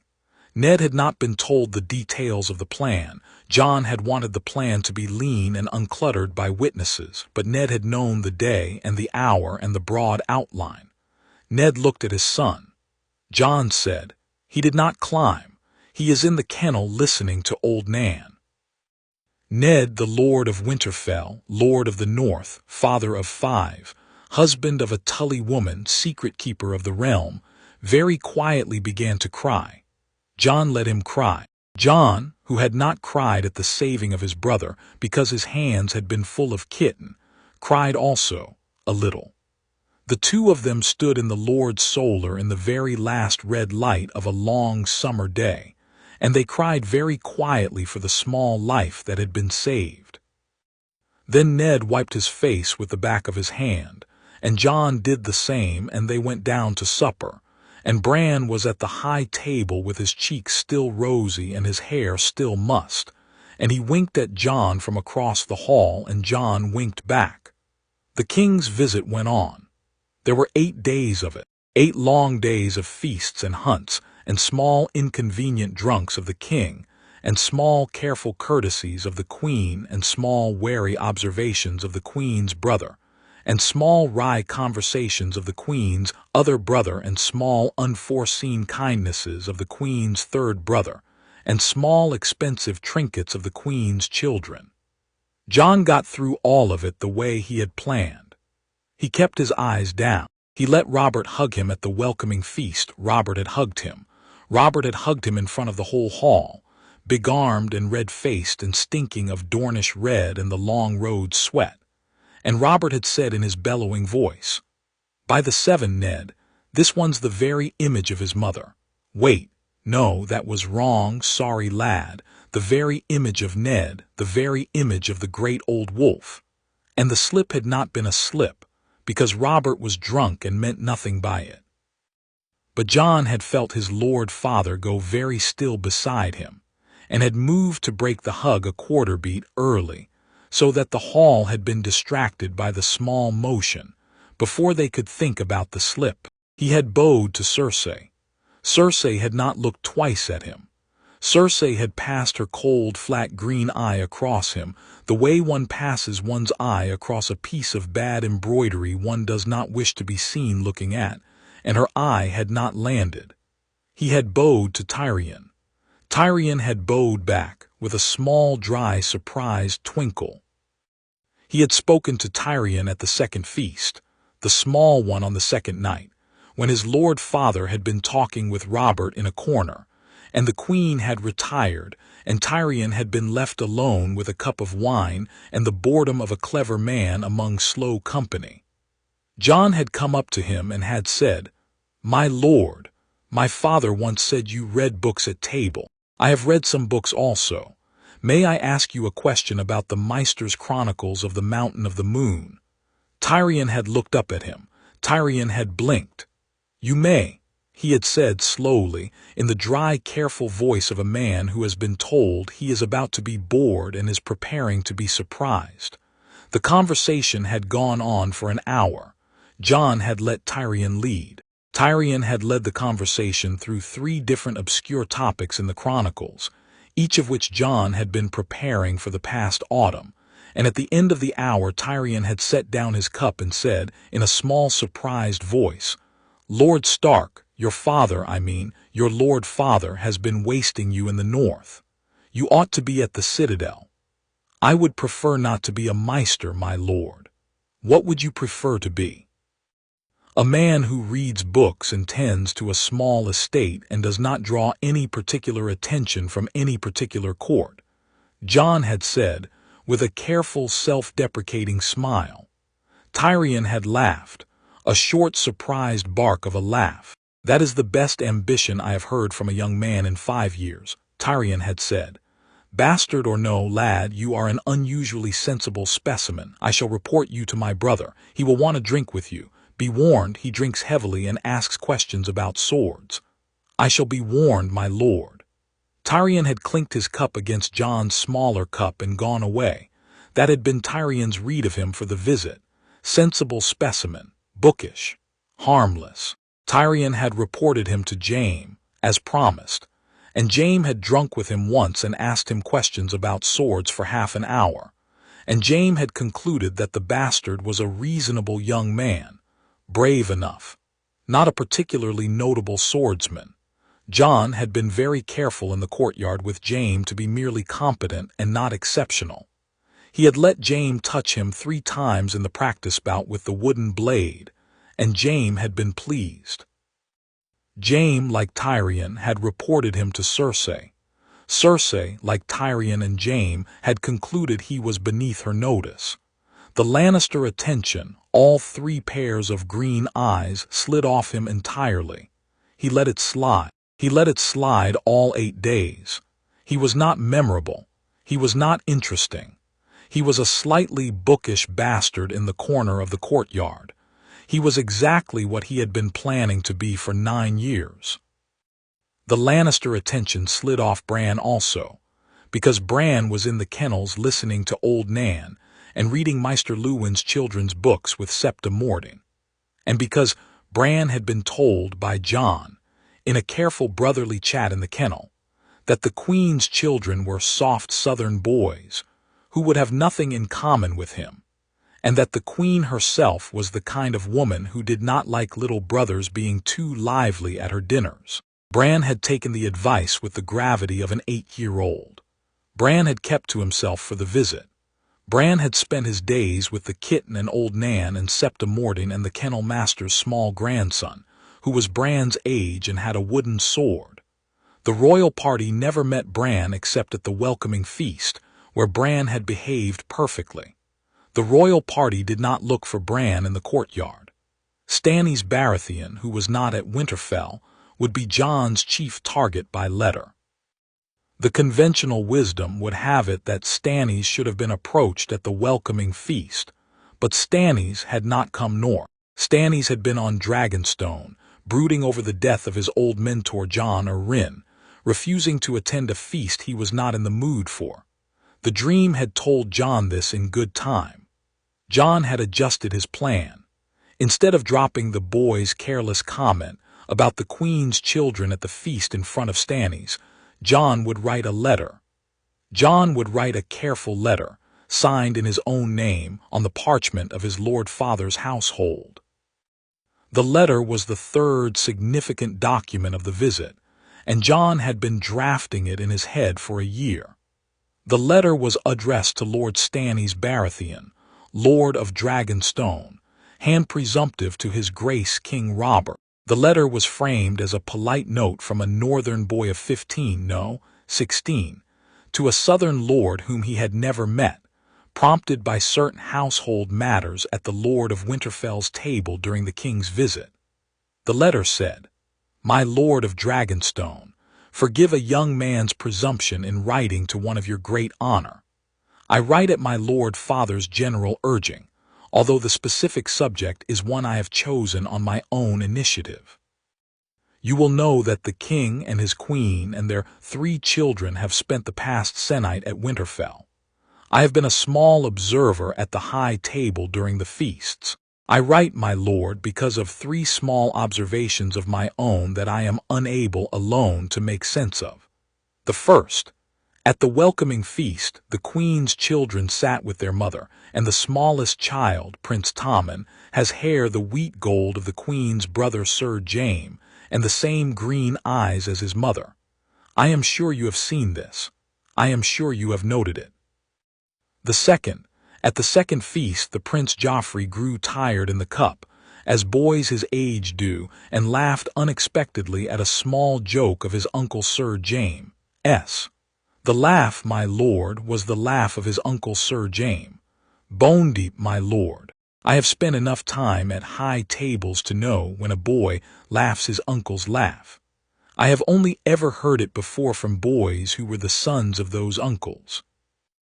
At the third feast, the Princess Miachella, she is the kindest of them, and I will say nothing harsh about her, leaned her small head on her mother's shoulder, and the queen leaned hers in return, and the small angle of the two heads in profile against the firelight had, my lord, I will not insult you with the embellishment, the small angle had no Baratheon in it. Not a hair, not a feature, not a line. My lord, I am 16. I have no business writing to you of high matters, but I have read all of Maester Luwin's books on the heraldries of the great houses, and I know that the Baratheon line, even mixed with another, produces black-haired children. I have looked into the chronicles. There is no exception in 300 years. The king has, by my information, 2 black-haired bastards, one in the Vale, one in King's Landing. His queen has produced 3 golden ones. I do not know what to make of this. I have not the wisdom to draw a conclusion. I send the observations to you, my lord, because you are the king's brother, and you are a man known for your hard mind and your honor, and because I trust you to do, with these 3 small facts, only what is right. I beg you to discard this letter after reading it. I have written nothing here of which I would not stand at the foot of a heart tree and swear by, but I am 16, and I am a bastard of no name, and a king's anger can be sharp. I have not told my lord father what I wrote. He would not have allowed me to send this. I will, after sealing this, tell him. Yours in service to your house, my lord, Jon Snow. The letter was, in its careful construction, a small masterpiece. Jon had been refining it for a year. It had the precise weight of a boy's earnest observation, framed by a polite half-apology, signed by an unimportant bastard whom no one at court would have heard of. It had no overt accusation. It had no theory. It had only the 3 observations, and the 3 observations were exactly the 3 observations Stannis Baratheon would, in the original timeline, have arrived at himself, but 4 years too late, after Jon Arryn had been poisoned and the realm had been gutted. By giving Stannis the 3 observations now, Jon was, in effect, putting into Stannis' hand 4 years of investigative time. Stannis would do with them what Stannis always did with such things. Stannis would not act hastily. Stannis would, however, begin the careful, slow inquiry that would, over the next year, bring the truth of Cersei's children's paternity to the light by means that Stannis could not have accomplished in the original timeline, because, in the original timeline, by the time he had the suspicion, his elder brother was already dead. Jon sent the letter on the morning of the 8th day of the visit, the day Robert and his party would ride out of Winterfell to go home south. He sent it by the ordinary raven of his Lord Father's household, addressed to Lord Stannis at Dragonstone. He sent it with his Lord Father's permission. His Lord Father had read it 3 times before sending. His Lord Father had said only, "You are a very dangerous young man, Jon." His Lord Father had not been displeased. The letter would reach Dragonstone in 8 days. Stannis would read it. Stannis would not write back. Stannis would, however, summon his Maester. Stannis would, 2 days after that, summon a certain officer of his household who had a particular skill at quiet inquiries in the city of King's Landing. Stannis would, by the autumn of 298, have produced his own copy of a certain great heavy book that resided in the High Septon's library. The book Jon Arryn had been reading just before his death, the book of the lineages of the great houses, the book whose pages turn to the conclusion. The seed is strong. Stannis would, by the spring of 299, have his own certainty. Stannis would, by the early summer of 299, have summoned the great houses of the realm to Dragonstone for a council. Stannis would, by the late summer of 299, when the boar that should have killed Robert in the autumn killed him as the dream said it would, be ready. That was the future Jon had bought with one letter. Robert left on the 8th day. Robert left a hand short. He had asked Ned 3 times to come south with him, and Ned had 3 times, gently, declined on the grounds, which Jon had carefully composed with him, of a small persistent fever that the Meisters had not been able to clear from his lungs since the previous winter, of an aged grandmother of his most loyal bannerman, the great Jon Umber, whose deathbed he had promised to attend, and of the rebuilding of Moat Cailin, which required the personal supervision of the Lord of Winterfell in the coming months. Robert had grumbled, Robert had cursed, Robert had hugged Ned, Robert had hugged him a long while, Robert had not pressed. Robert had said, "Ned, you old wolf, I'll have your bones at my back when the day is bad." Ned had said, "And I yours, my king, always." They had embraced. Robert had ridden out, the wheelhouse had rumbled out, the Lannister escort had ridden out, the court had ridden out. By the 2nd day the king's column was past the south gate. By the 3rd day the king's column was past the neck. By the 4th day Jon could not feel the king's column at all in any of his dreams. The king's column had gone home. The realm in the wake of the king's column was Jon S. again. The north, in particular, was Jon S. again.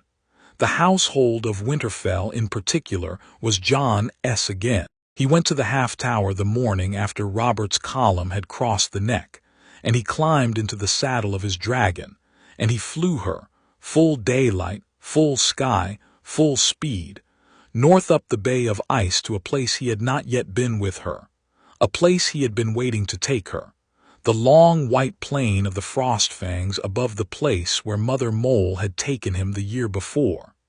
He met Mance Rayder there. Mance Rayder was a tall, lean man of 40 with brown hair and a beard streaked gray, and he wore a cloak the color of fresh snow, with 3 red rosettes on the shoulder that Jon, who had read his watch's deserters' records carefully, recognized as the rosettes Mance had picked up in his wildling wanderings since he had left the brothers. Mance had a long sword on his hip and a clever, quick eye, and when Jon flew Vaishnya's down out of the high blue sky and circled her once for show and landed her on the flat snow 10 paces from Mance's camp, Mance had the small good grace not to bolt for his camp. He stood his ground. He raised his right hand in the small wildling sign of peace. Jon dismounted. He went towards Mance. He stopped 5 paces from him. He bowed, not the bow a king gives, the small respectful nod a young man gives a king. He had thought about this.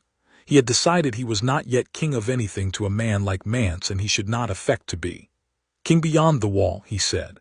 "Boy on a dragon," Mance said with a small twist of his mouth. "I am called Jon Snow. In the wildling tongue I am Jon, son of Lyanna, by way of a man whose name I will not say." Mance's eyebrows climbed. "I have suspected, Eamon has hinted, Mother Mole has told me. You are the wolf son of the Targaryen, are you? You are the lost dragon prince. I am king beyond the wall. And you've come to talk with you about the cold." Mance studied him for a long moment, then Mance smiled, a slow, real smile. "I have been waiting for you for a year. I will be cross if you have come with anything but a serious offer. I have come with a serious offer. Sit, then, we have stew." They sat, they ate, they talked. They talked for the entire afternoon, with Vaishnya's curled in the snow 10 paces off, with her great red wings folded around her like a cloak, with her great obsidian head laid against her tail, watching them both with one drowsy orange eye. They talked about Winterfell. They talked about the wall. They talked about the haunted forest and the lights in the cold and the small frost-cheeked dead girl who had come walking up out of a frozen river last winter into a wildling village called Rhaegar and had killed 2 children before being put down with a torch. They talked about the gift and the new gift and the abandoned holds along the last river.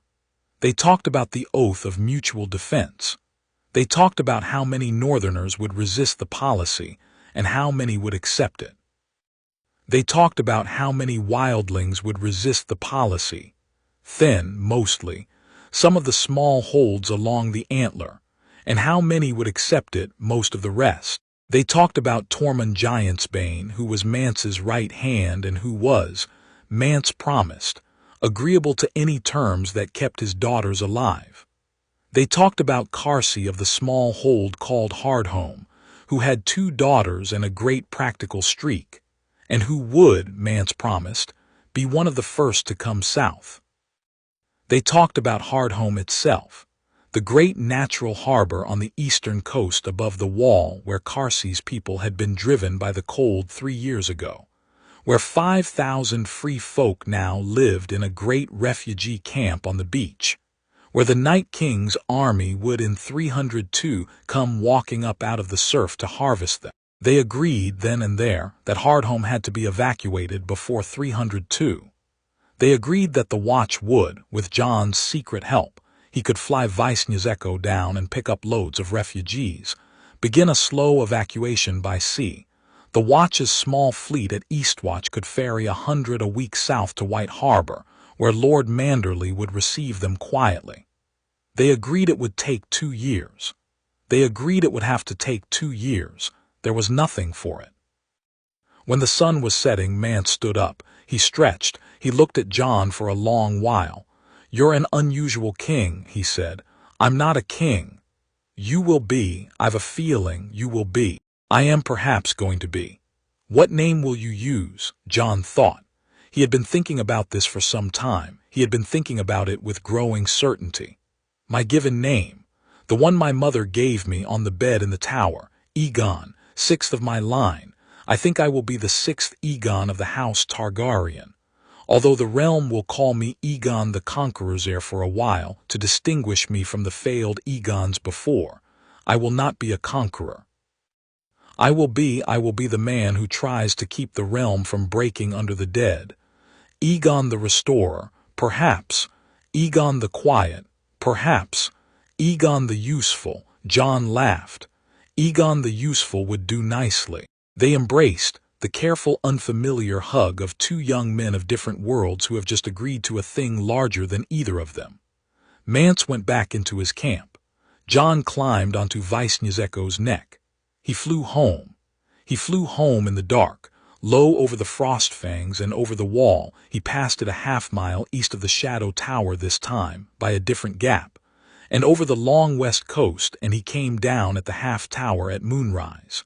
He went home to Winterfell. He sat at the bastard's place. He ate his bread. Catelyn passed him the salt without asking. He thanked her quietly. She nodded. He went to bed. The dream that night was a forward dream. It showed him the autumn of 298.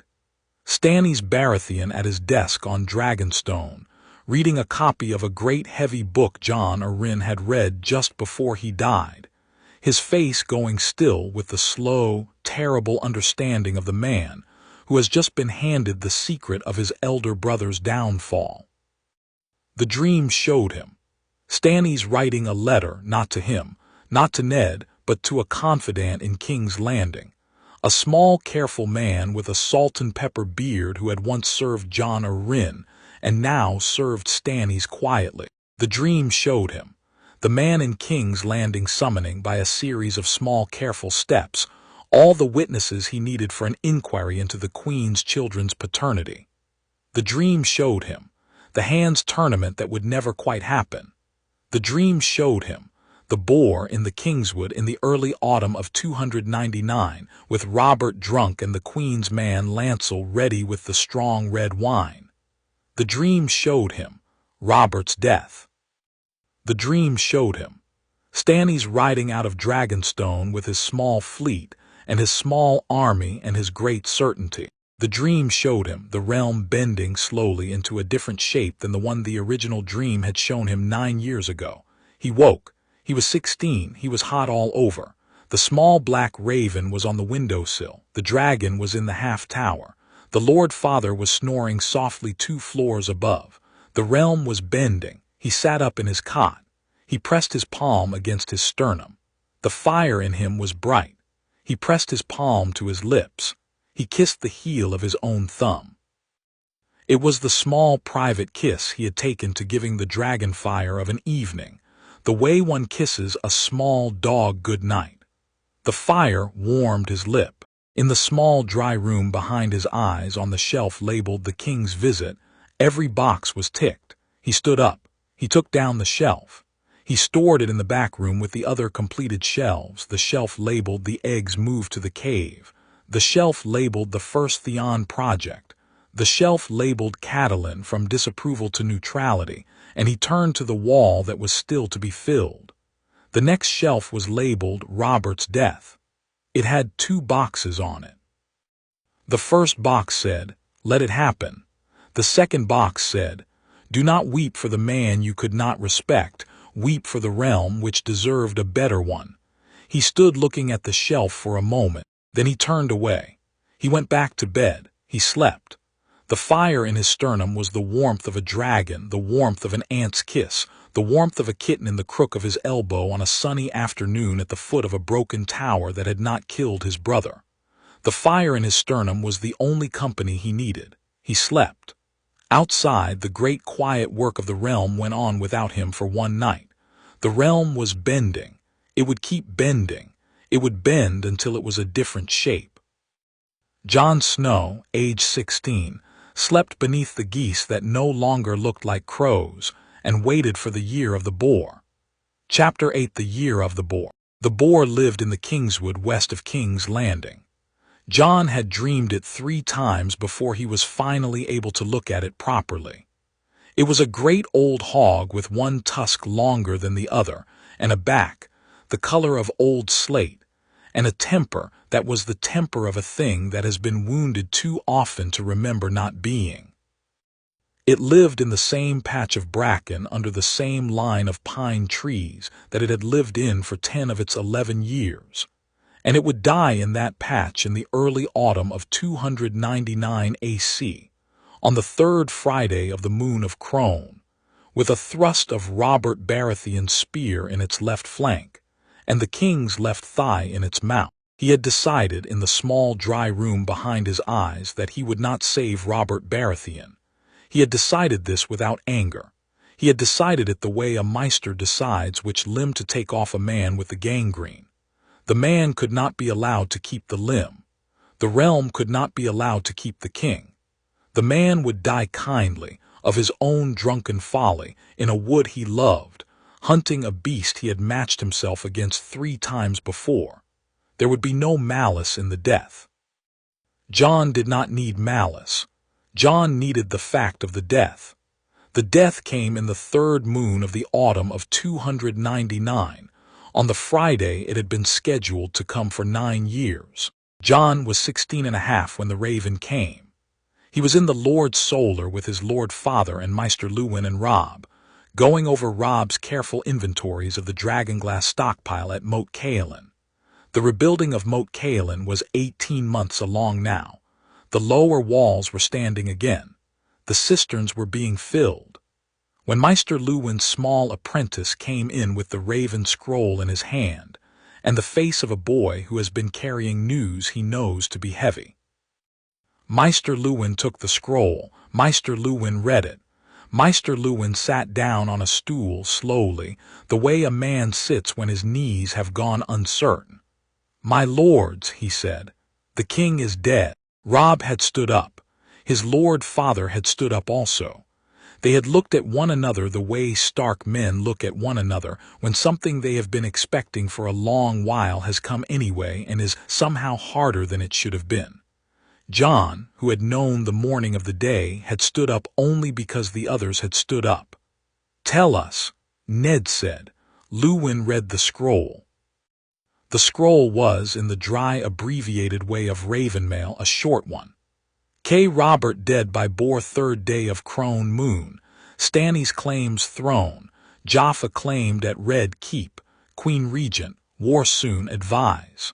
It was signed by the small careful man with the salt and pepper beard in King's Landing who served Stannis in particular. Maester Luwin did not know that the man served Stannis. Maester Luwin thought the man was a Stark friend in the city. The man was both. He had been a Stark friend for 30 years. He had become a Stannis friend the autumn the letter from Jon to Stannis had landed at Dragonstone. Ned sat back down. He looked at his hands. "Robb," he said. "Father. Send out the call. Northern levies, every able man to muster at Moat Cailin within the moon. We are not the first to march. We are not the last. But we are ready, and we will not be caught flat-footed when the call comes for the realm to take a side. It will be done, Father. Maester, send a raven to Lord Stannis on Dragonstone. Offer my condolences for his brother. Offer no oaths. Not yet. Say only that the North awaits the council of the great lords that I expect Lord Stannis will summon. It will be done, my lord. Jon. Yes, Father. His Lord Father did not say what he wanted Jon to do in front of Robb and Luwin. Jon already knew. Jon would, that night, fly Vice-Nyzeko south to Dragonstone. Jon would land on the strand at Aegon's garden, the small flat plain of black sand under the carved dragon arches at the foot of the Dragonmont. Jon would, on the strand, meet Stannis Baratheon. The dream had been showing him the meeting for 2 years now. The dream had been showing him the words. He had memorized them. He had memorized Stannis' words also, because Stannis was a man whose words were the same words the dream had told him a year earlier, and a year before that, and a year before that. Stannis did not change. Stannis was a constant. That night in his cot, Jon dreamed for the last time the dream of his mother on the bed in the Tower of Joy. He dreamed it the way he had dreamed it the first night, through the eyes of the heart tree, with his mother's gray eye fixed on Ned and her hand on the bundle, and the third repetition of the promise hanging in the air. The dream let him watch it all the way through. It let him watch the bundle being lifted. It let him watch Ned weeping. It let him watch the small midwife placing a coin on each of his mother's closed eyes. It let him watch Ned walk out of the tower with the bundle in his cloak. It let him watch Ned ride north through the deserts of Dorne with the bundle warm against his chest. It let him watch Ned cross into the Reach. It let him watch Ned cross into the Westerlands. It let him watch Ned cross at the Trident. It let him watch Ned ride home to Winterfell with the small dark-haired bundle in his cloak, into the arms of his small red-haired wife who had a small red-haired son of her own. It let him watch Ned set the bundle down by the fire in the hall. It let him watch Catelyn look at the bundle. It let him watch her not love it. It let him watch her hold her son a little tighter. The dream let him see, for the first time, the thing he had not been shown before. It let him see Ned, alone in his solar 3 days after returning, kneeling at the fire and opening the small leather pouch his sister had pressed into his hand at the very end of her dying. In the pouch 3 small things: a folded blue rose pressed and dried, a folded scrap of harpstring dark with old rosin, a small ring of silver-gold metal with the 3-headed dragon sigil cut into its face. Ned looking at all 3 things. Ned putting the rose into the fire. Ned putting the harpstring into the fire. Ned putting the ring for a long count, hesitating back into the pouch. Ned hiding the pouch in the loose stone at the base of the Lord's chamber's hearth. Ned weeping. Jon woke. He was 16. He sat up. He put on his cloak. He went down to the Lord's solar. His Lord Father was awake, sitting by the small low fire with a cup of brandy in his hand. "Father," Jon said, "I want my ring." Ned looked up. Ned's face moved through 3 expressions in the space of a heartbeat: surprise, sadness, acceptance. He did not ask how Jon had known. "It is yours, Jon." He stood up. He walked to the hearth in the chamber adjacent, the Lord's bedchamber. He pried up the loose stone at the base of the hearth. He took out the leather pouch. He brought it back to the solar. He set it on the desk. Jon opened it. Inside was the small ring of silver-gold metal, a ring that was not gold and was not silver and was not quite either, the strange, impossible alloy of the ancient Valyrian smithies that had not been remade in 3 centuries, with the 3-headed dragon sigil cut into its face. The ring was small. It would fit only the smallest finger of his hand. He put it on the little finger of his right hand. It fit. "It was your mother's," Ned said. "Rhaegar gave it to her. She gave it to me to keep for you. I should have given it to you on your 16th name day. I am sorry I did not. You were keeping it safe. I was keeping it secret. There is a difference. I am sorry, Jon." "It is all right, father. I have it now." He looked at the ring. The small dragon on its face looked back at him. He had on his small finger the only Targaryen artifact that any Targaryen of his generation had ever held. He had also on his shelf in the back of his mind the small remembered weight of his mother's hand pressing that pouch into Ned's hand at the very end. He had the 3rd promise. He had the 3rd repetition. He had everything she had given him. "I am flying to Dragonstone tonight," he said. "Yes," Ned said. "I know, be careful. I will be, father." And Jon, "Yes, father.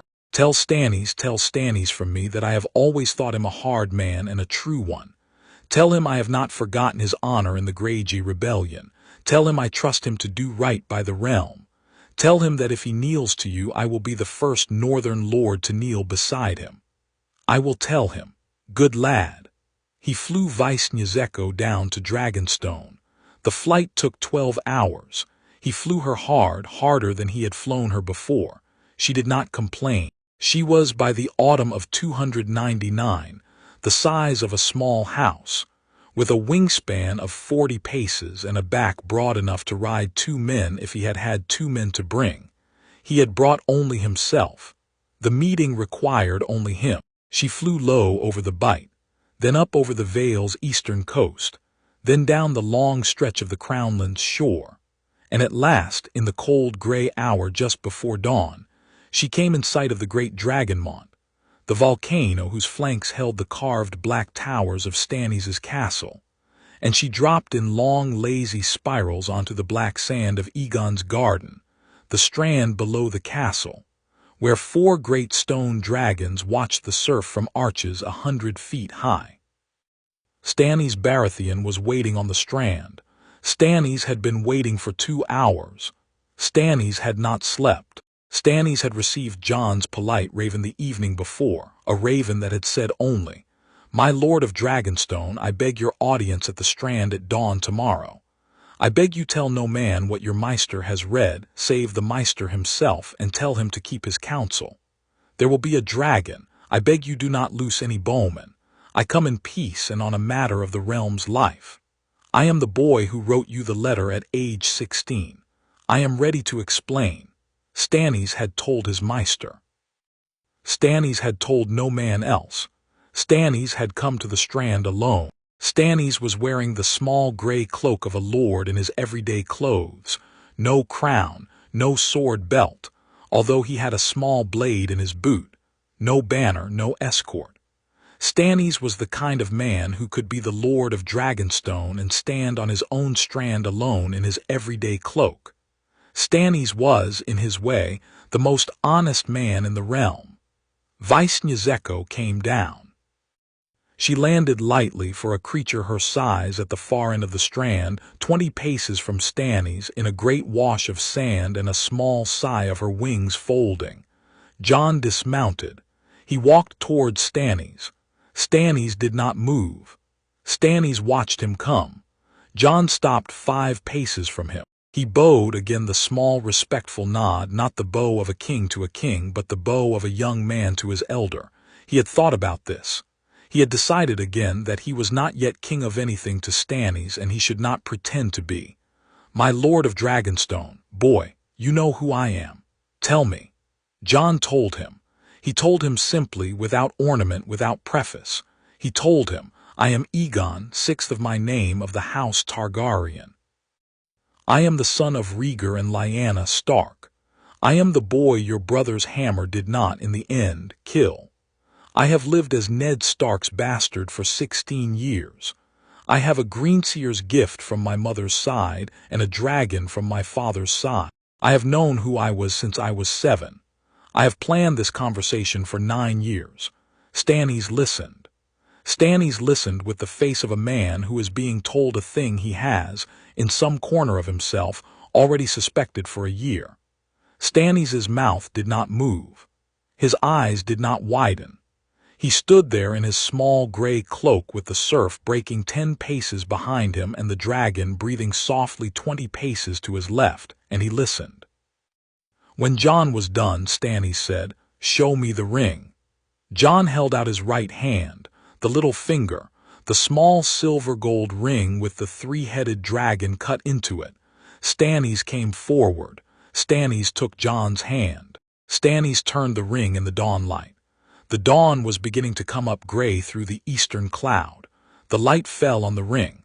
The ring caught the light the way only Valyrian steel and electromendold magic catches light, with a small, impossible warmth that no ordinary metal had.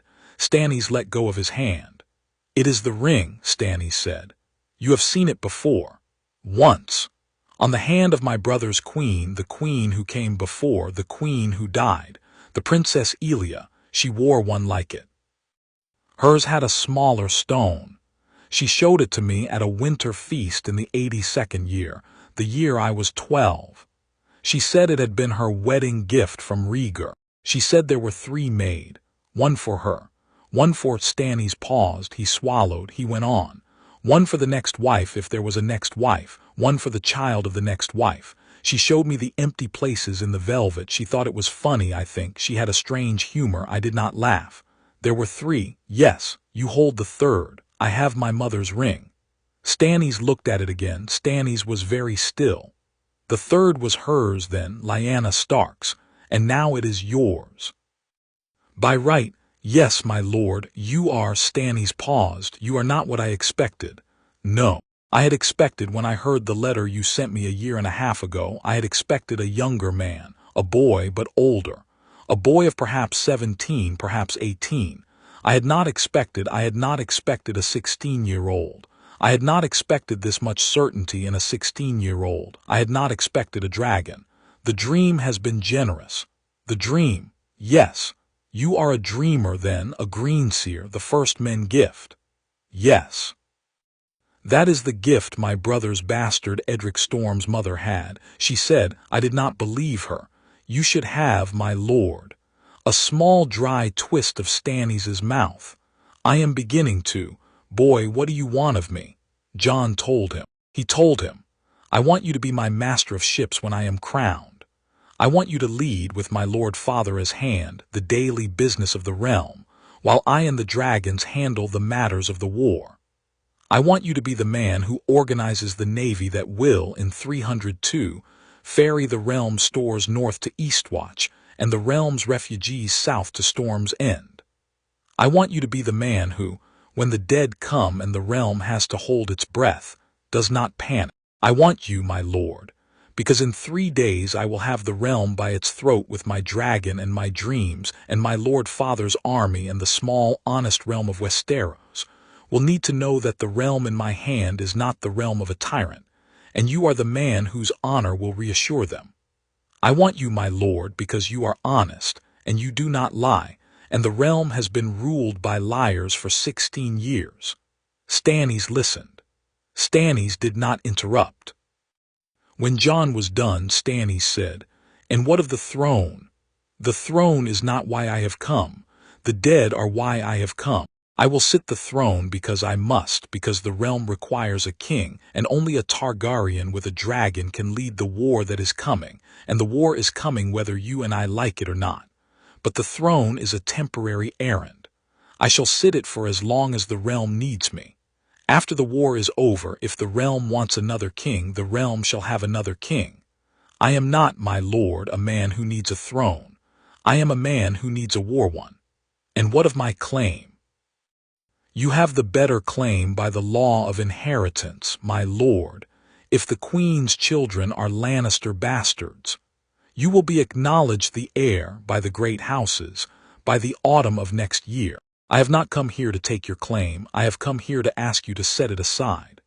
For you, for the realm. The realm needs me, my lord. I have the dreams. I have the dragon. I have the years of preparation. You forgive me. You have honesty and a navy and a small force at Storm's End and the Florent loyalty by your wife's family. You do not have a dragon. The realm will not, without a dragon, survive what is coming. I am sorry to be so direct, my lord. But you are an honest man, and I do not lie to honest men. Stannis was silent for a long moment. Then he said, "And what of your father Rhaegar?" "He is alive, my lord. He is in hiding. He will come when the time is right to acknowledge me. He will not claim the throne. He has not held a throne in his hand for 16 years, and he does not want it back. He is alive. Yes. I thought my brother killed him at the Trident. My father is a good rider, and my lord Stannis, your brother, was a very strong man. The hammer broke the rubies of his armor, and he fell into the river. The river carried him. He survived. He has not come home because to come home would have killed me and him both. That is a story very few men in the realm would believe. And yet you believe it. And yet I believe it. Yes, the dream gift, the ring, the dragon, the boy on the dragon, the letter at 16, the boar. Stannis looked out at the surf. I have been being shown things this past year that I have not had words for. I have written to my wife Septon about it. He has not had words for them either. I suppose you are the words for them. I suppose I am, my lord. Stannis turned back. What do you want me to do today? Today, my lord, you will declare yourself the lawful heir to the Iron Throne on the grounds of Joffrey's bastardy. You will write that declaration as you had already planned to write it. You will send copies of the declaration, with the meisterly evidence appended, to every great lord in the realm. You will summon the lords to a council at Dragonstone in 2 moons. You will in the meantime take Storm's End. You will hold it. You will mass your fleet at Dragonstone. You will not this autumn sail on King's Landing. You will wait. In 2 moons the council will come to Dragonstone. At the council you will introduce me. I will arrive on Vice-Nyzeko. I will at the council present my own claim. You will at the council defer to my claim. The lords will, after some shouting, accept it. You will be master of ships in the new council. My lord father will be hand. I will, that winter, lead the army south and crush the Lannisters. Casterly Rock will fall. The realm will be restored. By the spring of 301 I will be on the throne. By the summer I will have begun the public long night preparations. By the autumn of 302 I will have a dragonant with 3 more dragons at Dragonstone. By the autumn of 303 I will fly north and kill the Night King and end the long night. By the spring of 304 the realm will be at peace. Stannis looked at him for a long moment. You have planned this, Stannis said, for 9 years. You are a Stannis paused. He tried to find a word. He found one. You are a very dangerous boy. Yes, my lord. I will work with you on these terms. Thank you, my lord. I have only one condition. Yes, my lord. My daughter Shireen, she has, you may have heard, she is grayscale. It was caught and stilled when she was an infant, but it left her face marked. She will live, but she will not be beautiful, and she will not in the natural way marry well. I want her place at the court. I want her safe. I want her educated. I want her one day to have a husband who loves her for her wit, not for her face. Will you promise me that? Jon nodded. My lord, I have dreamed your daughter. I have seen her grow up. She is a kind, sharp, very clever girl.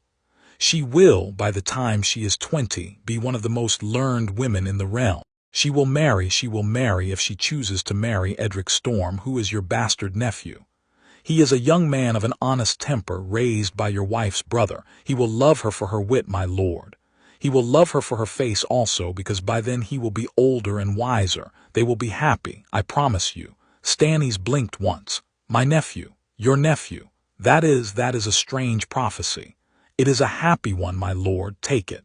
Stannis took it. He drew himself up. He stepped forward. He held out his hand. Jon shook it. The shake of two men who have made a great careful contract that the realm did not yet know it had needed. "I will declare for you," Stannis said.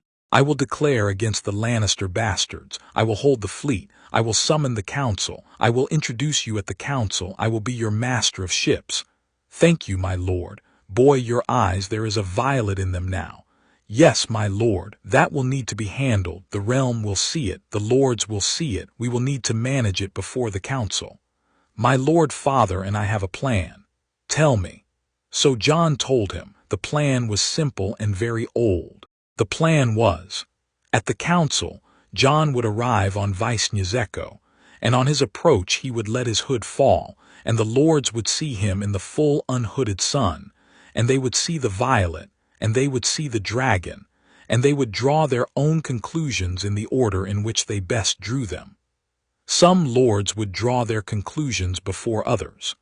Some lords would not draw their conclusions at all and would have to be guided. The guiding would be done by Ned Stark, who would, on the morning of the council before Jon arrived, give a short careful speech to the assembled lords about a small private matter that he had carried for 16 years and which he was now releasing. Ned would tell them in his blunt northern way of the Tower of Joy. He would tell them of Lyanna and Rhaegar. He would tell them of the bundle. He would tell them of the promise. He would not tell them of the dragon. He would let the dragon arrive as a punctuation mark. Stannis listened. Stannis nodded once. "That will work." "Yes, my lord, you are an unusual king. I am told that often." "Boy, yes, my lord. My wife will not be persuaded as easily as I have been. She has been listening to a red woman from the east who has been telling her I am a prince that was promised. The red woman will not like a competing prince. The red woman is, I am told, a dangerous woman. Melisandre of Asshai, you know of her." "I have dreamed of her, my lord. I have dreamed of her many times. She is not what she thinks she is, but she is what your wife thinks she is. She has real power.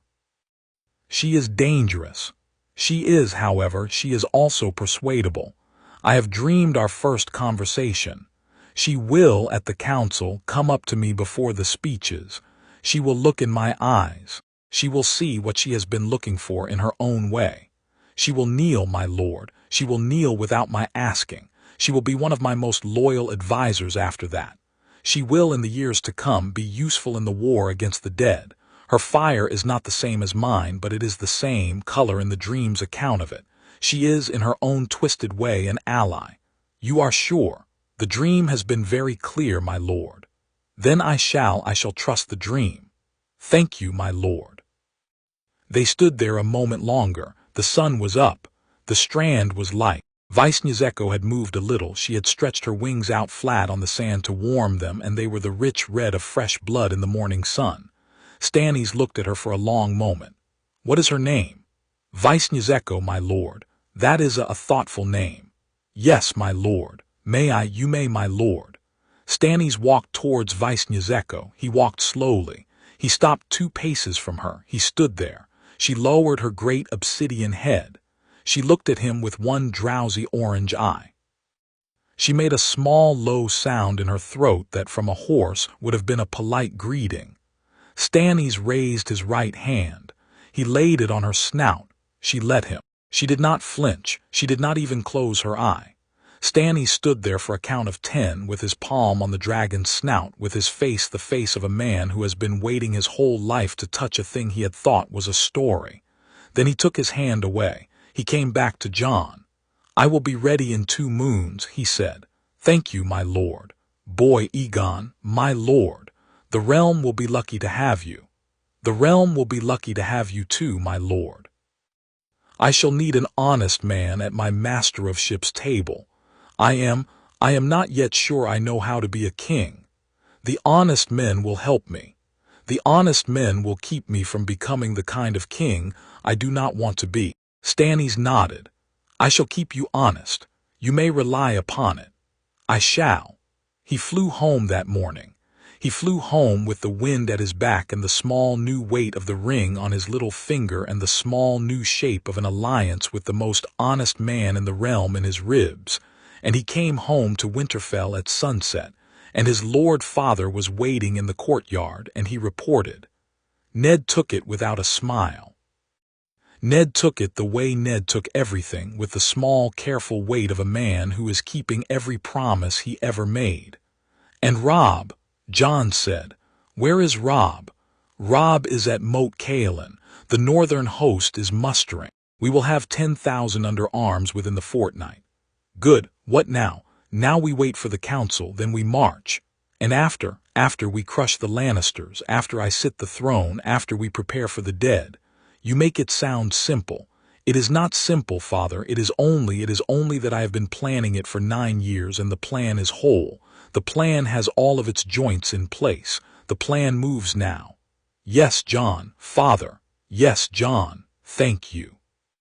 For everything, for all of it. For the godswood when I was 7, for the brandy, for the ring, for not abandoning me, for not telling Robert, for all of it, for making me. I love you, father.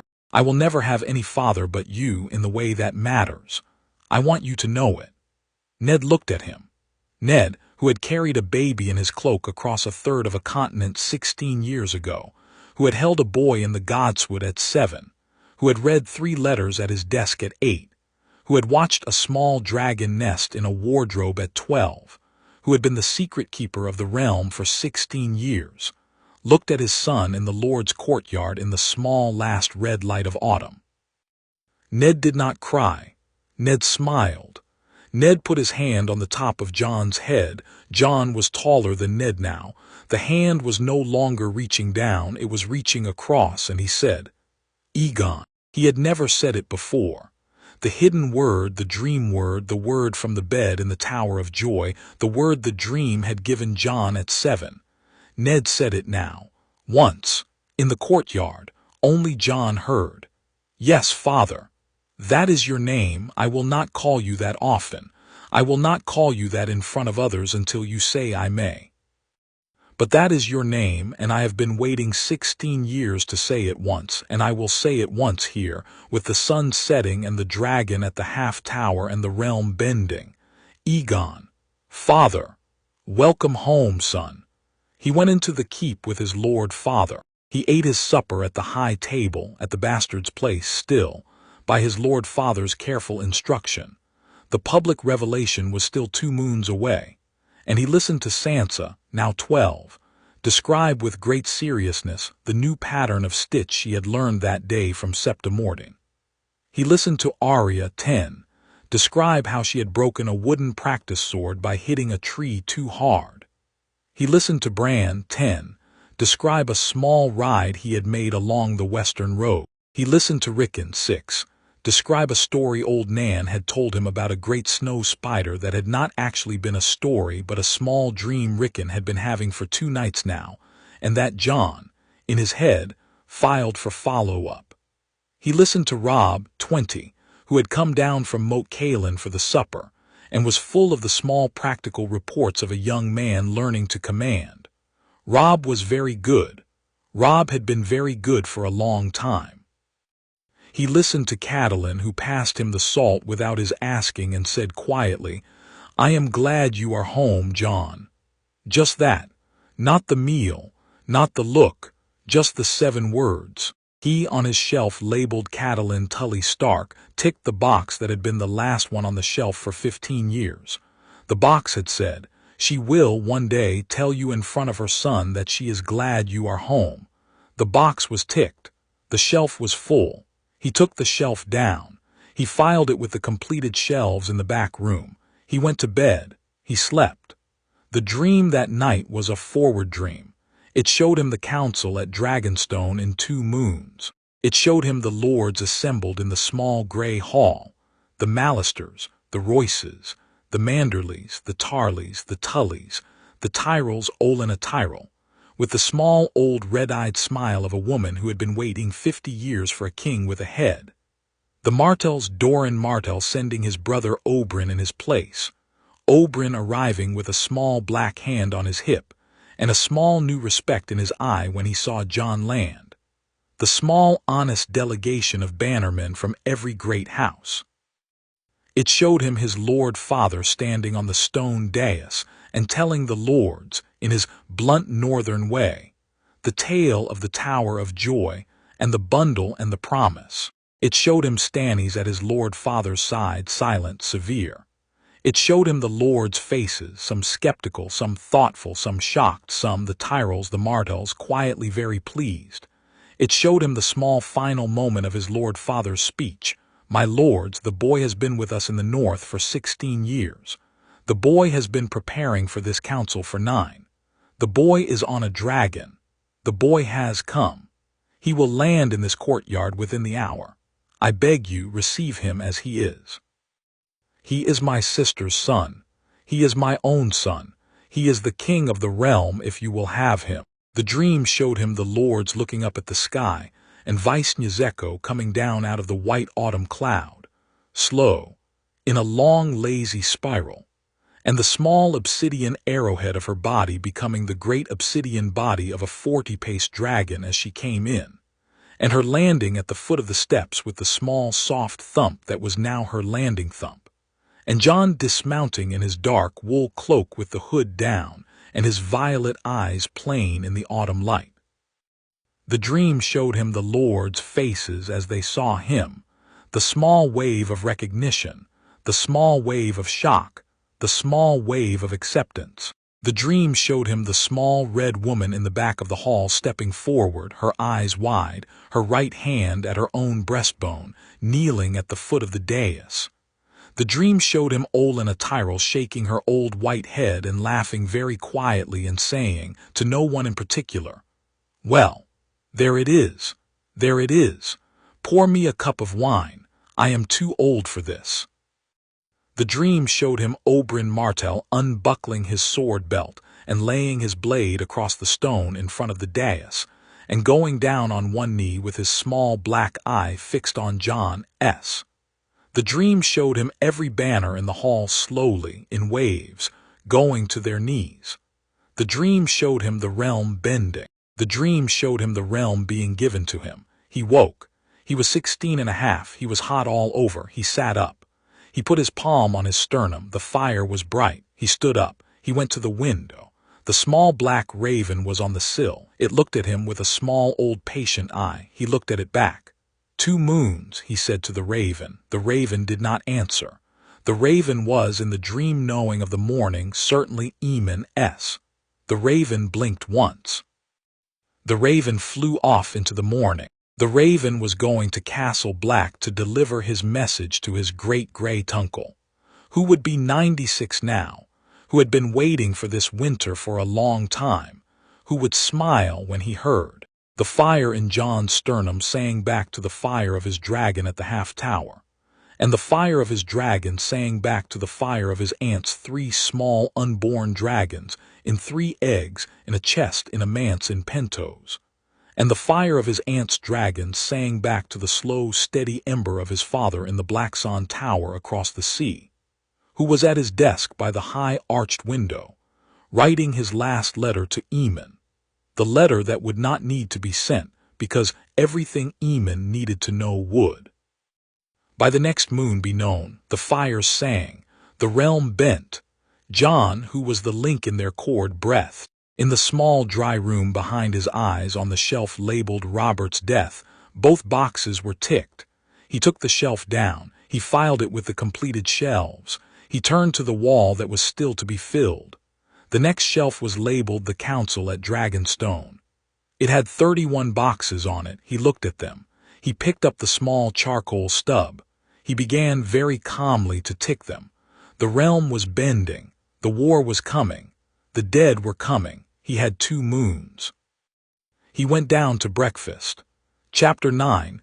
The Restoration. The Council at Dragonstone went almost exactly as the dream had shown him it would.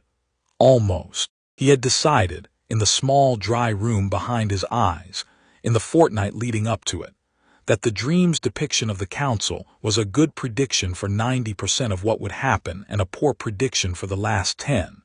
the small unforeseen 10 that belonged to the unpredictable selfhood of certain men in the room. He had not been able in the dream to entirely predict Lord Mace Tyrell. He had not been able in the dream to entirely predict Lord Jon Royce. He had not been able in the dream to entirely predict the small, thin Karstark Lord Rickard, then, not yet broken by the loss of his sons, whose voice he had heard the dream gloss over but whose particular cadence the dream had not given him. The dream gave him what it gave him. The dream had been generous. The dream was not infinite. He prepared for the unforeseen 10% by spending the fortnight before the council writing 7 careful private letters in his own hand to 7 of the lords who would be at the council. Letters that did not name him as anything but a careful young man of the Stark household with an interest in the realm's affairs, but that, by the small particular construction of certain key sentences, prepared each of the 7 lords for the small particular fact that would, when revealed, surprise them most. He prepared, for example, Jon Royce by mentioning, in a polite aside, the small Royce family tradition of fostering certain noble youths, and asking whether Lord Royce would consider an unusual cousin of his. In the long Stark genealogy, the Royces and the Starks crossed 3 generations back. He prepared Olenna Tyrell, through her granddaughter Margaery, whom he had not met but whom he wrote to through a clever indirect channel using a Maester at Highgarden, who was an old correspondent of Maester Luwin's, by mentioning a small future intent to ask the Tyrells, when matters in the realm had settled, for a possible marriage. He prepared Doran Martell through Oberyn, who would be at the council in Doran's place, by sending a single line of High Valyrian, the line that the Martells had used for 2 centuries to acknowledge a Targaryen heir, Emiros Dariliros Zaldrizo, the flame of the dragon's heir. Oberyn would receive the line and would understand that Jon was who Jon was. Oberyn would carry the understanding to Doran. Doran would know. The 7 letters went out 2 weeks before the council. The 7 lords received them. The 7 lords prepared themselves, each in his or her own particular way, for the unforeseen they did not yet know they were preparing for. On the morning of the council, Jon flew Vaisnjezeko down to Dragonstone from the half-tower in the Wolfswood. He flew her in long, lazy stages. He had grown careful about Vaisnjezeko's long flights now. She was almost 5 years old and the size of a small house, and a long flight at her current weight burned through more of her own internal fire than was wise, and they came into the Strand at Aegon's garden in the cold grey hour before dawn, 3 hours before the council was to convene. He let her drink at the small fresh spring at the Strand's east end. He let her eat the great half-cow Stannies' stewards had laid out for her there. He let her rest. He himself climbed the long zigzag stair up the cliff face, and entered the castle by the small private gate Stannies had told him to use, and he was washed and fed and dressed by a small respectful chamberlain in a dark grey wool tunic of the kind a Stark might wear, with a small black cloak, and only 1 piece of jewelry on his person, the small silver-gold ring on the little finger of his right hand. He had decided he would not, at the council, wear anything that proclaimed him a Targaryen. He would wear the Stark cloak. He would let the dragon and the ring do the proclaiming. He would let the lords come to their own conclusions in their own time. His Lord Father was waiting in the small antechamber off the great hall. His Lord Father had arrived the previous afternoon. His Lord Father was dressed in his lord's grey wool with the small direwolf clasp at his throat, and he looked very calm, the calm of a man who has decided to do, today, the thing he has spent 16 years preparing to do. Stannies was beside him, in the small grey cloak of his lord's everyday clothes, with the small thin circlet of dragonstone on his brow. "Lords are gathering," Stannies said. "The hall is 3/4 full. The Tyrells are here. The Martell delegation is here. The Mallisters are here. Jon Royce is here. The North is here, of course." The Tullys are here, your lord father's good brothers. The Greyjoys have sent no one, but I have a polite letter from your friend Theon explaining that his father is taken ill and cannot send a representative. Theon will come south himself, he says, when matters have settled. Good. Are you ready? Yes, my lord. Lord Stark, are you ready? Ned looked at Jon. He looked at him for a long moment. He nodded once. I am ready. Then come. The lords will be impatient soon. They walked into the great hall. The great hall of Dragonstone was a long, narrow chamber, vaulted in black stone, lit by the slow gray morning light through long, narrow, slit windows on the south wall, with a stone dais at the western end, and 1,000 small carved dragon heads watching from the bosses of the ceiling.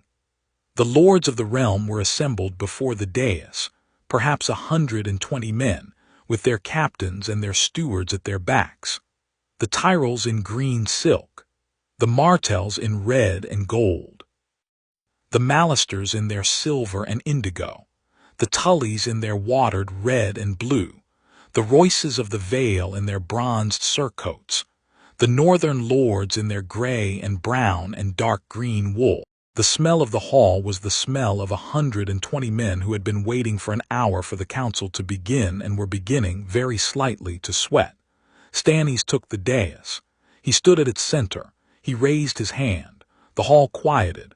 My lords, Stannis said, in the small, dry, careful voice of a man who has been waiting all his life for the chance to make a single, short, well-prepared speech. I have summoned you here on a matter of the realm's life. I will not waste your time. The matter is this. King Robert is dead. Joffrey Baratheon, who has been acclaimed in King's Landing as king, is not the lawful heir, because Joffrey Baratheon is not King Robert's son. I have, on my own inquiry, established this beyond doubt. The meisterly evidence is in the small portfolio you each received with your invitation to this council.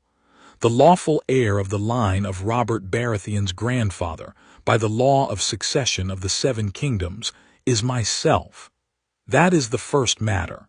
The second matter is that I will not press my claim. The hall, which had been quiet, became dead still. Stannis went on in the same small, dry voice. I will not press my claim because there is a better claim than mine. There is a Targaryen claim. There is, my lords, an heir of the line of King Aerys whom the realm has not known existed, and whose existence I have, on my own inquiry, established beyond doubt. He is here today. He is 16 years old. He has been raised in the household of the Lord of Winterfell. He has, this past hour, landed at the strand of this island on a dragon larger than any dragon the realm has seen in 3 centuries. I will introduce him. But first, my lords, and I beg your patience with this, for it is a great matter, but first I will yield the dais to Lord Eddard Stark, who has been the boy's guardian for 16 years, and who will tell you in his own words and on his own honor the story of the boy's parentage and the boy's keeping. There was a long silence. There were a few murmurs. There were no shouts. Stannis stepped back from the dais. Ned Stark came up. His lord father stood there for a moment. He looked over the hall. He let his gray eye land, one at a time, on each of the 7 lords Jon had quietly prepared by letter. Jon Royce nodded fractionally back. Olenna Tyrell, in her place at her son's elbow, raised one old eyebrow. Oberyn Martell, in his place at the Martell delegation's head, put his right hand to his hip.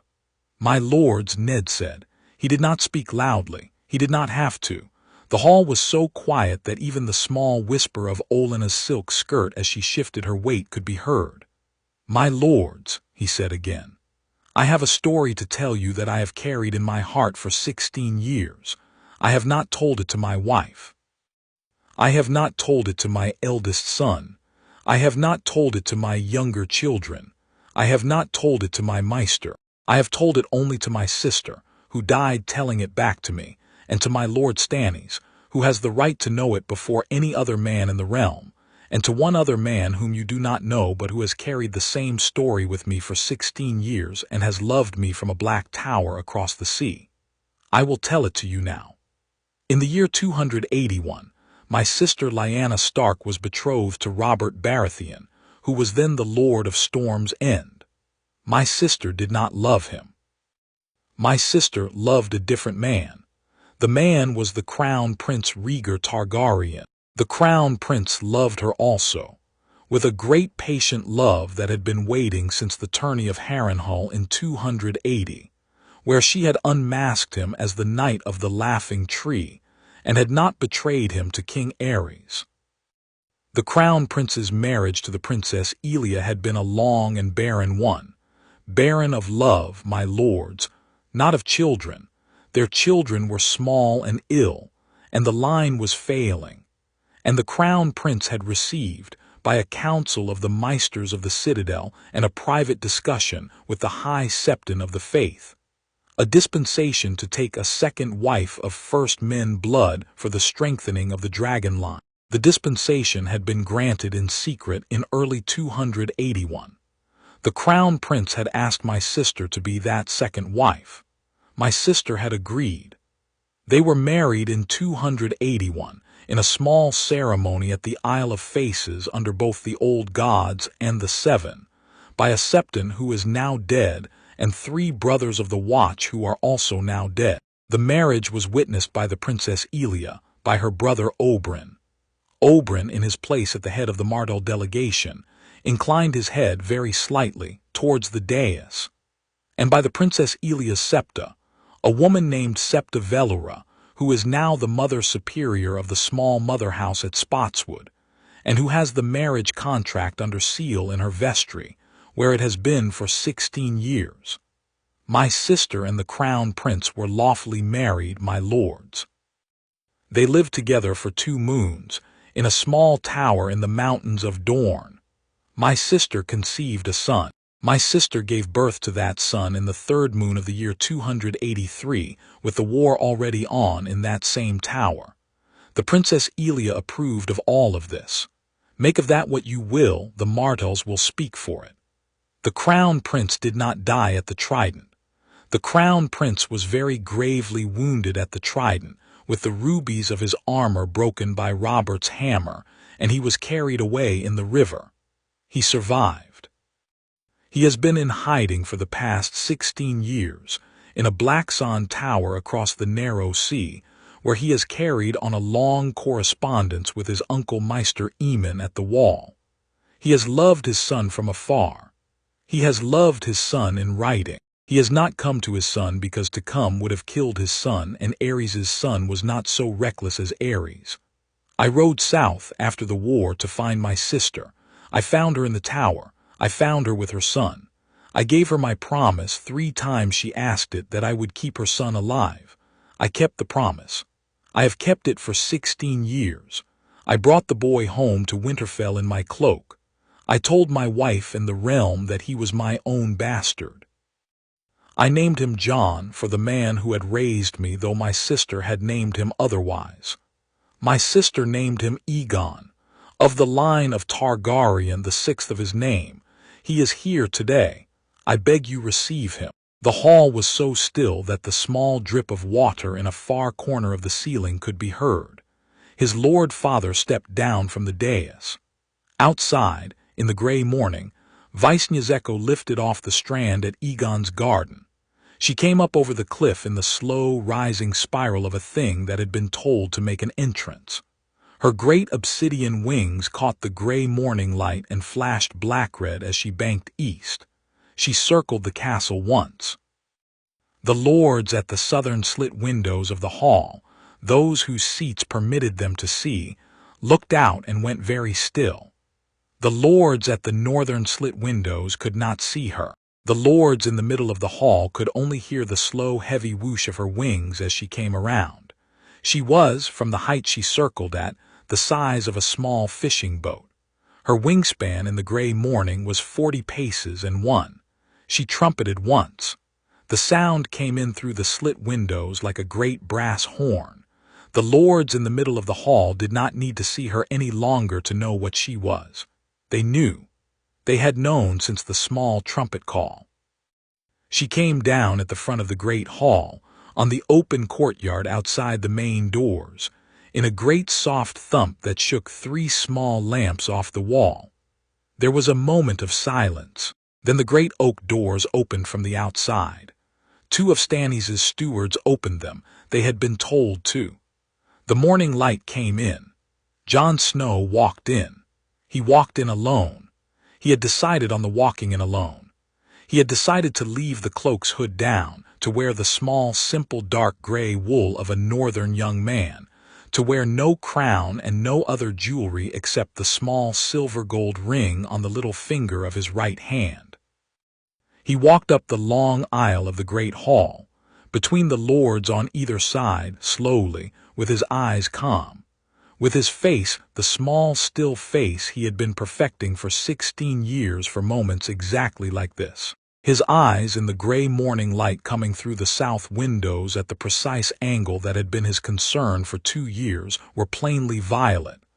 There was no hiding it now. He did not wish to. He let them see. He came up to the dais. He turned.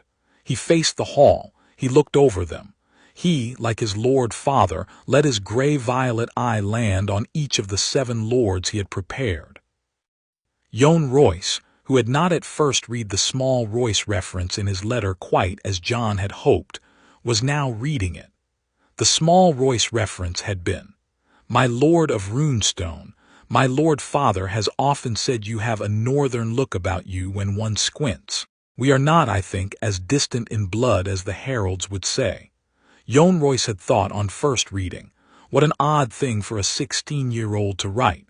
Jon Royce was thinking now, of course. The Royces have a Stark grandmother 3 generations back. The boy was sending me a small line of credit. Jon Royce, in his place in the hall, nodded once, briefly, very small.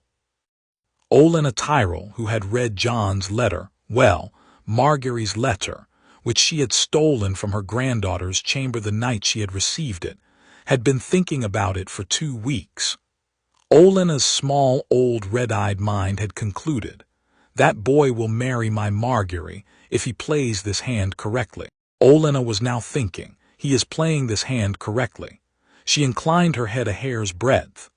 Oberyn Martell, who had received Jon's single line of High Valyrian and had taken it to his brother, and had received Doran's quiet seal and had been delegated to be the Martell witness, looked up at Jon now with the small, dark, assessing eye of a man who has come ready to be persuaded.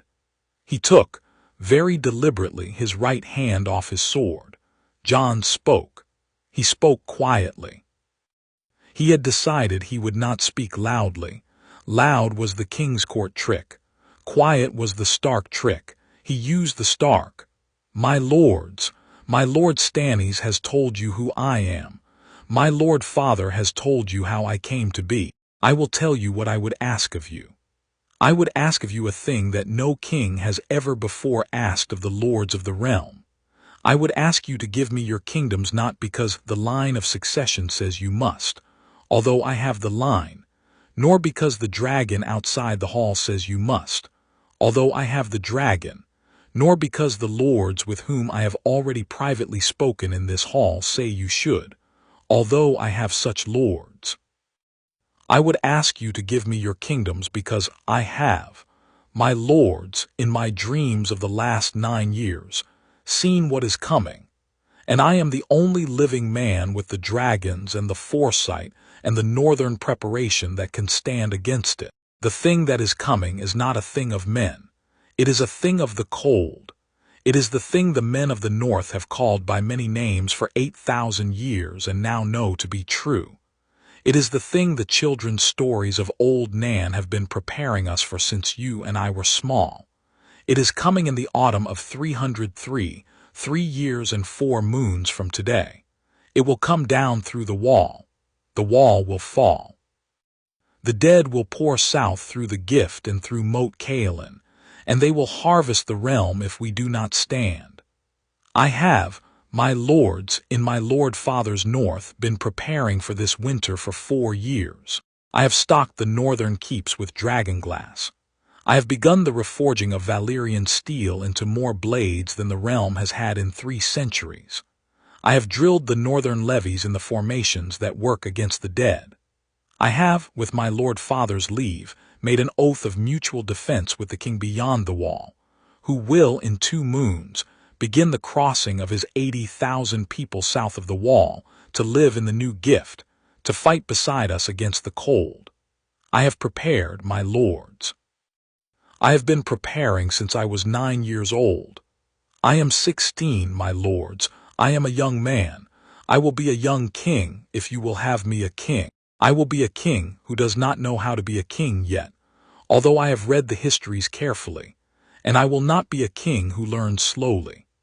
I have a council in mind that includes my lord father at my right hand and my lord Stannis at my left, and Lady Olenna Tyrell, with her permission, in the seat of the Master of Coin, and Prince Doran Martell in the seat of the Master of Whisperers if he will accept it, and Lord Mallister of Seaguard in the seat of the Master of Laws. I will rule with these honest men around me. I will rule, my lords, only as long as the realm requires me. After the war is over, if the realm wants another king, the realm shall have one. I am not a man who needs a throne. I am a man who needs a war one. There is one more thing, my lords, before I ask for your knee. I have an aunt. She is 15 years old. She is in the eastern lands in a city called V's Dothrak. She has, like me, a dragon's gift and a Greenseer's gift, and she will, in the spring of the year 300, hatch 3 dragons of her own and bring them in time to Westeros. She will land at Dragonstone in the late summer of 300 AC. She is, today, in the dream place, my dearest kin in the realm of the living. She will be my dearest in the realm of the waking when she comes home. She is, my lords, the only other Targaryen in the world, and she will be my queen in name when she arrives. As my sister queen, not my wife queen, we have agreed between us in the dream place that we will be family and that we will keep the family alive together. We will rule as Visenya and Aegon ruled as brother and sister of the realm. We will rule, my lords, as the realm needs. My lords, I have said what I will say. The dragon is outside the hall. The Lord Stannis has spoken. The Lord Stark has spoken. The Tyrells, I think, will speak. The Martells, I think, will speak. The realm, I think, is ready. I beg you, receive me as I am. I am 16. I am half a Stark and half a Targaryen, and I have been waiting for you, my lords, since I was 7. I beg you, kneel. He did not say anything else.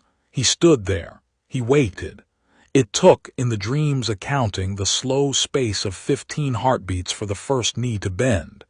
It took the same 15 heartbeats in the waking. The first knee was Stannis'. Stannis had stepped back to the dais' lower step and stood there as Jon spoke. And at the end of Jon's speech, Stannis went down on his right knee on the cold stone of the lower step, and put his right hand on the small dragon ring on Jon's little finger, and said, in the small clear voice of a man whose word was the realm's word, "Your Grace, I am yours." The second knee was Ned Stark's. Ned had stepped back to the dais' other side, beside the small portfolio of papers he had brought with him, and when Stannis bent his knee, Ned bent his, not because he had been waiting to follow Stannis, but because he had been waiting to follow his son, and the moment had come. Ned put his right hand on Jon's right hand, the one that did not bear the ring, and said, "Aegon, 6th of your name, I am your hand. I am your father in every way that matters. I love you. The realm is yours."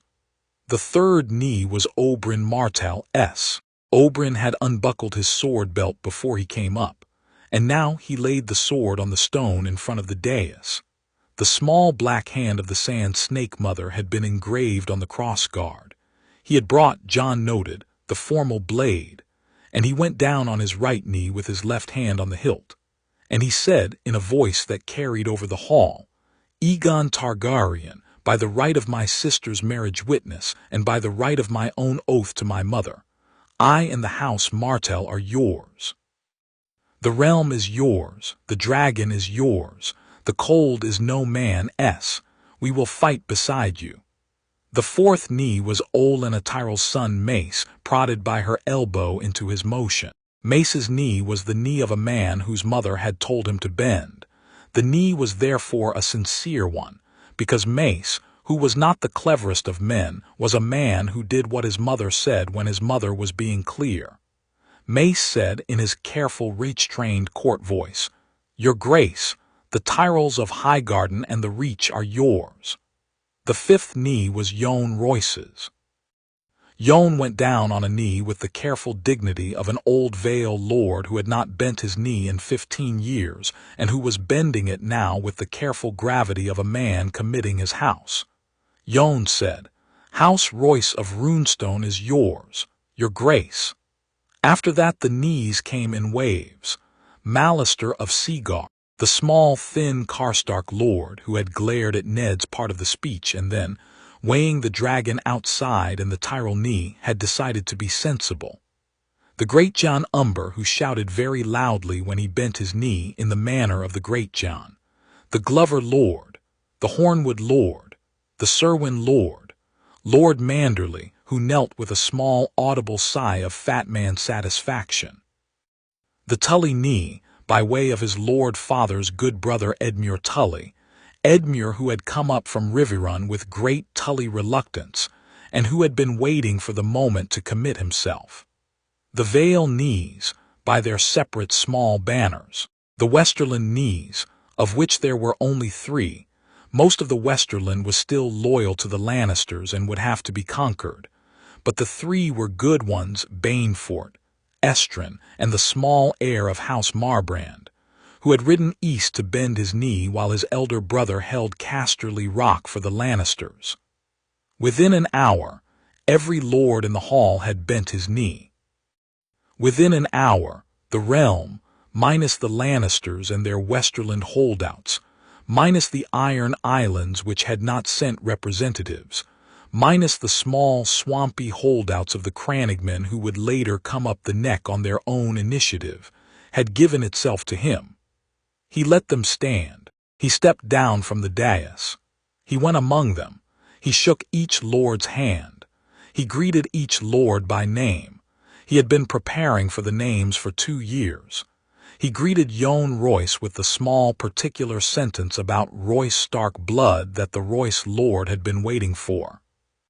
He greeted Mace Tyrell with a small, careful compliment about a particular battle Mace had won 20 years ago. The Battle of Ashford, a victory that had been more about the steward's preparation than Mace's actions. But Mace did not know that and was pleased to be remembered for it. He greeted Olenna Tyrell with a small bow that was more proper than the bows he had given the other ladies, and with a small line in her ear. "My lady, we shall talk later. I have a thought about your granddaughter that you have already had." Olenna laughed, a small thin laugh, the laugh of an old woman who has been confirmed in her clever guess, and said only, "We shall talk." He greeted Oberyn with the small embrace that one cousin gives another after a long absence. Oberyn did not embrace him back exactly, but Oberyn did clasp his right shoulder. He greeted the Great Jon with a particularly hard handshake that the Great Jon appreciated. He greeted Maester Pylos, who was the Dragonstone Meister and who had been at Stannis' side, with a small courteous nod. He met the small red woman at the end. Melisandre had not, in the dream, been seated with any lord's delegation. She had been in the back of the hall, in her dark red robes, with her small red ruby at her throat. She had stood through Jon's speech with her head bowed, the way an acolyte stands during a mass she has been waiting to hear. When Jon, after the line of lords came to her, she did not move. She did not lift her head. She stood there with her hands folded. He stopped 2 paces from her. "Lady Melisandre." She lifted her head. Her eyes were the deep red of garnet. They were very wet. She had been weeping very quietly through the past hour. She looked at him. She drew a long breath. She said in her small, low, careful voice, "Your Grace, I have been wrong. I have been wrong for a long time. The fire I followed was not the fire I thought it was. The fire I followed was your fire. You are the prince that was promised. I beg you, Your Grace, let me serve." She knelt. Jon, who had dreamed the nailing and had not been quite sure he would feel as moved by it as he had expected, was moved. He felt in the moment of her kneeling a small surge of the fire in his sternum and a small answering surge in the great fire of his dragon outside the hall, and somewhere far in the east the small fires of the 3 eggs in the manse in Pentos answered too. The fire link of the world strung itself for a heartbeat. He felt the strungness. He breathed. "Rise, Lady Melisandre, you will serve. You will not be at my private council, but you will be at my coronation, and you will be at the small council on matters concerning the dead, and you will be at my side when the dead come. Your fire is real. I have seen it in my own dreams. We will need it. Rise." She rose. She did not look at him again. She put her small red veil over her head and stepped back. She would be a constant, quiet presence at his side for the next 4 years. She would weep over him 3 times at his coronation, at his marriage of state, at the morning of Hardhome. She would never speak to him in private about her old beliefs. She would let her old beliefs go slowly over the years, in the small way an old gown is let go. She would, in the end, ride north with the army at Hardhome. She would, at the moment Jon needed her most, the moment of his dragon's first injury at the wall in 302, burned so brightly with the small careful fire she had remaining in her that she would die of it, and her death would buy Vice-Njezeko a moment to recover. He had not, on the morning of the council at Dragonstone, known all of this yet. He would dream it in the year 301. He would mourn her then in advance. He would mourn her at the time. He would mourn her years later. He would owe her his dragon's life. He would never tell her this. She would, perhaps, in the dream place after her death, know. The council ended in the afternoon.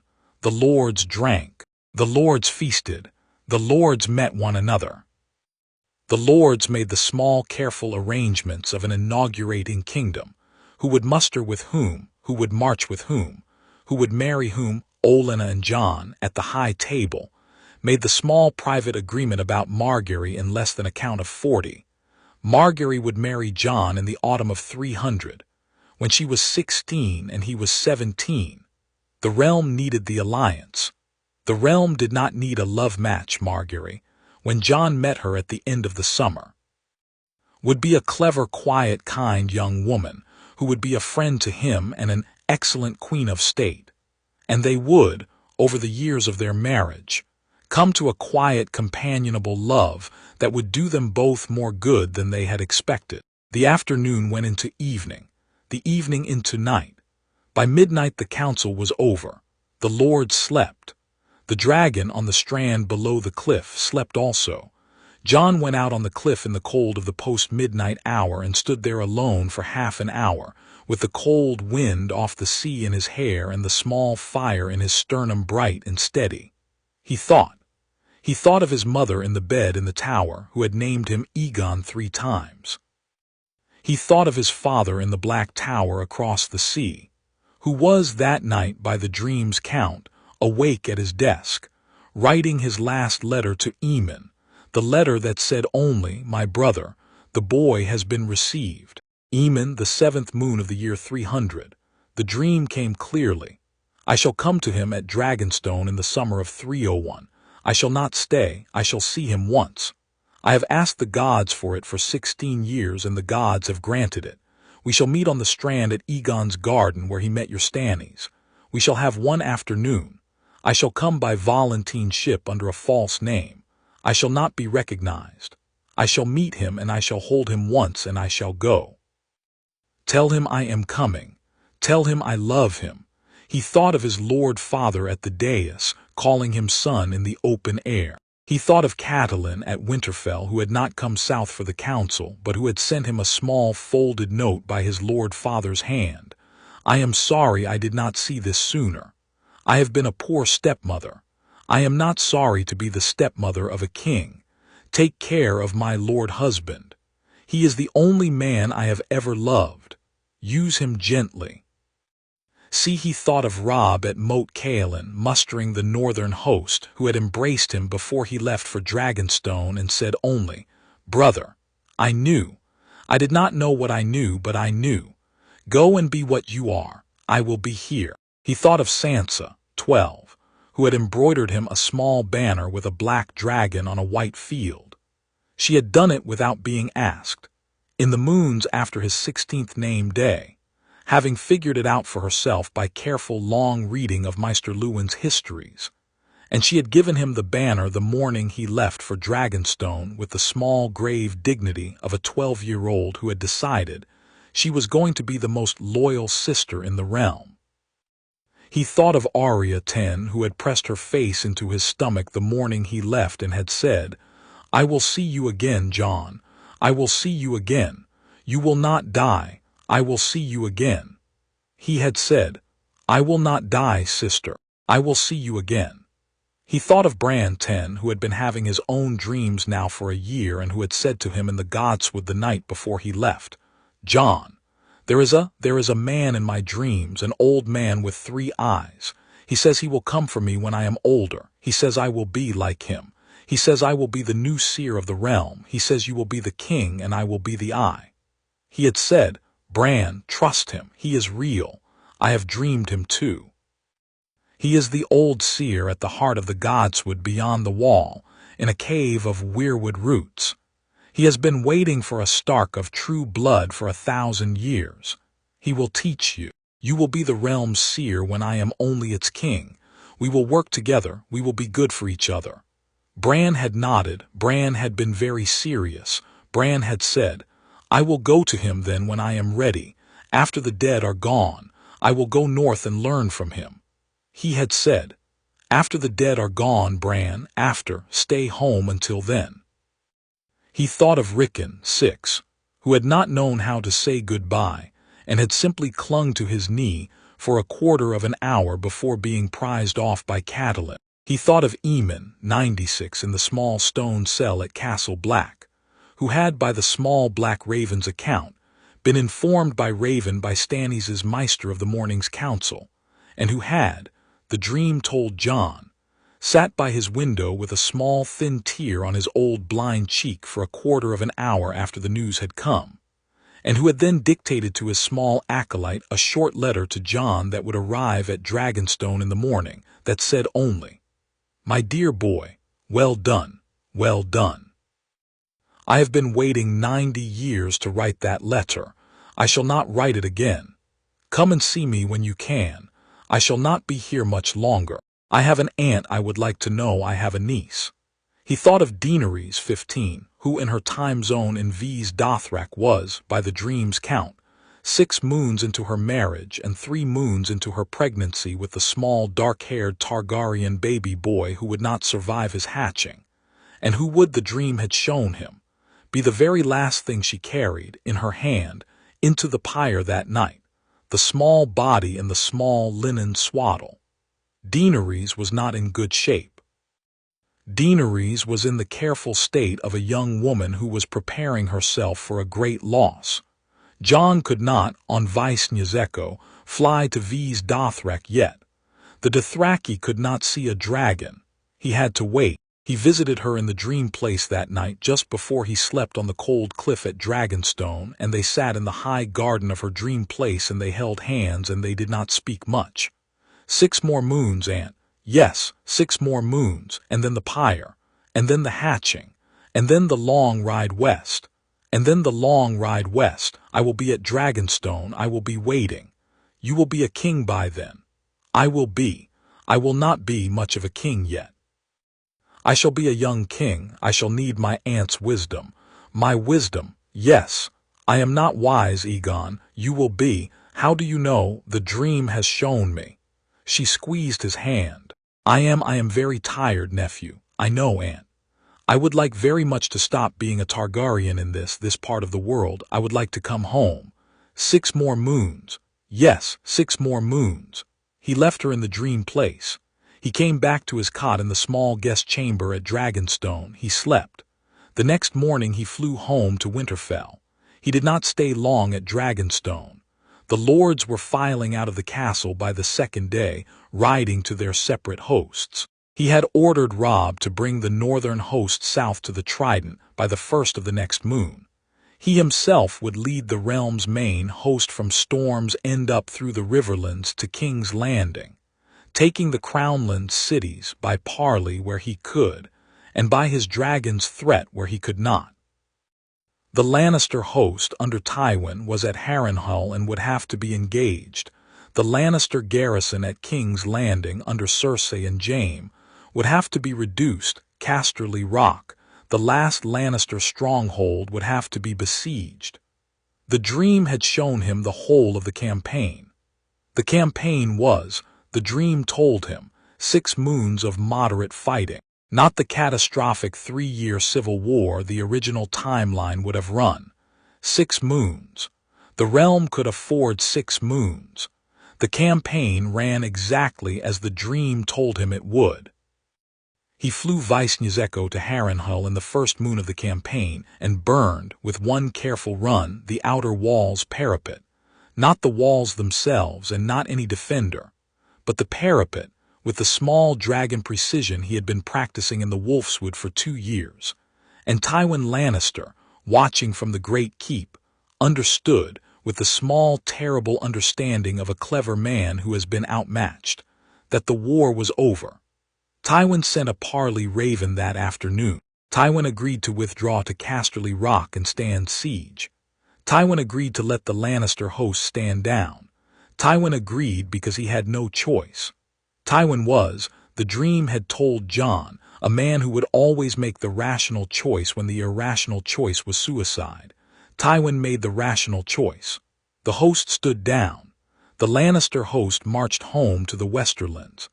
Harrenhal was given to House Tully as part of the small, careful redistribution of the realm. The Riverlands quieted. He flew to King's Landing in the second moon. He did not bombard the city. He did not need to. He circled it once at high altitude, Vice-Nyzeko at 1,000 feet, plain in the noon sun, and the city's defenders, including the gold cloaks who had been bought by Cersei, set down their weapons in great drops along the wall. He landed Vice-Nyzeko on the dragon pit. The dragon pit. He had not until that moment been quite sure he could land her there. The dragon pit had not held a dragon in 300 years. Vice-Nyzeko fit. She fit comfortably. He left her there, with 2 of the small clutch of squires he had brought from Winterfell to attend her, and he walked, alone in his dark gray wool cloak with the small silver-gold ring on his little finger, through the streets of King's Landing to the Red Keep. The city watched him pass. The city did not know him. The city had been told by the king's herald to expect a Targaryen king. The city did not entirely believe what it had been told. The city was beginning to believe it now. Cersei was waiting in the throne room. She was alone. Jaime, who had been her one comfort, had been sent at her command to defend the Mud Gate the day before, and had been intercepted on his way back by Stannis's vanguard, and was now in irons at Stannis's camp outside the city. Joffrey was upstairs in his chambers with his small chambermaid, sulking. Tommen was in the nursery with his septa. Miachella was with her mother. Cersei stood in the throne room in her gold gown with her small red gold crown. She had been waiting for him for an hour. She watched him come down the long blue carpet. She did not flinch. She did not flee. She was, the dream had told Jon, a brave woman in her small, terrible way. She had not the courage to do good things, but she had the courage to face her enemy without weeping. He stopped at the foot of the Iron Throne. He did not climb it. He did not in this moment need to. "Your Grace," he said. "Targaryen brat," she said, "I am that. You are a bastard. You are not the king. Joffrey is the king. Joffrey is your bastard with your brother. The realm knows. Stannis has the proof. The realm has bent its knee. You are alone. You will not have my son." He considered. He had considered this moment in the dream 100 times. He had decided, in the small dry room behind his eyes, that he would not kill her sons unless she made him do it. The sons were children. The sons were not at fault for being. He had decided he would let them live in the small monastery of Sweetsister, off the Vale's coast, under careful watch, and they would grow up there as Brother Joffrey and Brother Tommen and Sister Miachella, and they would not, after their lives, claim any throne, and the realm would forget them. The sons would be safe. The sons would have small lives. The mother that he had not decided about. He had hoped in the dream place that the mother would come quietly to the same monastery. He had hoped she would, in her old age, become a small dignified sister at Sweet Sister and write small poetic letters to the realm about the small pleasures of solitude. He had known, in the deeper layers of the dream, that this was unlikely. He had known the mother was not the kind of woman who came quietly to small things. Your sons will live, my lady. They will go to Sweet Sister. They will live there in the small, careful sister's order under a small, careful watch. They will not be killed. I promise. And me? You will come with them. You will live in the order with them. You will live a quiet, small life. You will, I hope, in time, find the small dignity of an old woman who has. She lunged. She lunged with a small knife she had been holding behind her back, a knife the size of a kitchen-paring blade, the kind any woman might keep up her sleeve, and she came for his throat. He had been expecting it. The dream had told him she would. He stepped sideways at the small forward sight of a second and a half. The knife passed him by an inch. He caught her wrist. He twisted gently. The knife clattered onto the marble. She fell to her knees. He stood over her. He let her kneel. He did not let her up. My lady, I have given you a choice. The choice was, live with your sons quietly at Sweet Sister. The choice was not, try to kill me. You have made the wrong choice in the small, immediate moment. I will not punish you for it. I will, however, send you to a different place than I had planned. You will not go to Sweet Sister with your sons. You will go to the Silent Sisters at Salt Pans, where you will be a sister whose tongue will be cut out at sunset tonight, as the custom of that order requires of all who enter. You will not be killed. You will not be tortured. You will be silent for the rest of your life. You will be allowed to write to your sons once a year. They will not write back because the Sweet Sister letters do not go anywhere. You will end your days in silence. I am sorry, my lady. You chose this. Cersei screamed. He let her scream. He let two of Stannis' stewards come in and lift her off the marble. He let them carry her away. He let her be taken, that very evening the dream told him, to the Silent Sisters at Salt Pans in a small closed carriage. He let his decision stand. He did not regret it. He did not love it. He carried it the rest of his life. He sent Tommen to the small, clean order at Sweet Sister in his careful private carriage the next morning. He sent Miachella there also. He sent Joffrey, who at 12 was already cruel, who had screamed at his mother's arrest, who had bitten one of the guards on the wrist, to a separate small place, the small, isolated, holy retreat on the smallest of the three sisters, where a particular order of brothers took in difficult boys for a slow, careful re-education. Joffrey would never become a kind man. Joffrey would, however, become a small, inert man who tended a garden in a small, high-walled chapel and never again troubled the realm. The realm had been bent. He crowned himself, in the small ceremony in the great hall at the Red Keep, 6 weeks later, after the small, careful work of the household changes, and the council appointments and the small ceremonial parleys with the 7 kingdoms.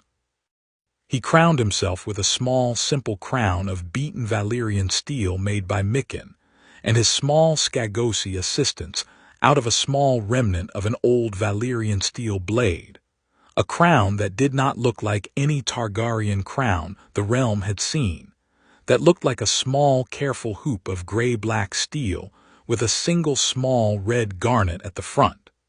He chose the small, simple crown deliberately. He did not want in the early years to be the kind of king the realm had had. He wanted to be a small, careful working king. He would, in the 2nd year of his reign, be given by Olenna Tyrell a more formal crown, the great Targaryen crown of King Mikar that had been hidden in the Tyrell vaults for 60 years, but he wore that crown only on state occasions. The everyday crown was the small Mikken crown. Casterly, Rock was besieged by his hand in the spring of 301. He flew Vice Nyzeko, by then the size of a small town, to the great rock and burned the cisterns. He burned them carefully, with the small dragon precision he had been practicing. The garrison surrendered in 6 weeks. Kevin Lannister, who had taken command after Tywin's death by the previous winter's lung fever, came out and bent his knee. Jon let him keep the family seat. Jon let him keep the family. The Lannisters were not destroyed. The Lannisters were brought very firmly into the new realm. They paid a small, steady reparation to the realm for the next 5 years. They paid it without complaint. They had no choice. The Iron Islands sent no representatives to the council, but Theon, in the year 300, came south from his father's hall with a small delegation. Theon had not, in the end, joined his father's rebellion. Theon had ridden home from Winterfell to talk to his father, and his father had been planning a small new rebellion for the autumn of 299, and Theon had told his father about the cold. His father had not believed him. His father had ordered him to stand with the family. Theon, who had become in his 5 years at Winterfell a man who had begun to choose his own loyalties, had refused. Theon had ridden back to Winterfell that same week. Theon's father had launched the rebellion without him. In the autumn of 299, in the small hour of the realm's confusion after Robert's death, the rebellion had failed within a moon. Stannis' fleet, which had been stationed at Storm's End, had sailed up the western coast and crushed the Ironborn raiders at the stony shore. Theon's father had died at sea. Theon's elder brother Roderick, who had been thought dead in the previous rebellion but had been alive and had inherited his father's small kingdom, had died at sea also. Theon's eldest brother Meryn had died long before. By the spring of 300, Theon was the heir to the Iron Islands. Theon came south, then, to King's Landing to bend the knee. He had bent the knee in the throne room. He had said, with the small wry edge of a man who had not entirely come to terms with the world, "Brother, I have been yours for some time now, although the loyalty has been a private one. I bring you the Iron Islands.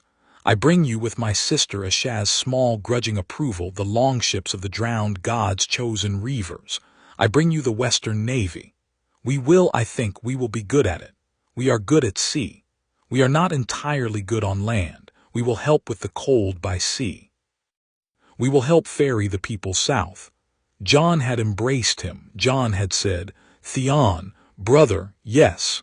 Theon had returned home to the Iron Islands. Theon would, in the spring of 302, be made the lord of the Iron Islands by Jon's small, careful charter. Theon would, in the autumn of 302, take 100 longships to the eastern coast of Westeros and ferry, by the dream-precise scheduling Jon had given him, the small folk of the Gift south to White Harbor. Theon would lose 9 ships at Hardhome in the autumn of 303 when the dead came down the beach. He had stood his men at the dragon's right, and the dead had broken on their fire-tipped spears, and Theon himself would live, and would return to Pike after the long night was over, and would, in his small, grim, ironborn way, become a beloved lord of his people. In the late summer of 300, Daenerys landed at Dragonstone. She came on the back of her great black dragon, Drogon, with Viserion and Rhaegar on her shoulders, where they had ridden up out of the bonfire 8 moons earlier. She was 16.5. She was barefoot. She had a small loose wrap of pale lavender silk that she had taken from a Volantene trader's stall in Karth. She had no companions. The Dothraki who had come with her from the eastern lands had taken a Volantene ship to Westeros, and she had flown west with her dragons faster than they had sailed. She came into the strand at Aegon's garden, on the same black sand where Stannis had met Jon a year and a half earlier. She landed lightly. She dismounted lightly. She walked up the strand with Drogon padding at her heel like a great obsidian dog and Viserion at her left shoulder, and Rhaegar at her right. Jon was waiting on the strand. He had flown down from King's Landing the day before. He had been waiting at the foot of the cliff for an hour. He was in his dark gray wool with the small Micken crown on his head, and the small silver-gold ring on the little finger of his right hand. He had brought with him only his lord father and Stannies, and a small girl of 14 with carefully braided dark red hair who was Sansa, whom Jon had brought south for the meeting because Sansa had wanted to meet their aunt, and because Sansa had earned the meeting. Sansa stood at his lord father's elbow, with her small, careful royal court face on, looking at the silver-haired girl coming up the strand the way a young lady looks at a great wonder. Jon came forward. Daenerys came forward. They met in the middle of the strand. She was shorter than him by a hand. She was very thin. Her hair was the pale silver of the dream place. Her eyes were the pale violet. She looked at him. "Nephew," she said. "Aunt," he said. They embraced. They embraced in the way they had embraced in the dream place for 7 years. The small, comfortable embrace of two relatives who had been each other's only company since they were children. And the small embrace, in the waking, was the same small embrace they had practiced in the dream place. And there was no awkwardness in it. And there were no Tower of Joy whispers of love romance in it. And there was only the deep, tired family relief of two children of a vanished house finally seeing each other. She kissed his cheek. He kissed her forehead. They held each other for a count of 30. She stepped back. She looked at his lord father. "Ned Stark, Lady Daenerys. My brother, my elder brother, Rhaegar, he wrote to me, by way of your Maester Aemon. He wrote to me last winter. He told me about my sister by marriage, Lyanna. He told me he had loved her. He told me." She could not finish. She came forward. She pressed her face into Ned's shoulder. Ned, who had not embraced any silver-haired Targaryen in his life, held her the way an uncle holds a niece he has been waiting to meet for 16 years. He held her for a long time. When she let go, she looked at Sansa. "You are Sansa Stark, my lady, your good niece. My good niece.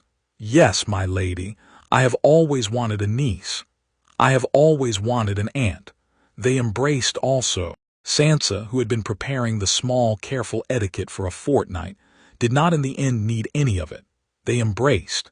They walked back up the strand to the small carriage that would take them up the cliff, with the great black dragon padding behind them. The dragons all settled on the cliff above. There were 4 dragons at Dragonstone that afternoon for the first time in 300 years. It was the first day of the rest of Jon's life. It was also the first day of the rest of the realm's life. The Targaryens had come home. The realm had its dragons back. The long night was 3 years away. He went up to the castle. He took his aunt to the small chamber that had been Stannies' daughter's chamber and was now hers.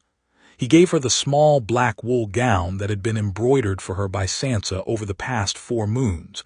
Sansa had been sewing it without telling anyone, working from a description Jon had given her of his aunt's measurements. The dress fit. She took the dress with her small, surprised pleasure. She thanked Sansa. They were friends from that moment, in a way that would last them both the rest of their lives. That night on the cliff at Aegon's garden, the 4 dragons sang. They sang in the small, low, rolling way that dragons sing when they are at ease, a sound that the realm had not heard for 3 centuries, and the sound came up from the strand and rolled around the great cliff and was heard by some of the lords who slept in the castle in their sleep. The lords woke up to the sound. The lords listened. The lords smiled in their dark chambers in a way they could not have explained. The Targaryens had come home. In the small, dry room behind Jon's eyes on the shelf labeled The Restoration, every box was ticked. He took down the shelf. He filed it with the completed shelves. He turned to the wall that was still to be filled. There was only one shelf left. The shelf was labeled Hardhome. He looked at it for a long while, then he reached up. He took the small charcoal stub. He began, very calmly, to tick the boxes. The long night was 2 years away. The dead were waiting in the haunted forest. The wall was holding for now. Jon Snow, Aegon Targaryen, 6th of his name, the half Stark and half Targaryen and half something else that had found its name was only king, went to bed in his small chamber in the keep at Dragonstone, with his aunt asleep 2 corridors away, with his lord father asleep 1 corridor away, with Sansa asleep beside his lord father, with the dragons asleep on the cliff. He slept. The fires of the realm sang on. Outside, in the long autumn night, the realm was bending toward a winter colder than any winter the realm had seen. The realm was bending. The fire was waiting. Jon Snow, king of the realm, slept. Chapter 10. The long night and the finished seer. The realm had 2.5 years of warning before the dead came. Jon Snow used every day of them. He had been crowned in the small Mikan crown of Valyrian steel on the 3rd day of the 2nd moon of 300 AC. He had received the bent knees of the great lords. He had married Margaery Tyrell in the autumn of 300, in a small ceremony at the sept of the Red Keep with 300 witnesses. And they had begun, with the small, careful patience of 2 clever young people who knew they were going to be friends first, lovers second, the long, companionable work of a state marriage. He had welcomed his Aunt Daenerys to court in the late summer of 300, and had given her the seat at his right hand on the small council, where she was, as had been agreed in the dream place since they were 10, his sister queen in fact and his cousin in blood. He had brought his 3 small dragons under her command and his great dragon Visnyazeko under his own. He had received, on the 1st day of the 3rd moon of 301, the small Volantene ship at Dragonstone that bore his father. Rhaegar Targaryen came down the gangway of the small ship in the dawn of the 1st day of the 3rd moon of 301, in a hood and a cloak the color of seafarer's gray, with his silver hair gone the color of moonlight and his face creased by 16 years of solitude. He had been told nothing of the small ceremony Jon had arranged. He had been told only that there would be a meeting on the strand at Aegon's garden in the morning. He had stepped down onto the black sand and pulled the hood back and stood there alone for a long moment. Jon walked down the strand to him. He had decided not to bring his lord father or his aunt or his sister cousin to this meeting. He had decided this would be his own meeting with his own blood father, and the meeting would be witnessed only by the dragon. Visnyazeko was on the cliff above, watching. The sun was coming up. The surf was breaking softly. They met 5 paces apart. They stood there. Rhaegar said, in a voice that was the same voice he had had in the Tower of Joy dream, the soft tenor of a man who had once been a singer. "Aegon." "Father," Jon said. They came together. They embraced. They embraced the way a father and a son who have not held each other in 17 years embrace, slowly, awkwardly at first, the small slipping into place of 2 pieces that had been waiting their whole lives to fit. Rhaegar smelled of the sea and of an old cedar chest and of a kind of dry, careful sadness. He was much taller than Jon had been expecting. Jon had thought of him from the dream as a tall man, but the dream had not prepared him for the 7 inches Rhaegar had over him, and Jon had to look up at him in the embrace, which felt strange after a 1.5 years of being the tallest man in most rooms. Rhaegar stepped back. He looked at Jon. He looked at him for a long time. Rhaegar started. He stopped. He started again. "You look like her. You have her chin, and her eyes have my mother's color in them. It is good. It is good. It is right. You look like your harp." A small surprised laugh. "I have not played in 11 years. I think you should. Perhaps." They walked along the strand. Jon had brought a small linen blanket and a wicker basket. He had thought, in the dream place planning, that they might want to sit and talk on the sand, and that the small ordinariness of a picnic in the morning sun would be a small good thing for both of them. Rhaegar took the basket from him with a small puzzled smile and let himself be sat down on the linen blanket, and let Jon pour him a small cup of warm spiced wine, and let himself be handed a small wedge of cheese and a small slice of brown bread. They ate. They drank. They watched the surf. Rhaegar told him about the Blackson Tower. He told him about the small village of Valyrian descendants who had taken him in at the age of 25 with a wound across his arm and no name, who had nursed him for 3 years, who had married him to one of their daughters. She had died in childbirth in 286, with the small Valyrian baby, both lost, and had kept him for the past 13 years as a small, quiet member of their dying community. He told him about the letters to Aemon. He told him about the long winters at the southern edge of old Valyria, where the air was thin with ash, and the steam still came off the Black Sea, and the small stone Valyrian temples were half buried in the wormwood. He told him about the dream of his own son, the dream that had come to him on the night of Jon's 7th name day, the same night Jon had dreamed the Tower of Joy. He had been writing to Aemon that night. He had been writing the small letter Jon had seen in his first dream, the letter with the gray wax thumbprint. He had felt his son's mind brush past his own in the dream place. He had known then that his son was alive and was a Greenseer and was beginning. He had wept for an hour. He had not written to Aemon for a moon after that, because there was nothing to write that he could write. He told him about Lyanna. He told him about her at the tourney at Harrenhal. He told him about the night of the laughing tree. He told him about the small, careful weeks they had had together at the Isle of Faces and afterwards. He told him about the marriage. He told him about Elia's permission. He told him about Lyanna's letters from the Tower of Joy, the small handful of letters she had sent him in the war's last moons, the letters in which she had described, with the small, careful, poetic northern hand he had grown to love, the small movements of her belly under her hand, and the small ways the baby kicked at midnight.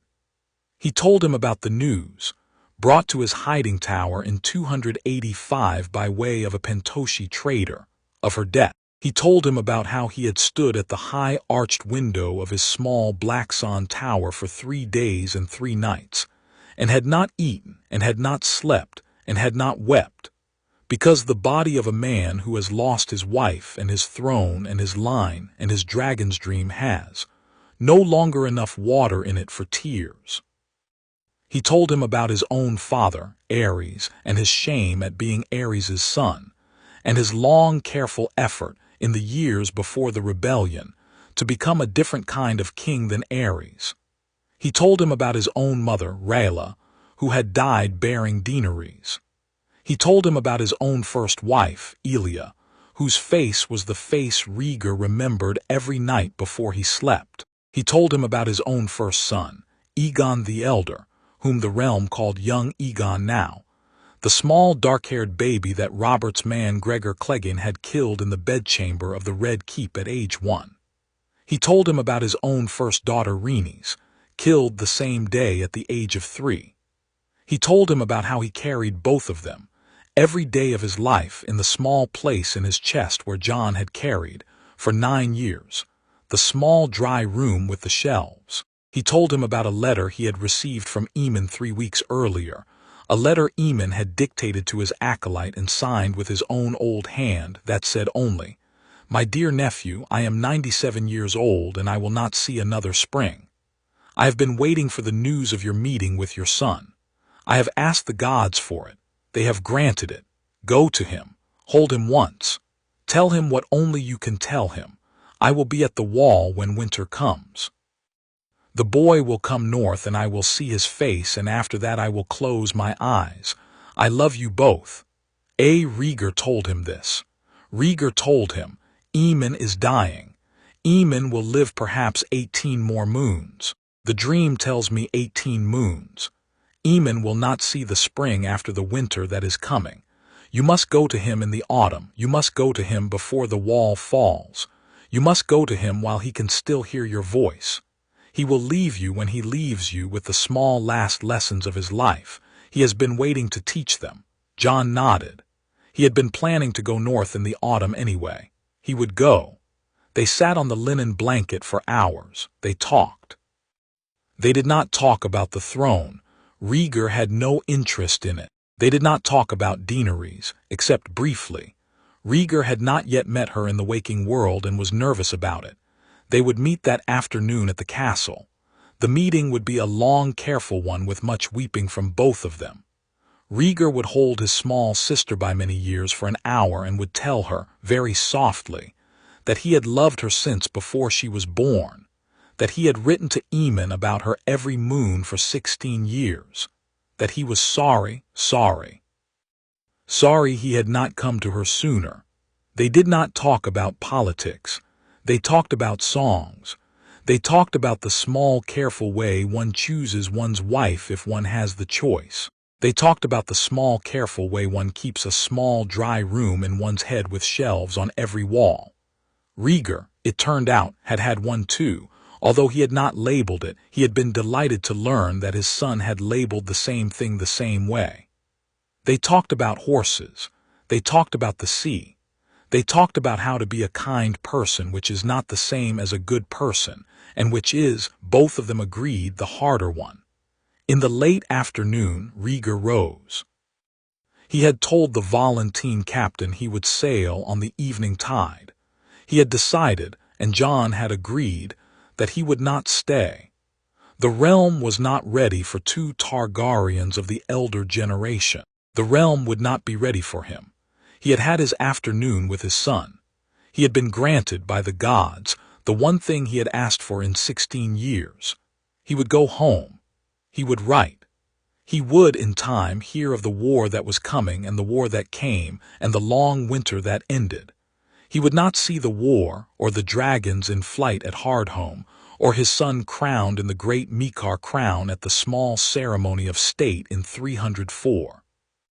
He would not see his son's first child, Daeron, born to Margaery in the autumn of 302, a small dark-haired boy with gray eyes and a small, careful temperament. He would not see his small grandnephew.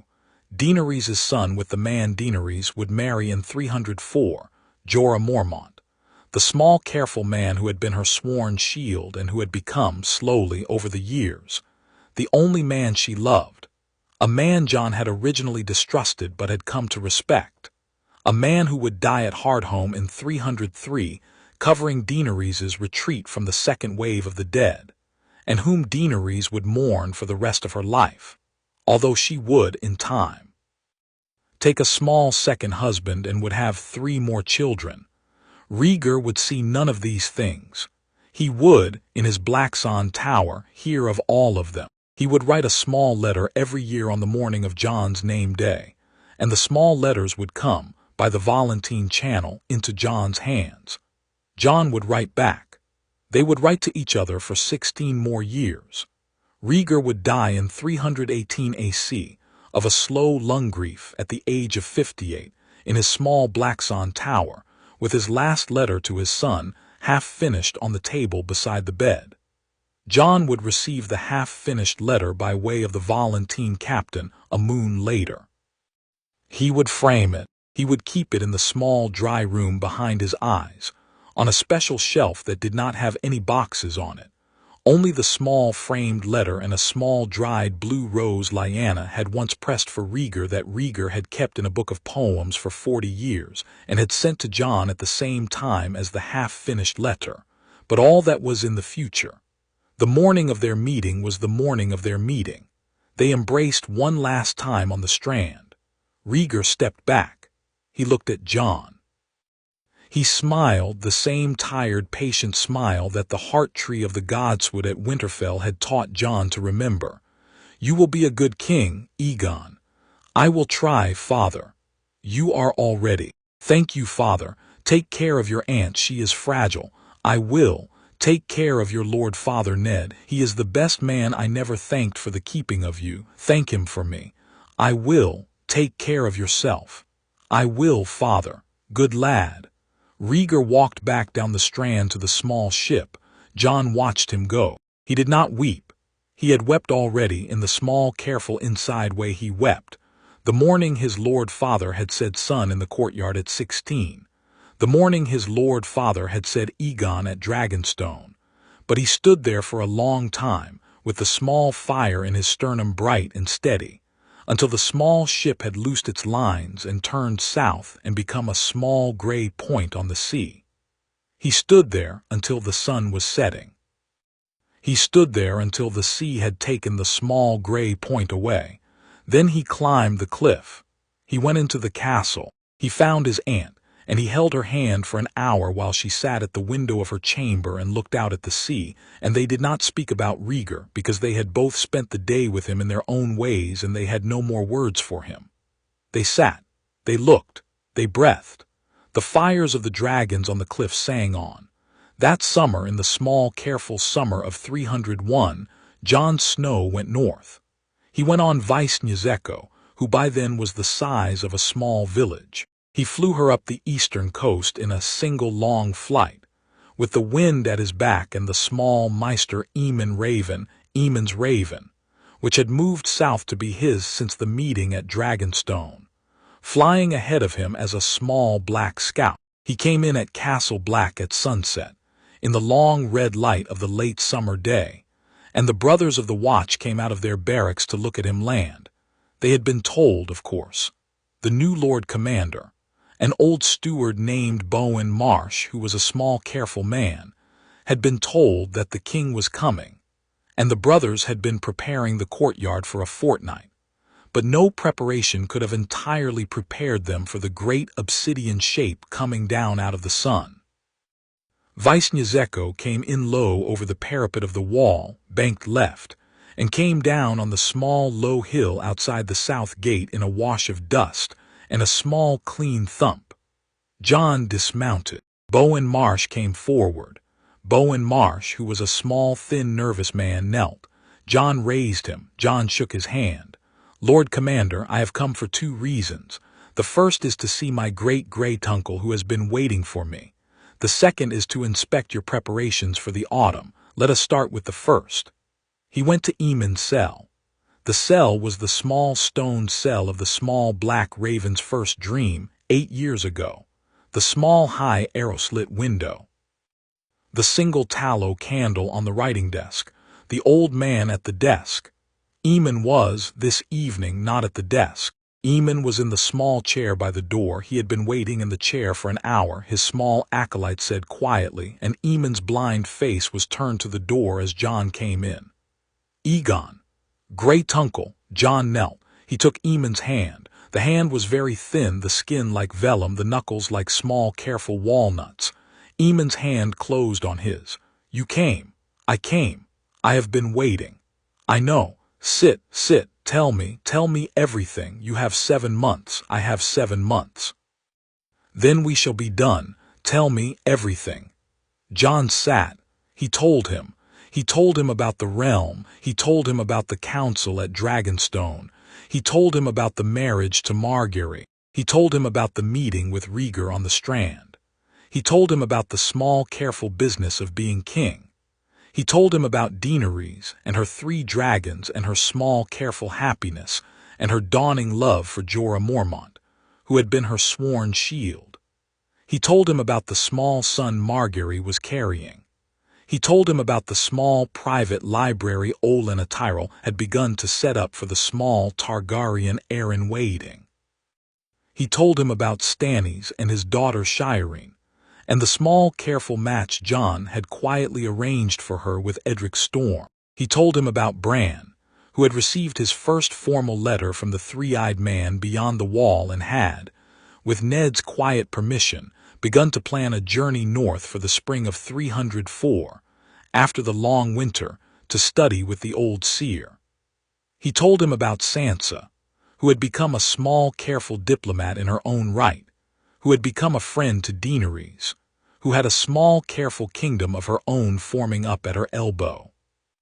He told him about Arya, who was at 13 the small terror of the practice yards in the Red Keep, who had been being trained, with Ned and Jon's permission, by a small Braavosi fencing master who had taken a fancy to her. He told him about Rickon 8, who had been moved with the rest of the household to the Red Keep and was thriving.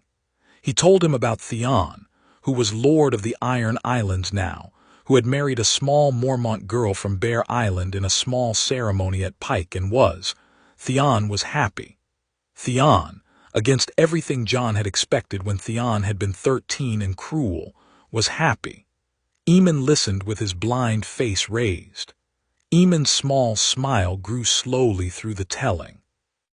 At the end of it, when Jon was done, Aemon said, "Boy, have you done all this in 9 years? In 9 years, Grey Tuncle. You are a kind of king the realm has not had in 300 years. I have had help. I have had so much help, Grey Tuncle.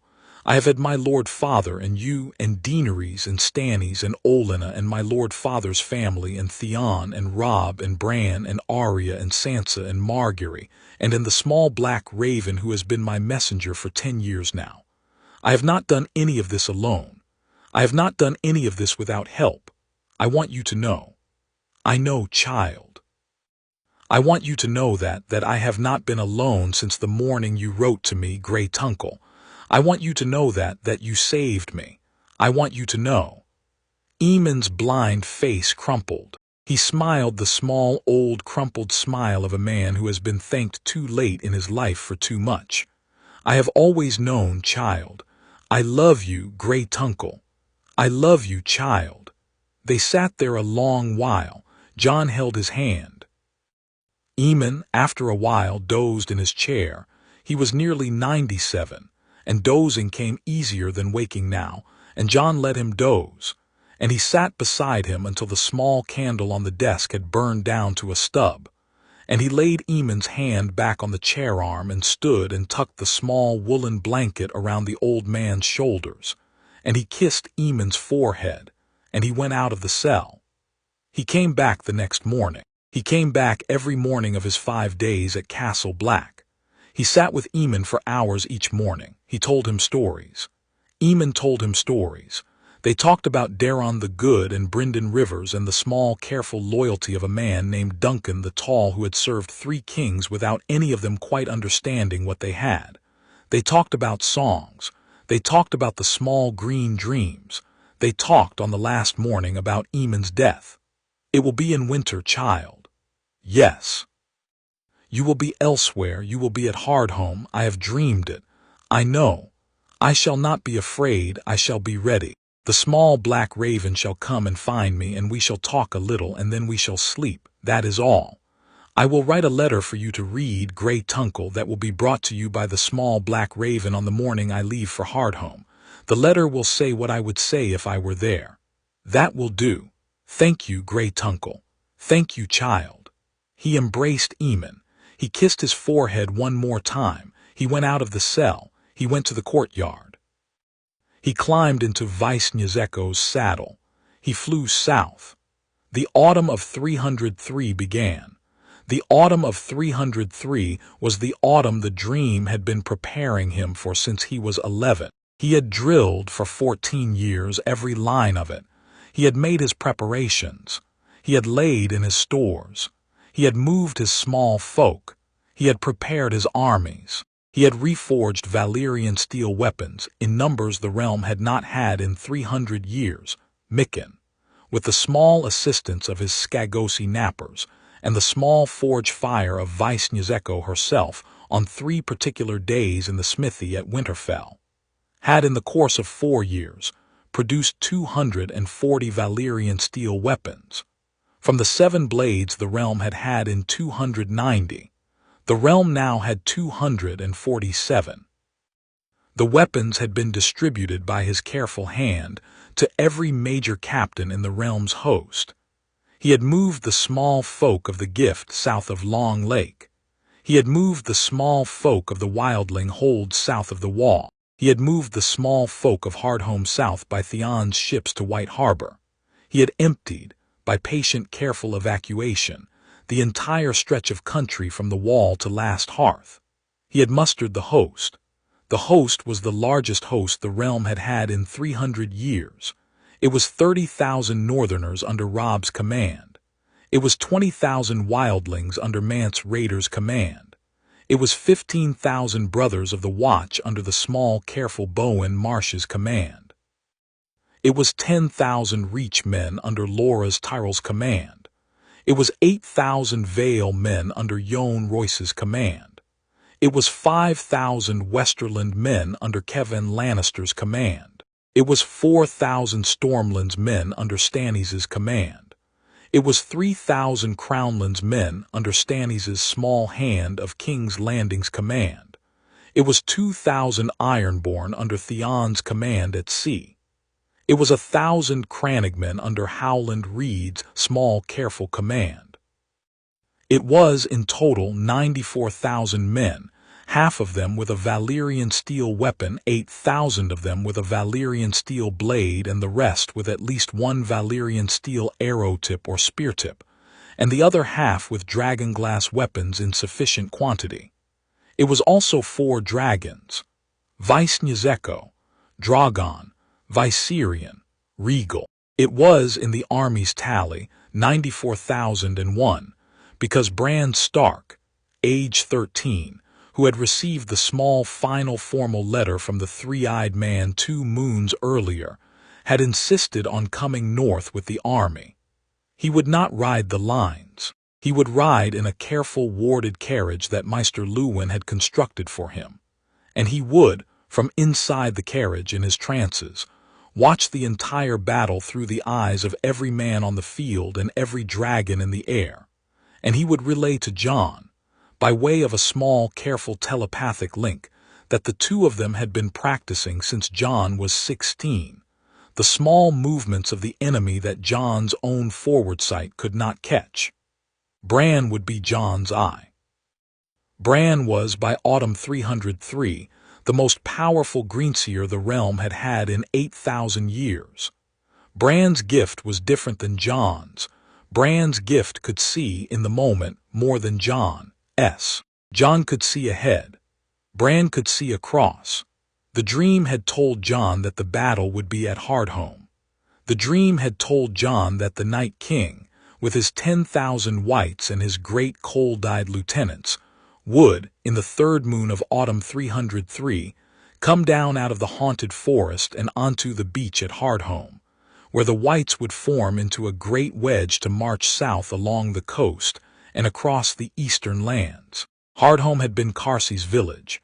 Carsey's small folk had been moved out a year and a half ago, and the village was empty, and the village's beach was a great long curving stretch of black sand, and the wind that came in from the sea was the cold, sharp wind off the shivering sea. The Night King would come there because Hardhome was the only place along the coast where 10,000 whites could form their wedge for the march. The Night King would come there because he had nowhere else to come. The Night King would come there because Jon had, by careful evacuation and careful logistics, made it the only place left. Jon had decided he would meet him there. He had decided this against the advice of his small council. Stannis had wanted him to wait at the wall. Stannis's reasoning was sound. The wall was the great fortification of the realm, and the wall had stood for 8,000 years, and the army would have the small advantage of fighting from on top of it. Jon had said, "The wall is going to fall. The dream has shown me. The Night King has a tool that will bring it down. I do not know what tool, but he has it, and the wall is no protection. And besides, my Lord Stannis, the wall stands between me and the dead, and I want, when the dead come, to be on their side of the wall, not on mine, because if the wall falls behind me, the wall stays mine." He had argued the point for 2 hours. Stannis, in the end, had agreed. He always agreed, he just argued first. Jon had flown Vaisnjezeko north in the 2nd moon of autumn. He had carried with him, in a small leather sack at his belt, the most important thing in the realm. The most important thing in the realm was a sword. It was a Valyrian steel sword forged of unusual provenance.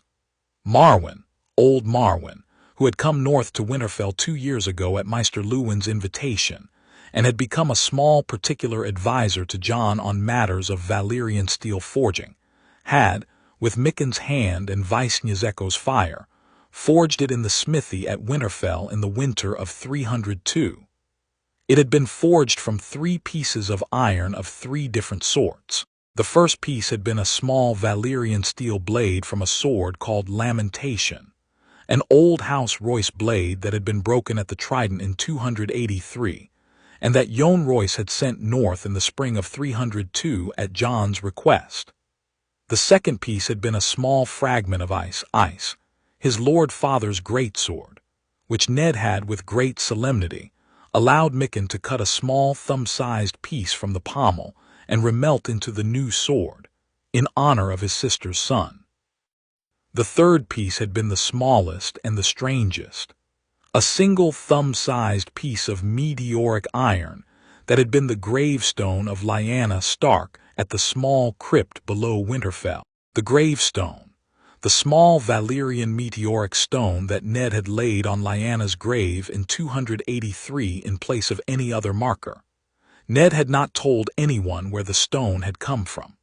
Aemon had told Jon, 2 years ago, in a small last letter that Yoren had brought south on his way to die at the hands of a small Lannister patrol in the Riverlands. Ned took the stone from the King's Road north of the Twins. He had been riding home with you in his cloak. He had seen the stone in a small streambed by the road.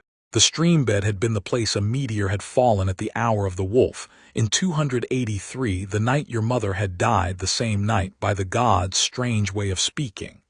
The stone was the stone of the gods, the stone of the night Lyanna had died, the stone of the night you had been born. Ned put it on her grave because he knew the gods had marked the night. Take the stone, use it, forge it into a sword. The sword will kill the Night King. I have dreamed it. Jon had taken the stone. He had taken it from the gravestone in the crypt below Winterfell. He had taken it with his Lord Father's permission, with Ned standing at the foot of Lyanna's grave with a small low torch in his hand, and Ned had kissed the stone before letting Jon take it, and Ned had said only, "Tell her son to use it well." The sword had been forged in the winter of 302. Mikken, with Visnya's breathing into the smithy's forge for 10 minutes a day for 3 days, had brought the 3 irons to the heat the records required. Mikken had folded them 7 times. Mikken had spent 6 moons of his life on the sword.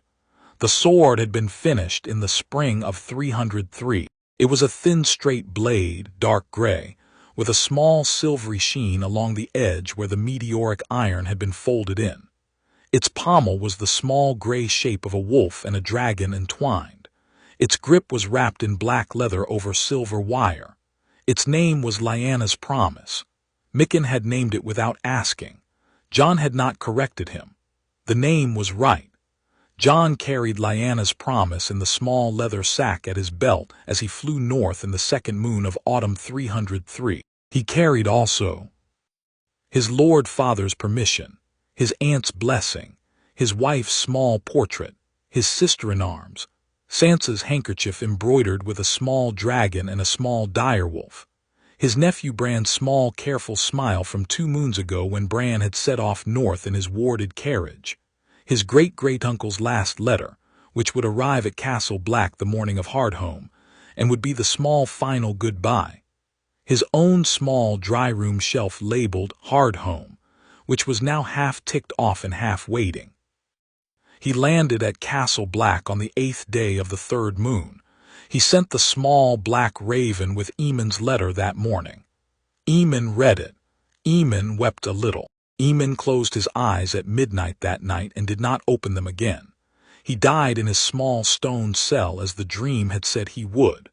The small acolyte sat with him until dawn. The brothers buried him 3 days later in the small hilltop graveyard above Castle Black. His name was added to the wall in the long line of names of Lord Commanders that had been there for 8,000 years. He had not been Lord Commander. He had been more than that. The wall took his name anyway.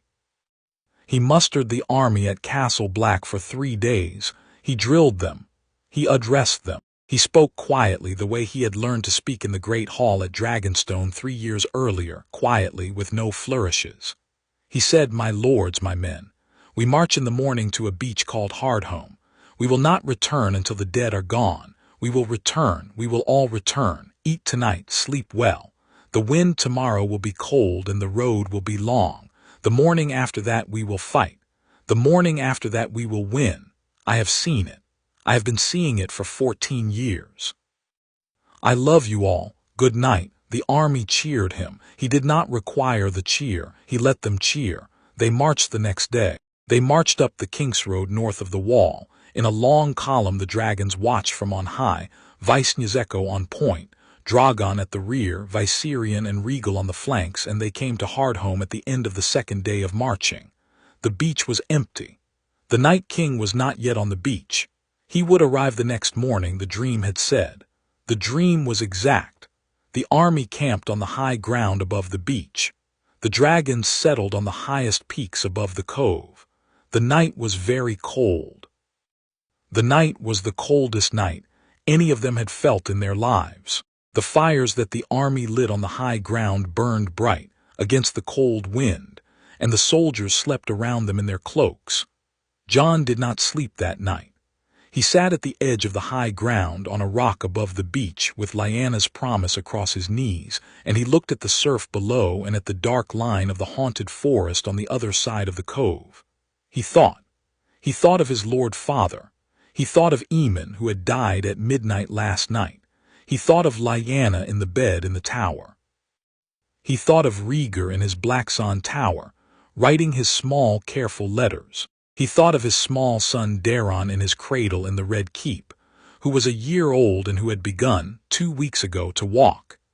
He thought of Margaery, his small good wife, who had embraced him at the wharf at Eastwatch when he had set out and who had said only, "Come home." He thought of Daenerys, who was at her own beach south of Hardhome with Drogon and Jorah, who was now 4 moons pregnant with her own small child. He thought of Bran in the warded carriage, who was beneath him on the high ground in the small clearing they had set up for him, who was already in his trance, who was already in the eyes of the small ravens that had been flying ahead over the haunted forest, who was already watching the Night King coming with his 10,000 wights down the long, slow slope of the haunted forest from the place beyond the Frostfangs, where he had spent the past 2 moons summoning the last of his army. He thought of all of them. He carried all of them, he breathed. In the small, dry room behind his eyes on the shelf labeled Hardhome, there was only 1 box left to tick. The box said, "Kill the Night King." He looked at the box for a long time. He thought, this is the last box. This is the last box on every shelf in this room. There will be other boxes after in other rooms for other parts of my life, but this is the last box of this work. This is the work I have been doing since I was 7. This is the work that began the night I dreamed my mother in the bed in the tower. This is the work that ends tomorrow. He picked up the small charcoal stub. He did not tick the box. He left it for the morning. He stood up. He looked at the sky. The stars were very bright. The aurora was beginning to come up green and rose in the north. The dragons on the peaks above the cove were small dark shapes against the green sky. The wind off the sea was cold. The fire in his sternum was bright. He went down to his tent. He slept for 2 hours. He woke at the first gray of dawn. He dressed in his armor black leather plate with the small silver gold ring on the little finger of his right hand and the small Micken crown on his head, and he buckled Lyanna's promise to his belt, and he came out into the pre-dawn cold. The army was up. The fires were banked. The men were in their lines. Robb was at the head of the northern wedge. Mance was at the head of the wildlings on the western flank. Bowen Marsh was at the head of the watch on the eastern flank. Loras Tyrell was at the head of the Reach men on the second line. Jon Royce was at the head of the Vale men on the third line. The army was 8 ranks deep along the half-mile of high ground above the beach. The army's fire pits were dug in the small 30-yard line between the ranks, with the fires laid but not yet lit. The army's archers were on the high ground above. The dragons were on the peaks. Bran was in his warded carriage in the small clearing behind the third line. Bran's small voice was in Jon's head already, the small, careful telepathic link they had been practicing. He is at the tree line. He is 2 miles up the cove. He is coming. Jon mounted Visnyazeko. He took off. He came down at the front of the army's line on the high ground. He spoke once to the captain of his guard. Light the fires. The fires were lit. The 30-yard line of fire pits caught all at once in a long, bright wall along the army's front. The flames came up in the cold dawn wind. The smell of pine pitch and dragon glass-dipped oil rose up into the gray sky. He spoke into Bran's link. Tell me when. Bran's voice came back. Now. The Night King came onto the beach. He came onto the beach at the head of his 10,000. He came in the form Jon had seen him in 8 years ago in the dream place. Tall, thinner than tall, skin the white blue of glacier ice, crown of frozen black thorns, eyes the blue heart of a star. He was in the waking morning perhaps 100 yards down the beach from the army's line. He did not look at the army. He looked at Jon on the dragon in the air above the high ground. He smiled. Jon on Visnyazeko did not smile back. He had decided in the small, dry room behind his eyes many months ago that he would not smile at the Night King. He would not give him the small triumph of the recognition. He would only kill him. He raised his left hand. He signaled the dragons. The dragons came down. Drogon and Viserion and Rhaegar came down off the eastern peak in a small, careful triangle. Visnyazeko, with Jon on her neck, came down off the western peak. The 4 dragons banked low over the beach at the same instant. They drew breath. They breathed. The first wave of dragon fire took the front line of the whites. The flames were the white-blue flame of full Targaryen power, hotter than any forge, hotter than the inside of a star. The dragon fire of 4 dragons together. The flames rolled along the beach in a great long curtain 1/4 mile wide and 10 paces deep, and the whites in the front line, perhaps 1,000 of them, were ash in the time it took Jon to breathe twice. The flames did not stop. The dragons kept their breath. The flames pushed back the front and ate the second line and the third line and the fourth. By the time the dragons banked up to come around, perhaps 4,000 whites were ash on the beach. The Night King had stepped back. He had not been touched by the flames. The flames had broken around him as if he were made of stone. Jon, watching, understood. The Night King's body was not flammable. The Night King's body was the cold itself, and you could not burn cold with fire. The dragons had been told this in the dream planning, but Jon had wanted to see it. He had seen it. Good, now he knew. The whites kept coming. The whites were not all gone. The whites were perhaps 6,000 still on the beach, and the whites were moving south along the beach toward the high ground where the army stood. The dragons came around for the second wave. The second wave came as the whites reached the army's line. The flames rolled along the front in a long wall 100 yards in front of the army. Perhaps 2,000 more whites ashed. The remaining 4,000 broke through the flames. They did not stop. They did not feel pain, although their dead flesh smoked, and they came in waves up the small slope at the army's line. The army held. The army held the way it had been drilled for 4 years to hold. The dragon glass-dipped pikes of the front rank caught the whites at chest height. The whites, struck in the chest by dragon glass, dissipated into smoke. The dragon glass-dipped spears of the second rank caught the whites at hip height. The whites, struck in the hip, also dissipated. The Valyrian steel swords of the captains went a work in the gaps where the whites pressed through. The whites died. The whites died. The whites died. The first hour was the great burning. The army held. The second hour was the hard work. The army held. The third hour was the breaking point. The dragons were tiring. The dragon fire was less. The whites were thinning but still pressing. Some of the wildlings on the western flank were beginning to be overrun. Mance Rayder himself fell in the third hour, struck by a small, frost-cheeked dead child who came up out of the surf at the western tip of the line. Mance had not seen her. She had not been counted. Mance died with his sword in her chest.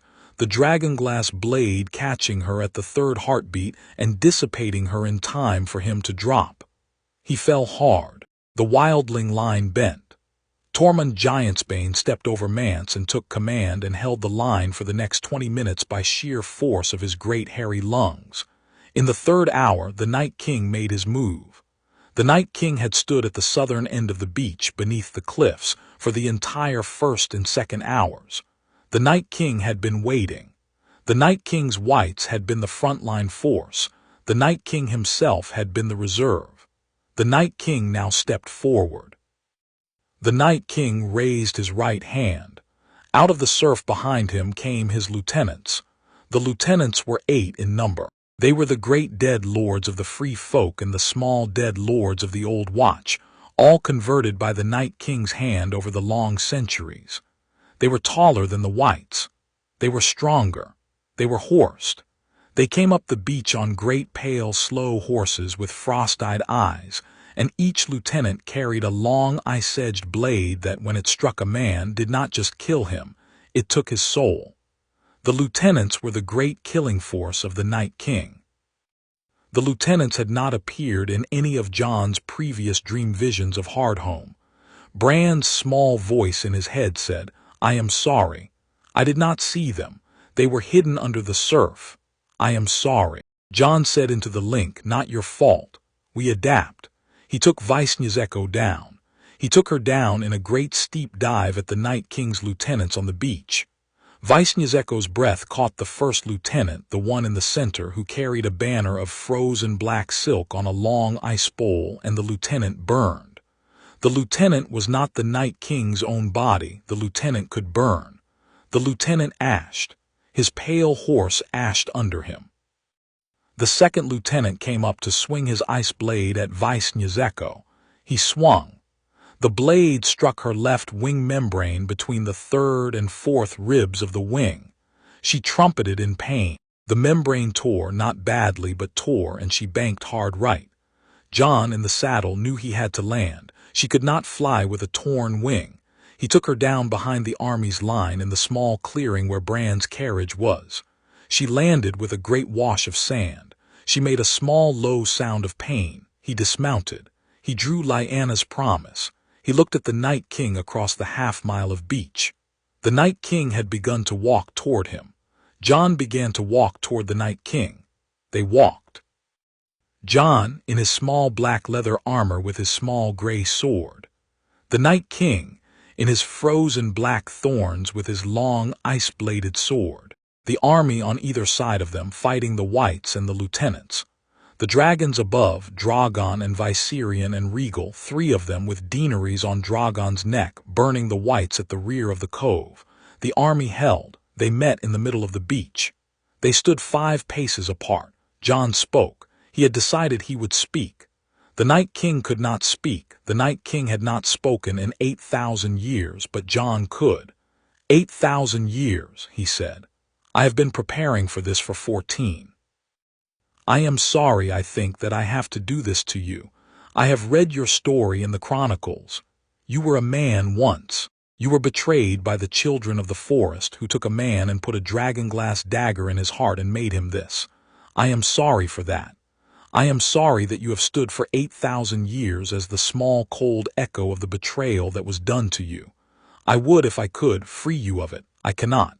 The only way I can free you is to kill you, and so I shall. The Night King smiled again. The smile said, "Try." He came at Jon. He came faster than Jon had been prepared for.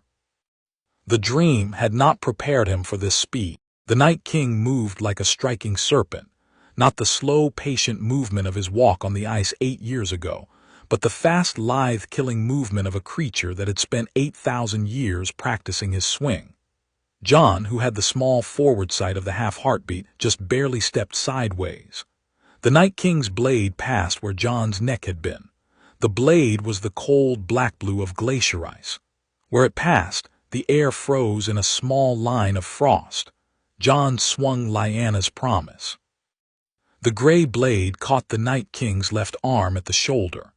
The blade went through the Night King's frozen body the way a hot blade goes through a candle. The arm fell. The Night King made no sound. The Night King's eyes were the same blue. The Night King swung again. Jon stepped backwards. He had to step backwards. The blade was faster than he was by half a measure, and his small forward sight was being pushed to its limit. The blade came down. He twisted. He ducked. The blade passed his shoulder. He swung up at the Night King's neck. The blade caught the Night King's neck at the side. The blade went through. The Night King's head fell off his shoulders.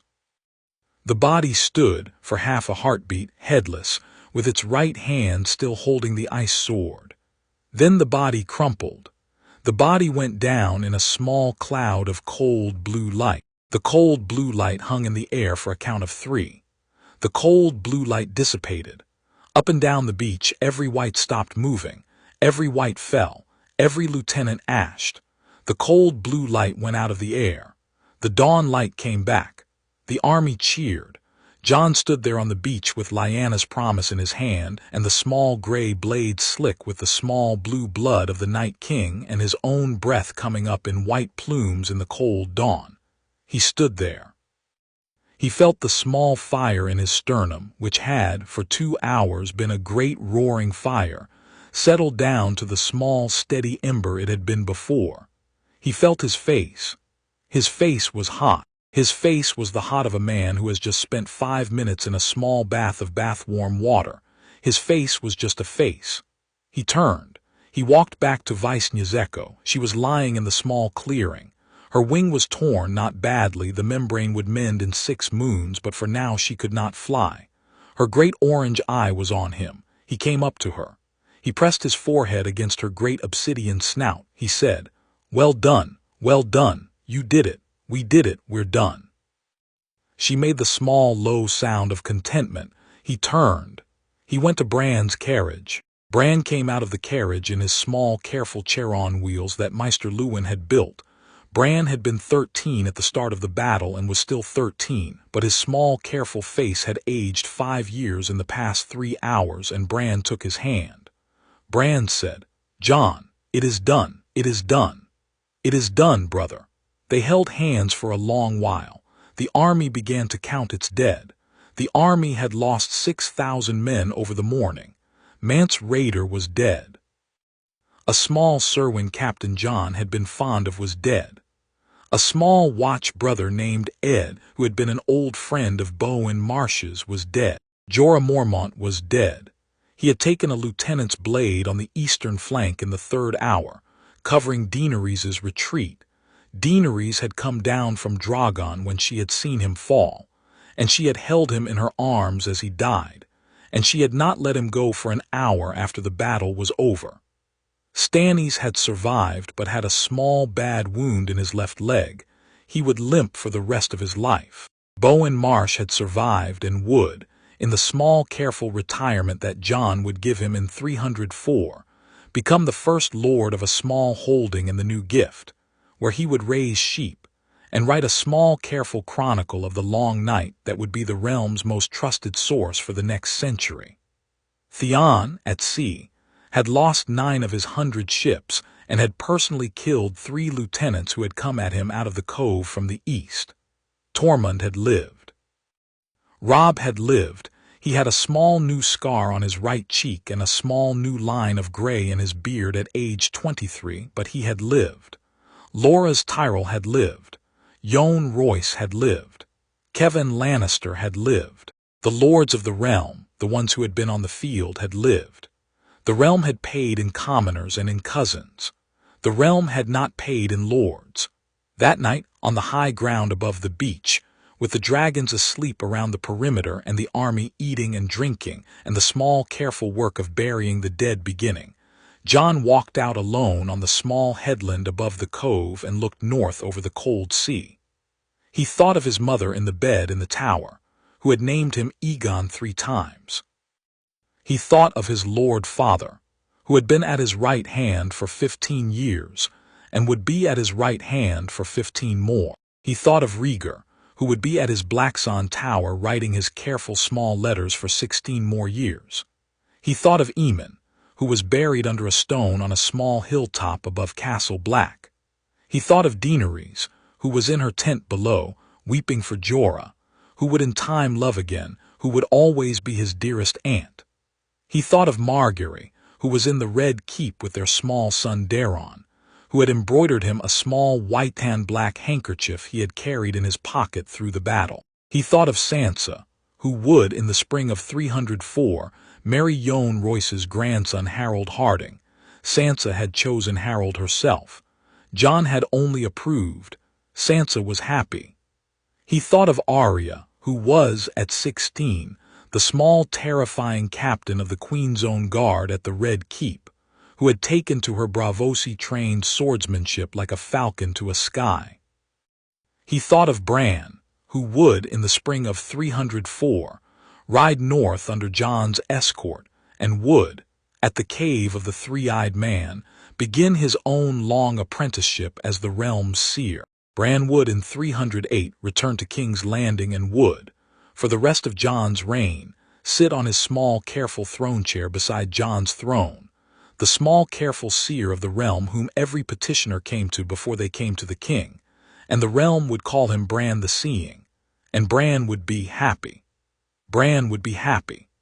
He thought of Rickon, 12, who had grown into a small, careful young man who liked to hawk in the Godswood at Winterfell, and who was at home with his eldest brother Robb.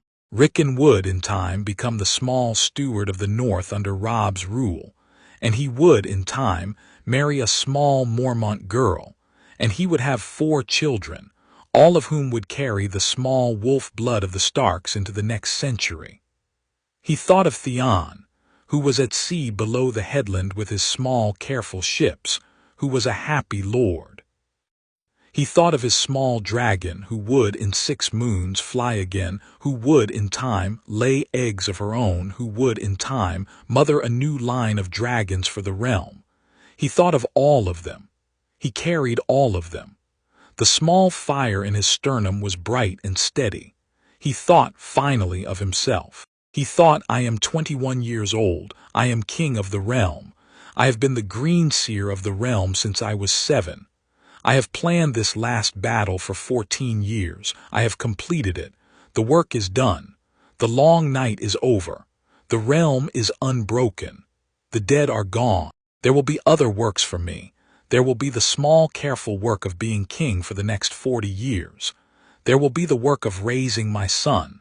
There will be the work of raising my daughter when she is born next year. There will be the work of being good to my wife and my aunt and my lord father and my brothers and my sisters. There will be the work of being a kind person, which is harder than being a good king. There will be those works. But this work, the work of the dream, the work of the small dry room with the shelves, is finished. He took off his crown. He looked at it. The small gray-black Micken crown with the single small red garnet at the front. He put it back on his head. He pulled out a small folded scrap of parchment from his belt pouch. It was the small last letter from Aemon which had been brought to him by the small black raven this morning in the small gray hour before the battle. Aemon had written it the night before. Aemon had dictated it to his acolyte. Aemon had signed it with his own old hand. The letter said, "My dear boy, by the time you read this I will be done. I am pleased to be done. I have lived enough lives for 10 old men. Be good, be kind, be patient. The gift will quiet in you after the battle is done. I have dreamed it. You will keep the small daydreams of warning, but the great visions of the future will fade, and you will be left, the rest of your life, with the small fire in your sternum and the small dry room behind your eyes, and that is enough. Be a good king. Be a good father. Be a kind man. I love you." He folded the letter. He put it back in his belt pouch. He went home. He flew Vaisnjezeko carefully, with her torn wing braced by a small leather strap his lord father had ridden up from Winterfell with to fit, slowly, in stages, south to Winterfell. He came home to Winterfell on the 8th day after the battle. His lord father was waiting in the courtyard. Catelyn was at his lord father's side. Margaery was there with little Daeron in her arms. Daenerys was there, having flown south on Drogon. Sansa was there with Harold Harding. Arya was there with her practice sword on her back. Bran was there in his small, careful wheeled chair. Rickon was there. Robb was there. The whole of the Stark household was in the courtyard. They embraced him. They held him. He did not weep. He had wept already in the small, careful, inside way. That afternoon, after the small reunion supper, with the sun going down through the high east windows of the great hall, Jon went out to the godswood alone. He went the way he had been going for 14 years, across the kitchen garden, around the side of the great keep, through the iron gate, into the godswood, past the sentinels and the ironwoods and the oaks and the pines, to the black pool, to the great pale heart tree at the pool's edge. He knelt before its red weeping face. He had been a small boy in a too-big cloak the first time he had knelt before this face. He had been 7. He had had no name except the bastard's name. He had had nothing in his hand. He had had only the dream that was still ringing in his ears. He was 21 now. He had Lyanna's promise across his back. He had the small Micken crown on his head. He had the small silver-gold ring on the little finger of his right hand. He had the realm bent to his rule and bent gently. He had a son. He had a wife he was friends with. He had an aunt he loved. He had a lord father who called him son in the public hall now and Aegon in the private dark. He had everything. He took off the crown. He set it on the moss at the foot of the tree. He looked up at the red weeping face. He said quietly the words he had been preparing for 14 years. Father Ned, my father in every way that mattered, the old god spoke through me at 7 and I heard. I have done what I could with what I was given. The realm is whole. The dead are gone. I am finished. The seer is finished. I do not know whether you will speak to me again or not. I think you might not. I think your work in me is done. I think you will let the small daydreams flicker on the way old hearth fire flickers, but I think the great visions are over. I am thanking you. I am thanking you for the work. I am thanking you for the kindness. I am thanking you for the loneliness, which has been mine alone for 14 years and which has, at the end, been worth the loneliness. I am thanking you for the candle, for the egg, for the cave, for the dream place, for my aunt, for my father, for my lord father, for Aemon, for all of them, for all of it. I will be a good king for as long as the realm wants me. I will be a kind man. I will be what I can. I will, when the time comes, send my son to you and my daughter when she is old enough, and they will pray to you in the way that I have prayed, although I do not know whether they will dream the way that I have dreamed, and I will not require it of them. I will let them be what they are. I will be thankful. He placed his palm on the heart tree. The tree's wood was warm under his palm. The tree was, after all these years, alive. The tree was, after all these years, listening. He felt in the moss beneath him a small, slow movement. He looked down. A small, clear drop of water, not red sap, just water, had welled from the corner of the heart tree's left carved eye. The drop hung for a count of 3. Then it fell. It fell onto Jon's hand on the heart tree's bark. The drop was warm. The drop was the temperature of a tear. Jon stayed there for an hour. He stayed until the sun had set. He stayed until the small black raven came to perch on the highest branch of the heart tree above him. Aemon's small black raven, which had stayed with Jon after Aemon's death, which would stay with him until its own death 20 years from now, and the small black raven made its small soft sound of greeting. Jon stood up. He took up the crown. He put it back on his head. He bowed once to the heart tree. He said softly, "Good night, old gods." The tree's eyes closed. He could not have sworn to it. He could not have sworn that the heart tree of the godswood at Winterfell, the great pale weirwood that had been carved by a child of the forest before any human had had a name, had closed its red weeping eyes the moment he had said good night. The carving was permanent. The carving could not close. But the small living tree behind the carving, the small, old, slow-thinking tree mind that had been watching him for 14 years through the carved sockets, had, in the way of trees, gone quiet, the way a friend goes quiet when a conversation has ended, the way an old grandfather goes quiet when his story has been finished, The tree had heard him. The tree had said its good night. The tree was for now done. He walked back across the godswood. He went through the iron gate. He went across the yard. He went into the great hall. His family was at the table. The fire was high in the hearth. Daron was sitting on Margaery's lap, gnawing on a small piece of brown bread.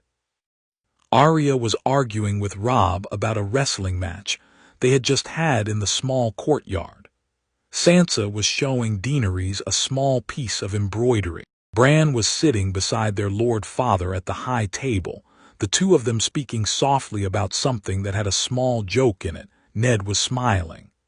Catelyn was at the other end of the table, her face lit by the fire, with a small, careful expression on her face that was, for the first time in any of the 17 years Jon had known her, the expression of a woman at peace. She saw him come in. She got up from her chair. She walked the length of the hall. She came up to him. She put her right hand on his cheek. She said, "Welcome home, son." She had never called him son before. She had only, yesterday, the day she had embraced him in the courtyard, said welcome home. Today she had added son. Jon, who had not wept on the beach at Hardhome, who had not wept under the heart tree, did not weep now either. He smiled. He took her hand. He kissed it. He said, "Thank you, mother." It was the first time he had called her mother. She, who had not heard the word from him in 17 years, did not weep either. She nodded. She let him kiss her hand. She walked him back to the high table. They sat. They ate. The fire in the hearth was high. The small fire in Jon Snow's sternum, which had been a great roaring fire for the past 2 days, and was now the small steady ember it had been for 15 years, burned quietly. The great pale heart tree of the godswood outside the keep stood quietly under the early stars. The small black raven was on the highest branch and had tucked its head under its wing and was, in the way of small black ravens, dreaming of something old and pleasant. Outside, in the still air, the snow began to fall. A few small flakes at first, then more. The first snow of the spring after the long night.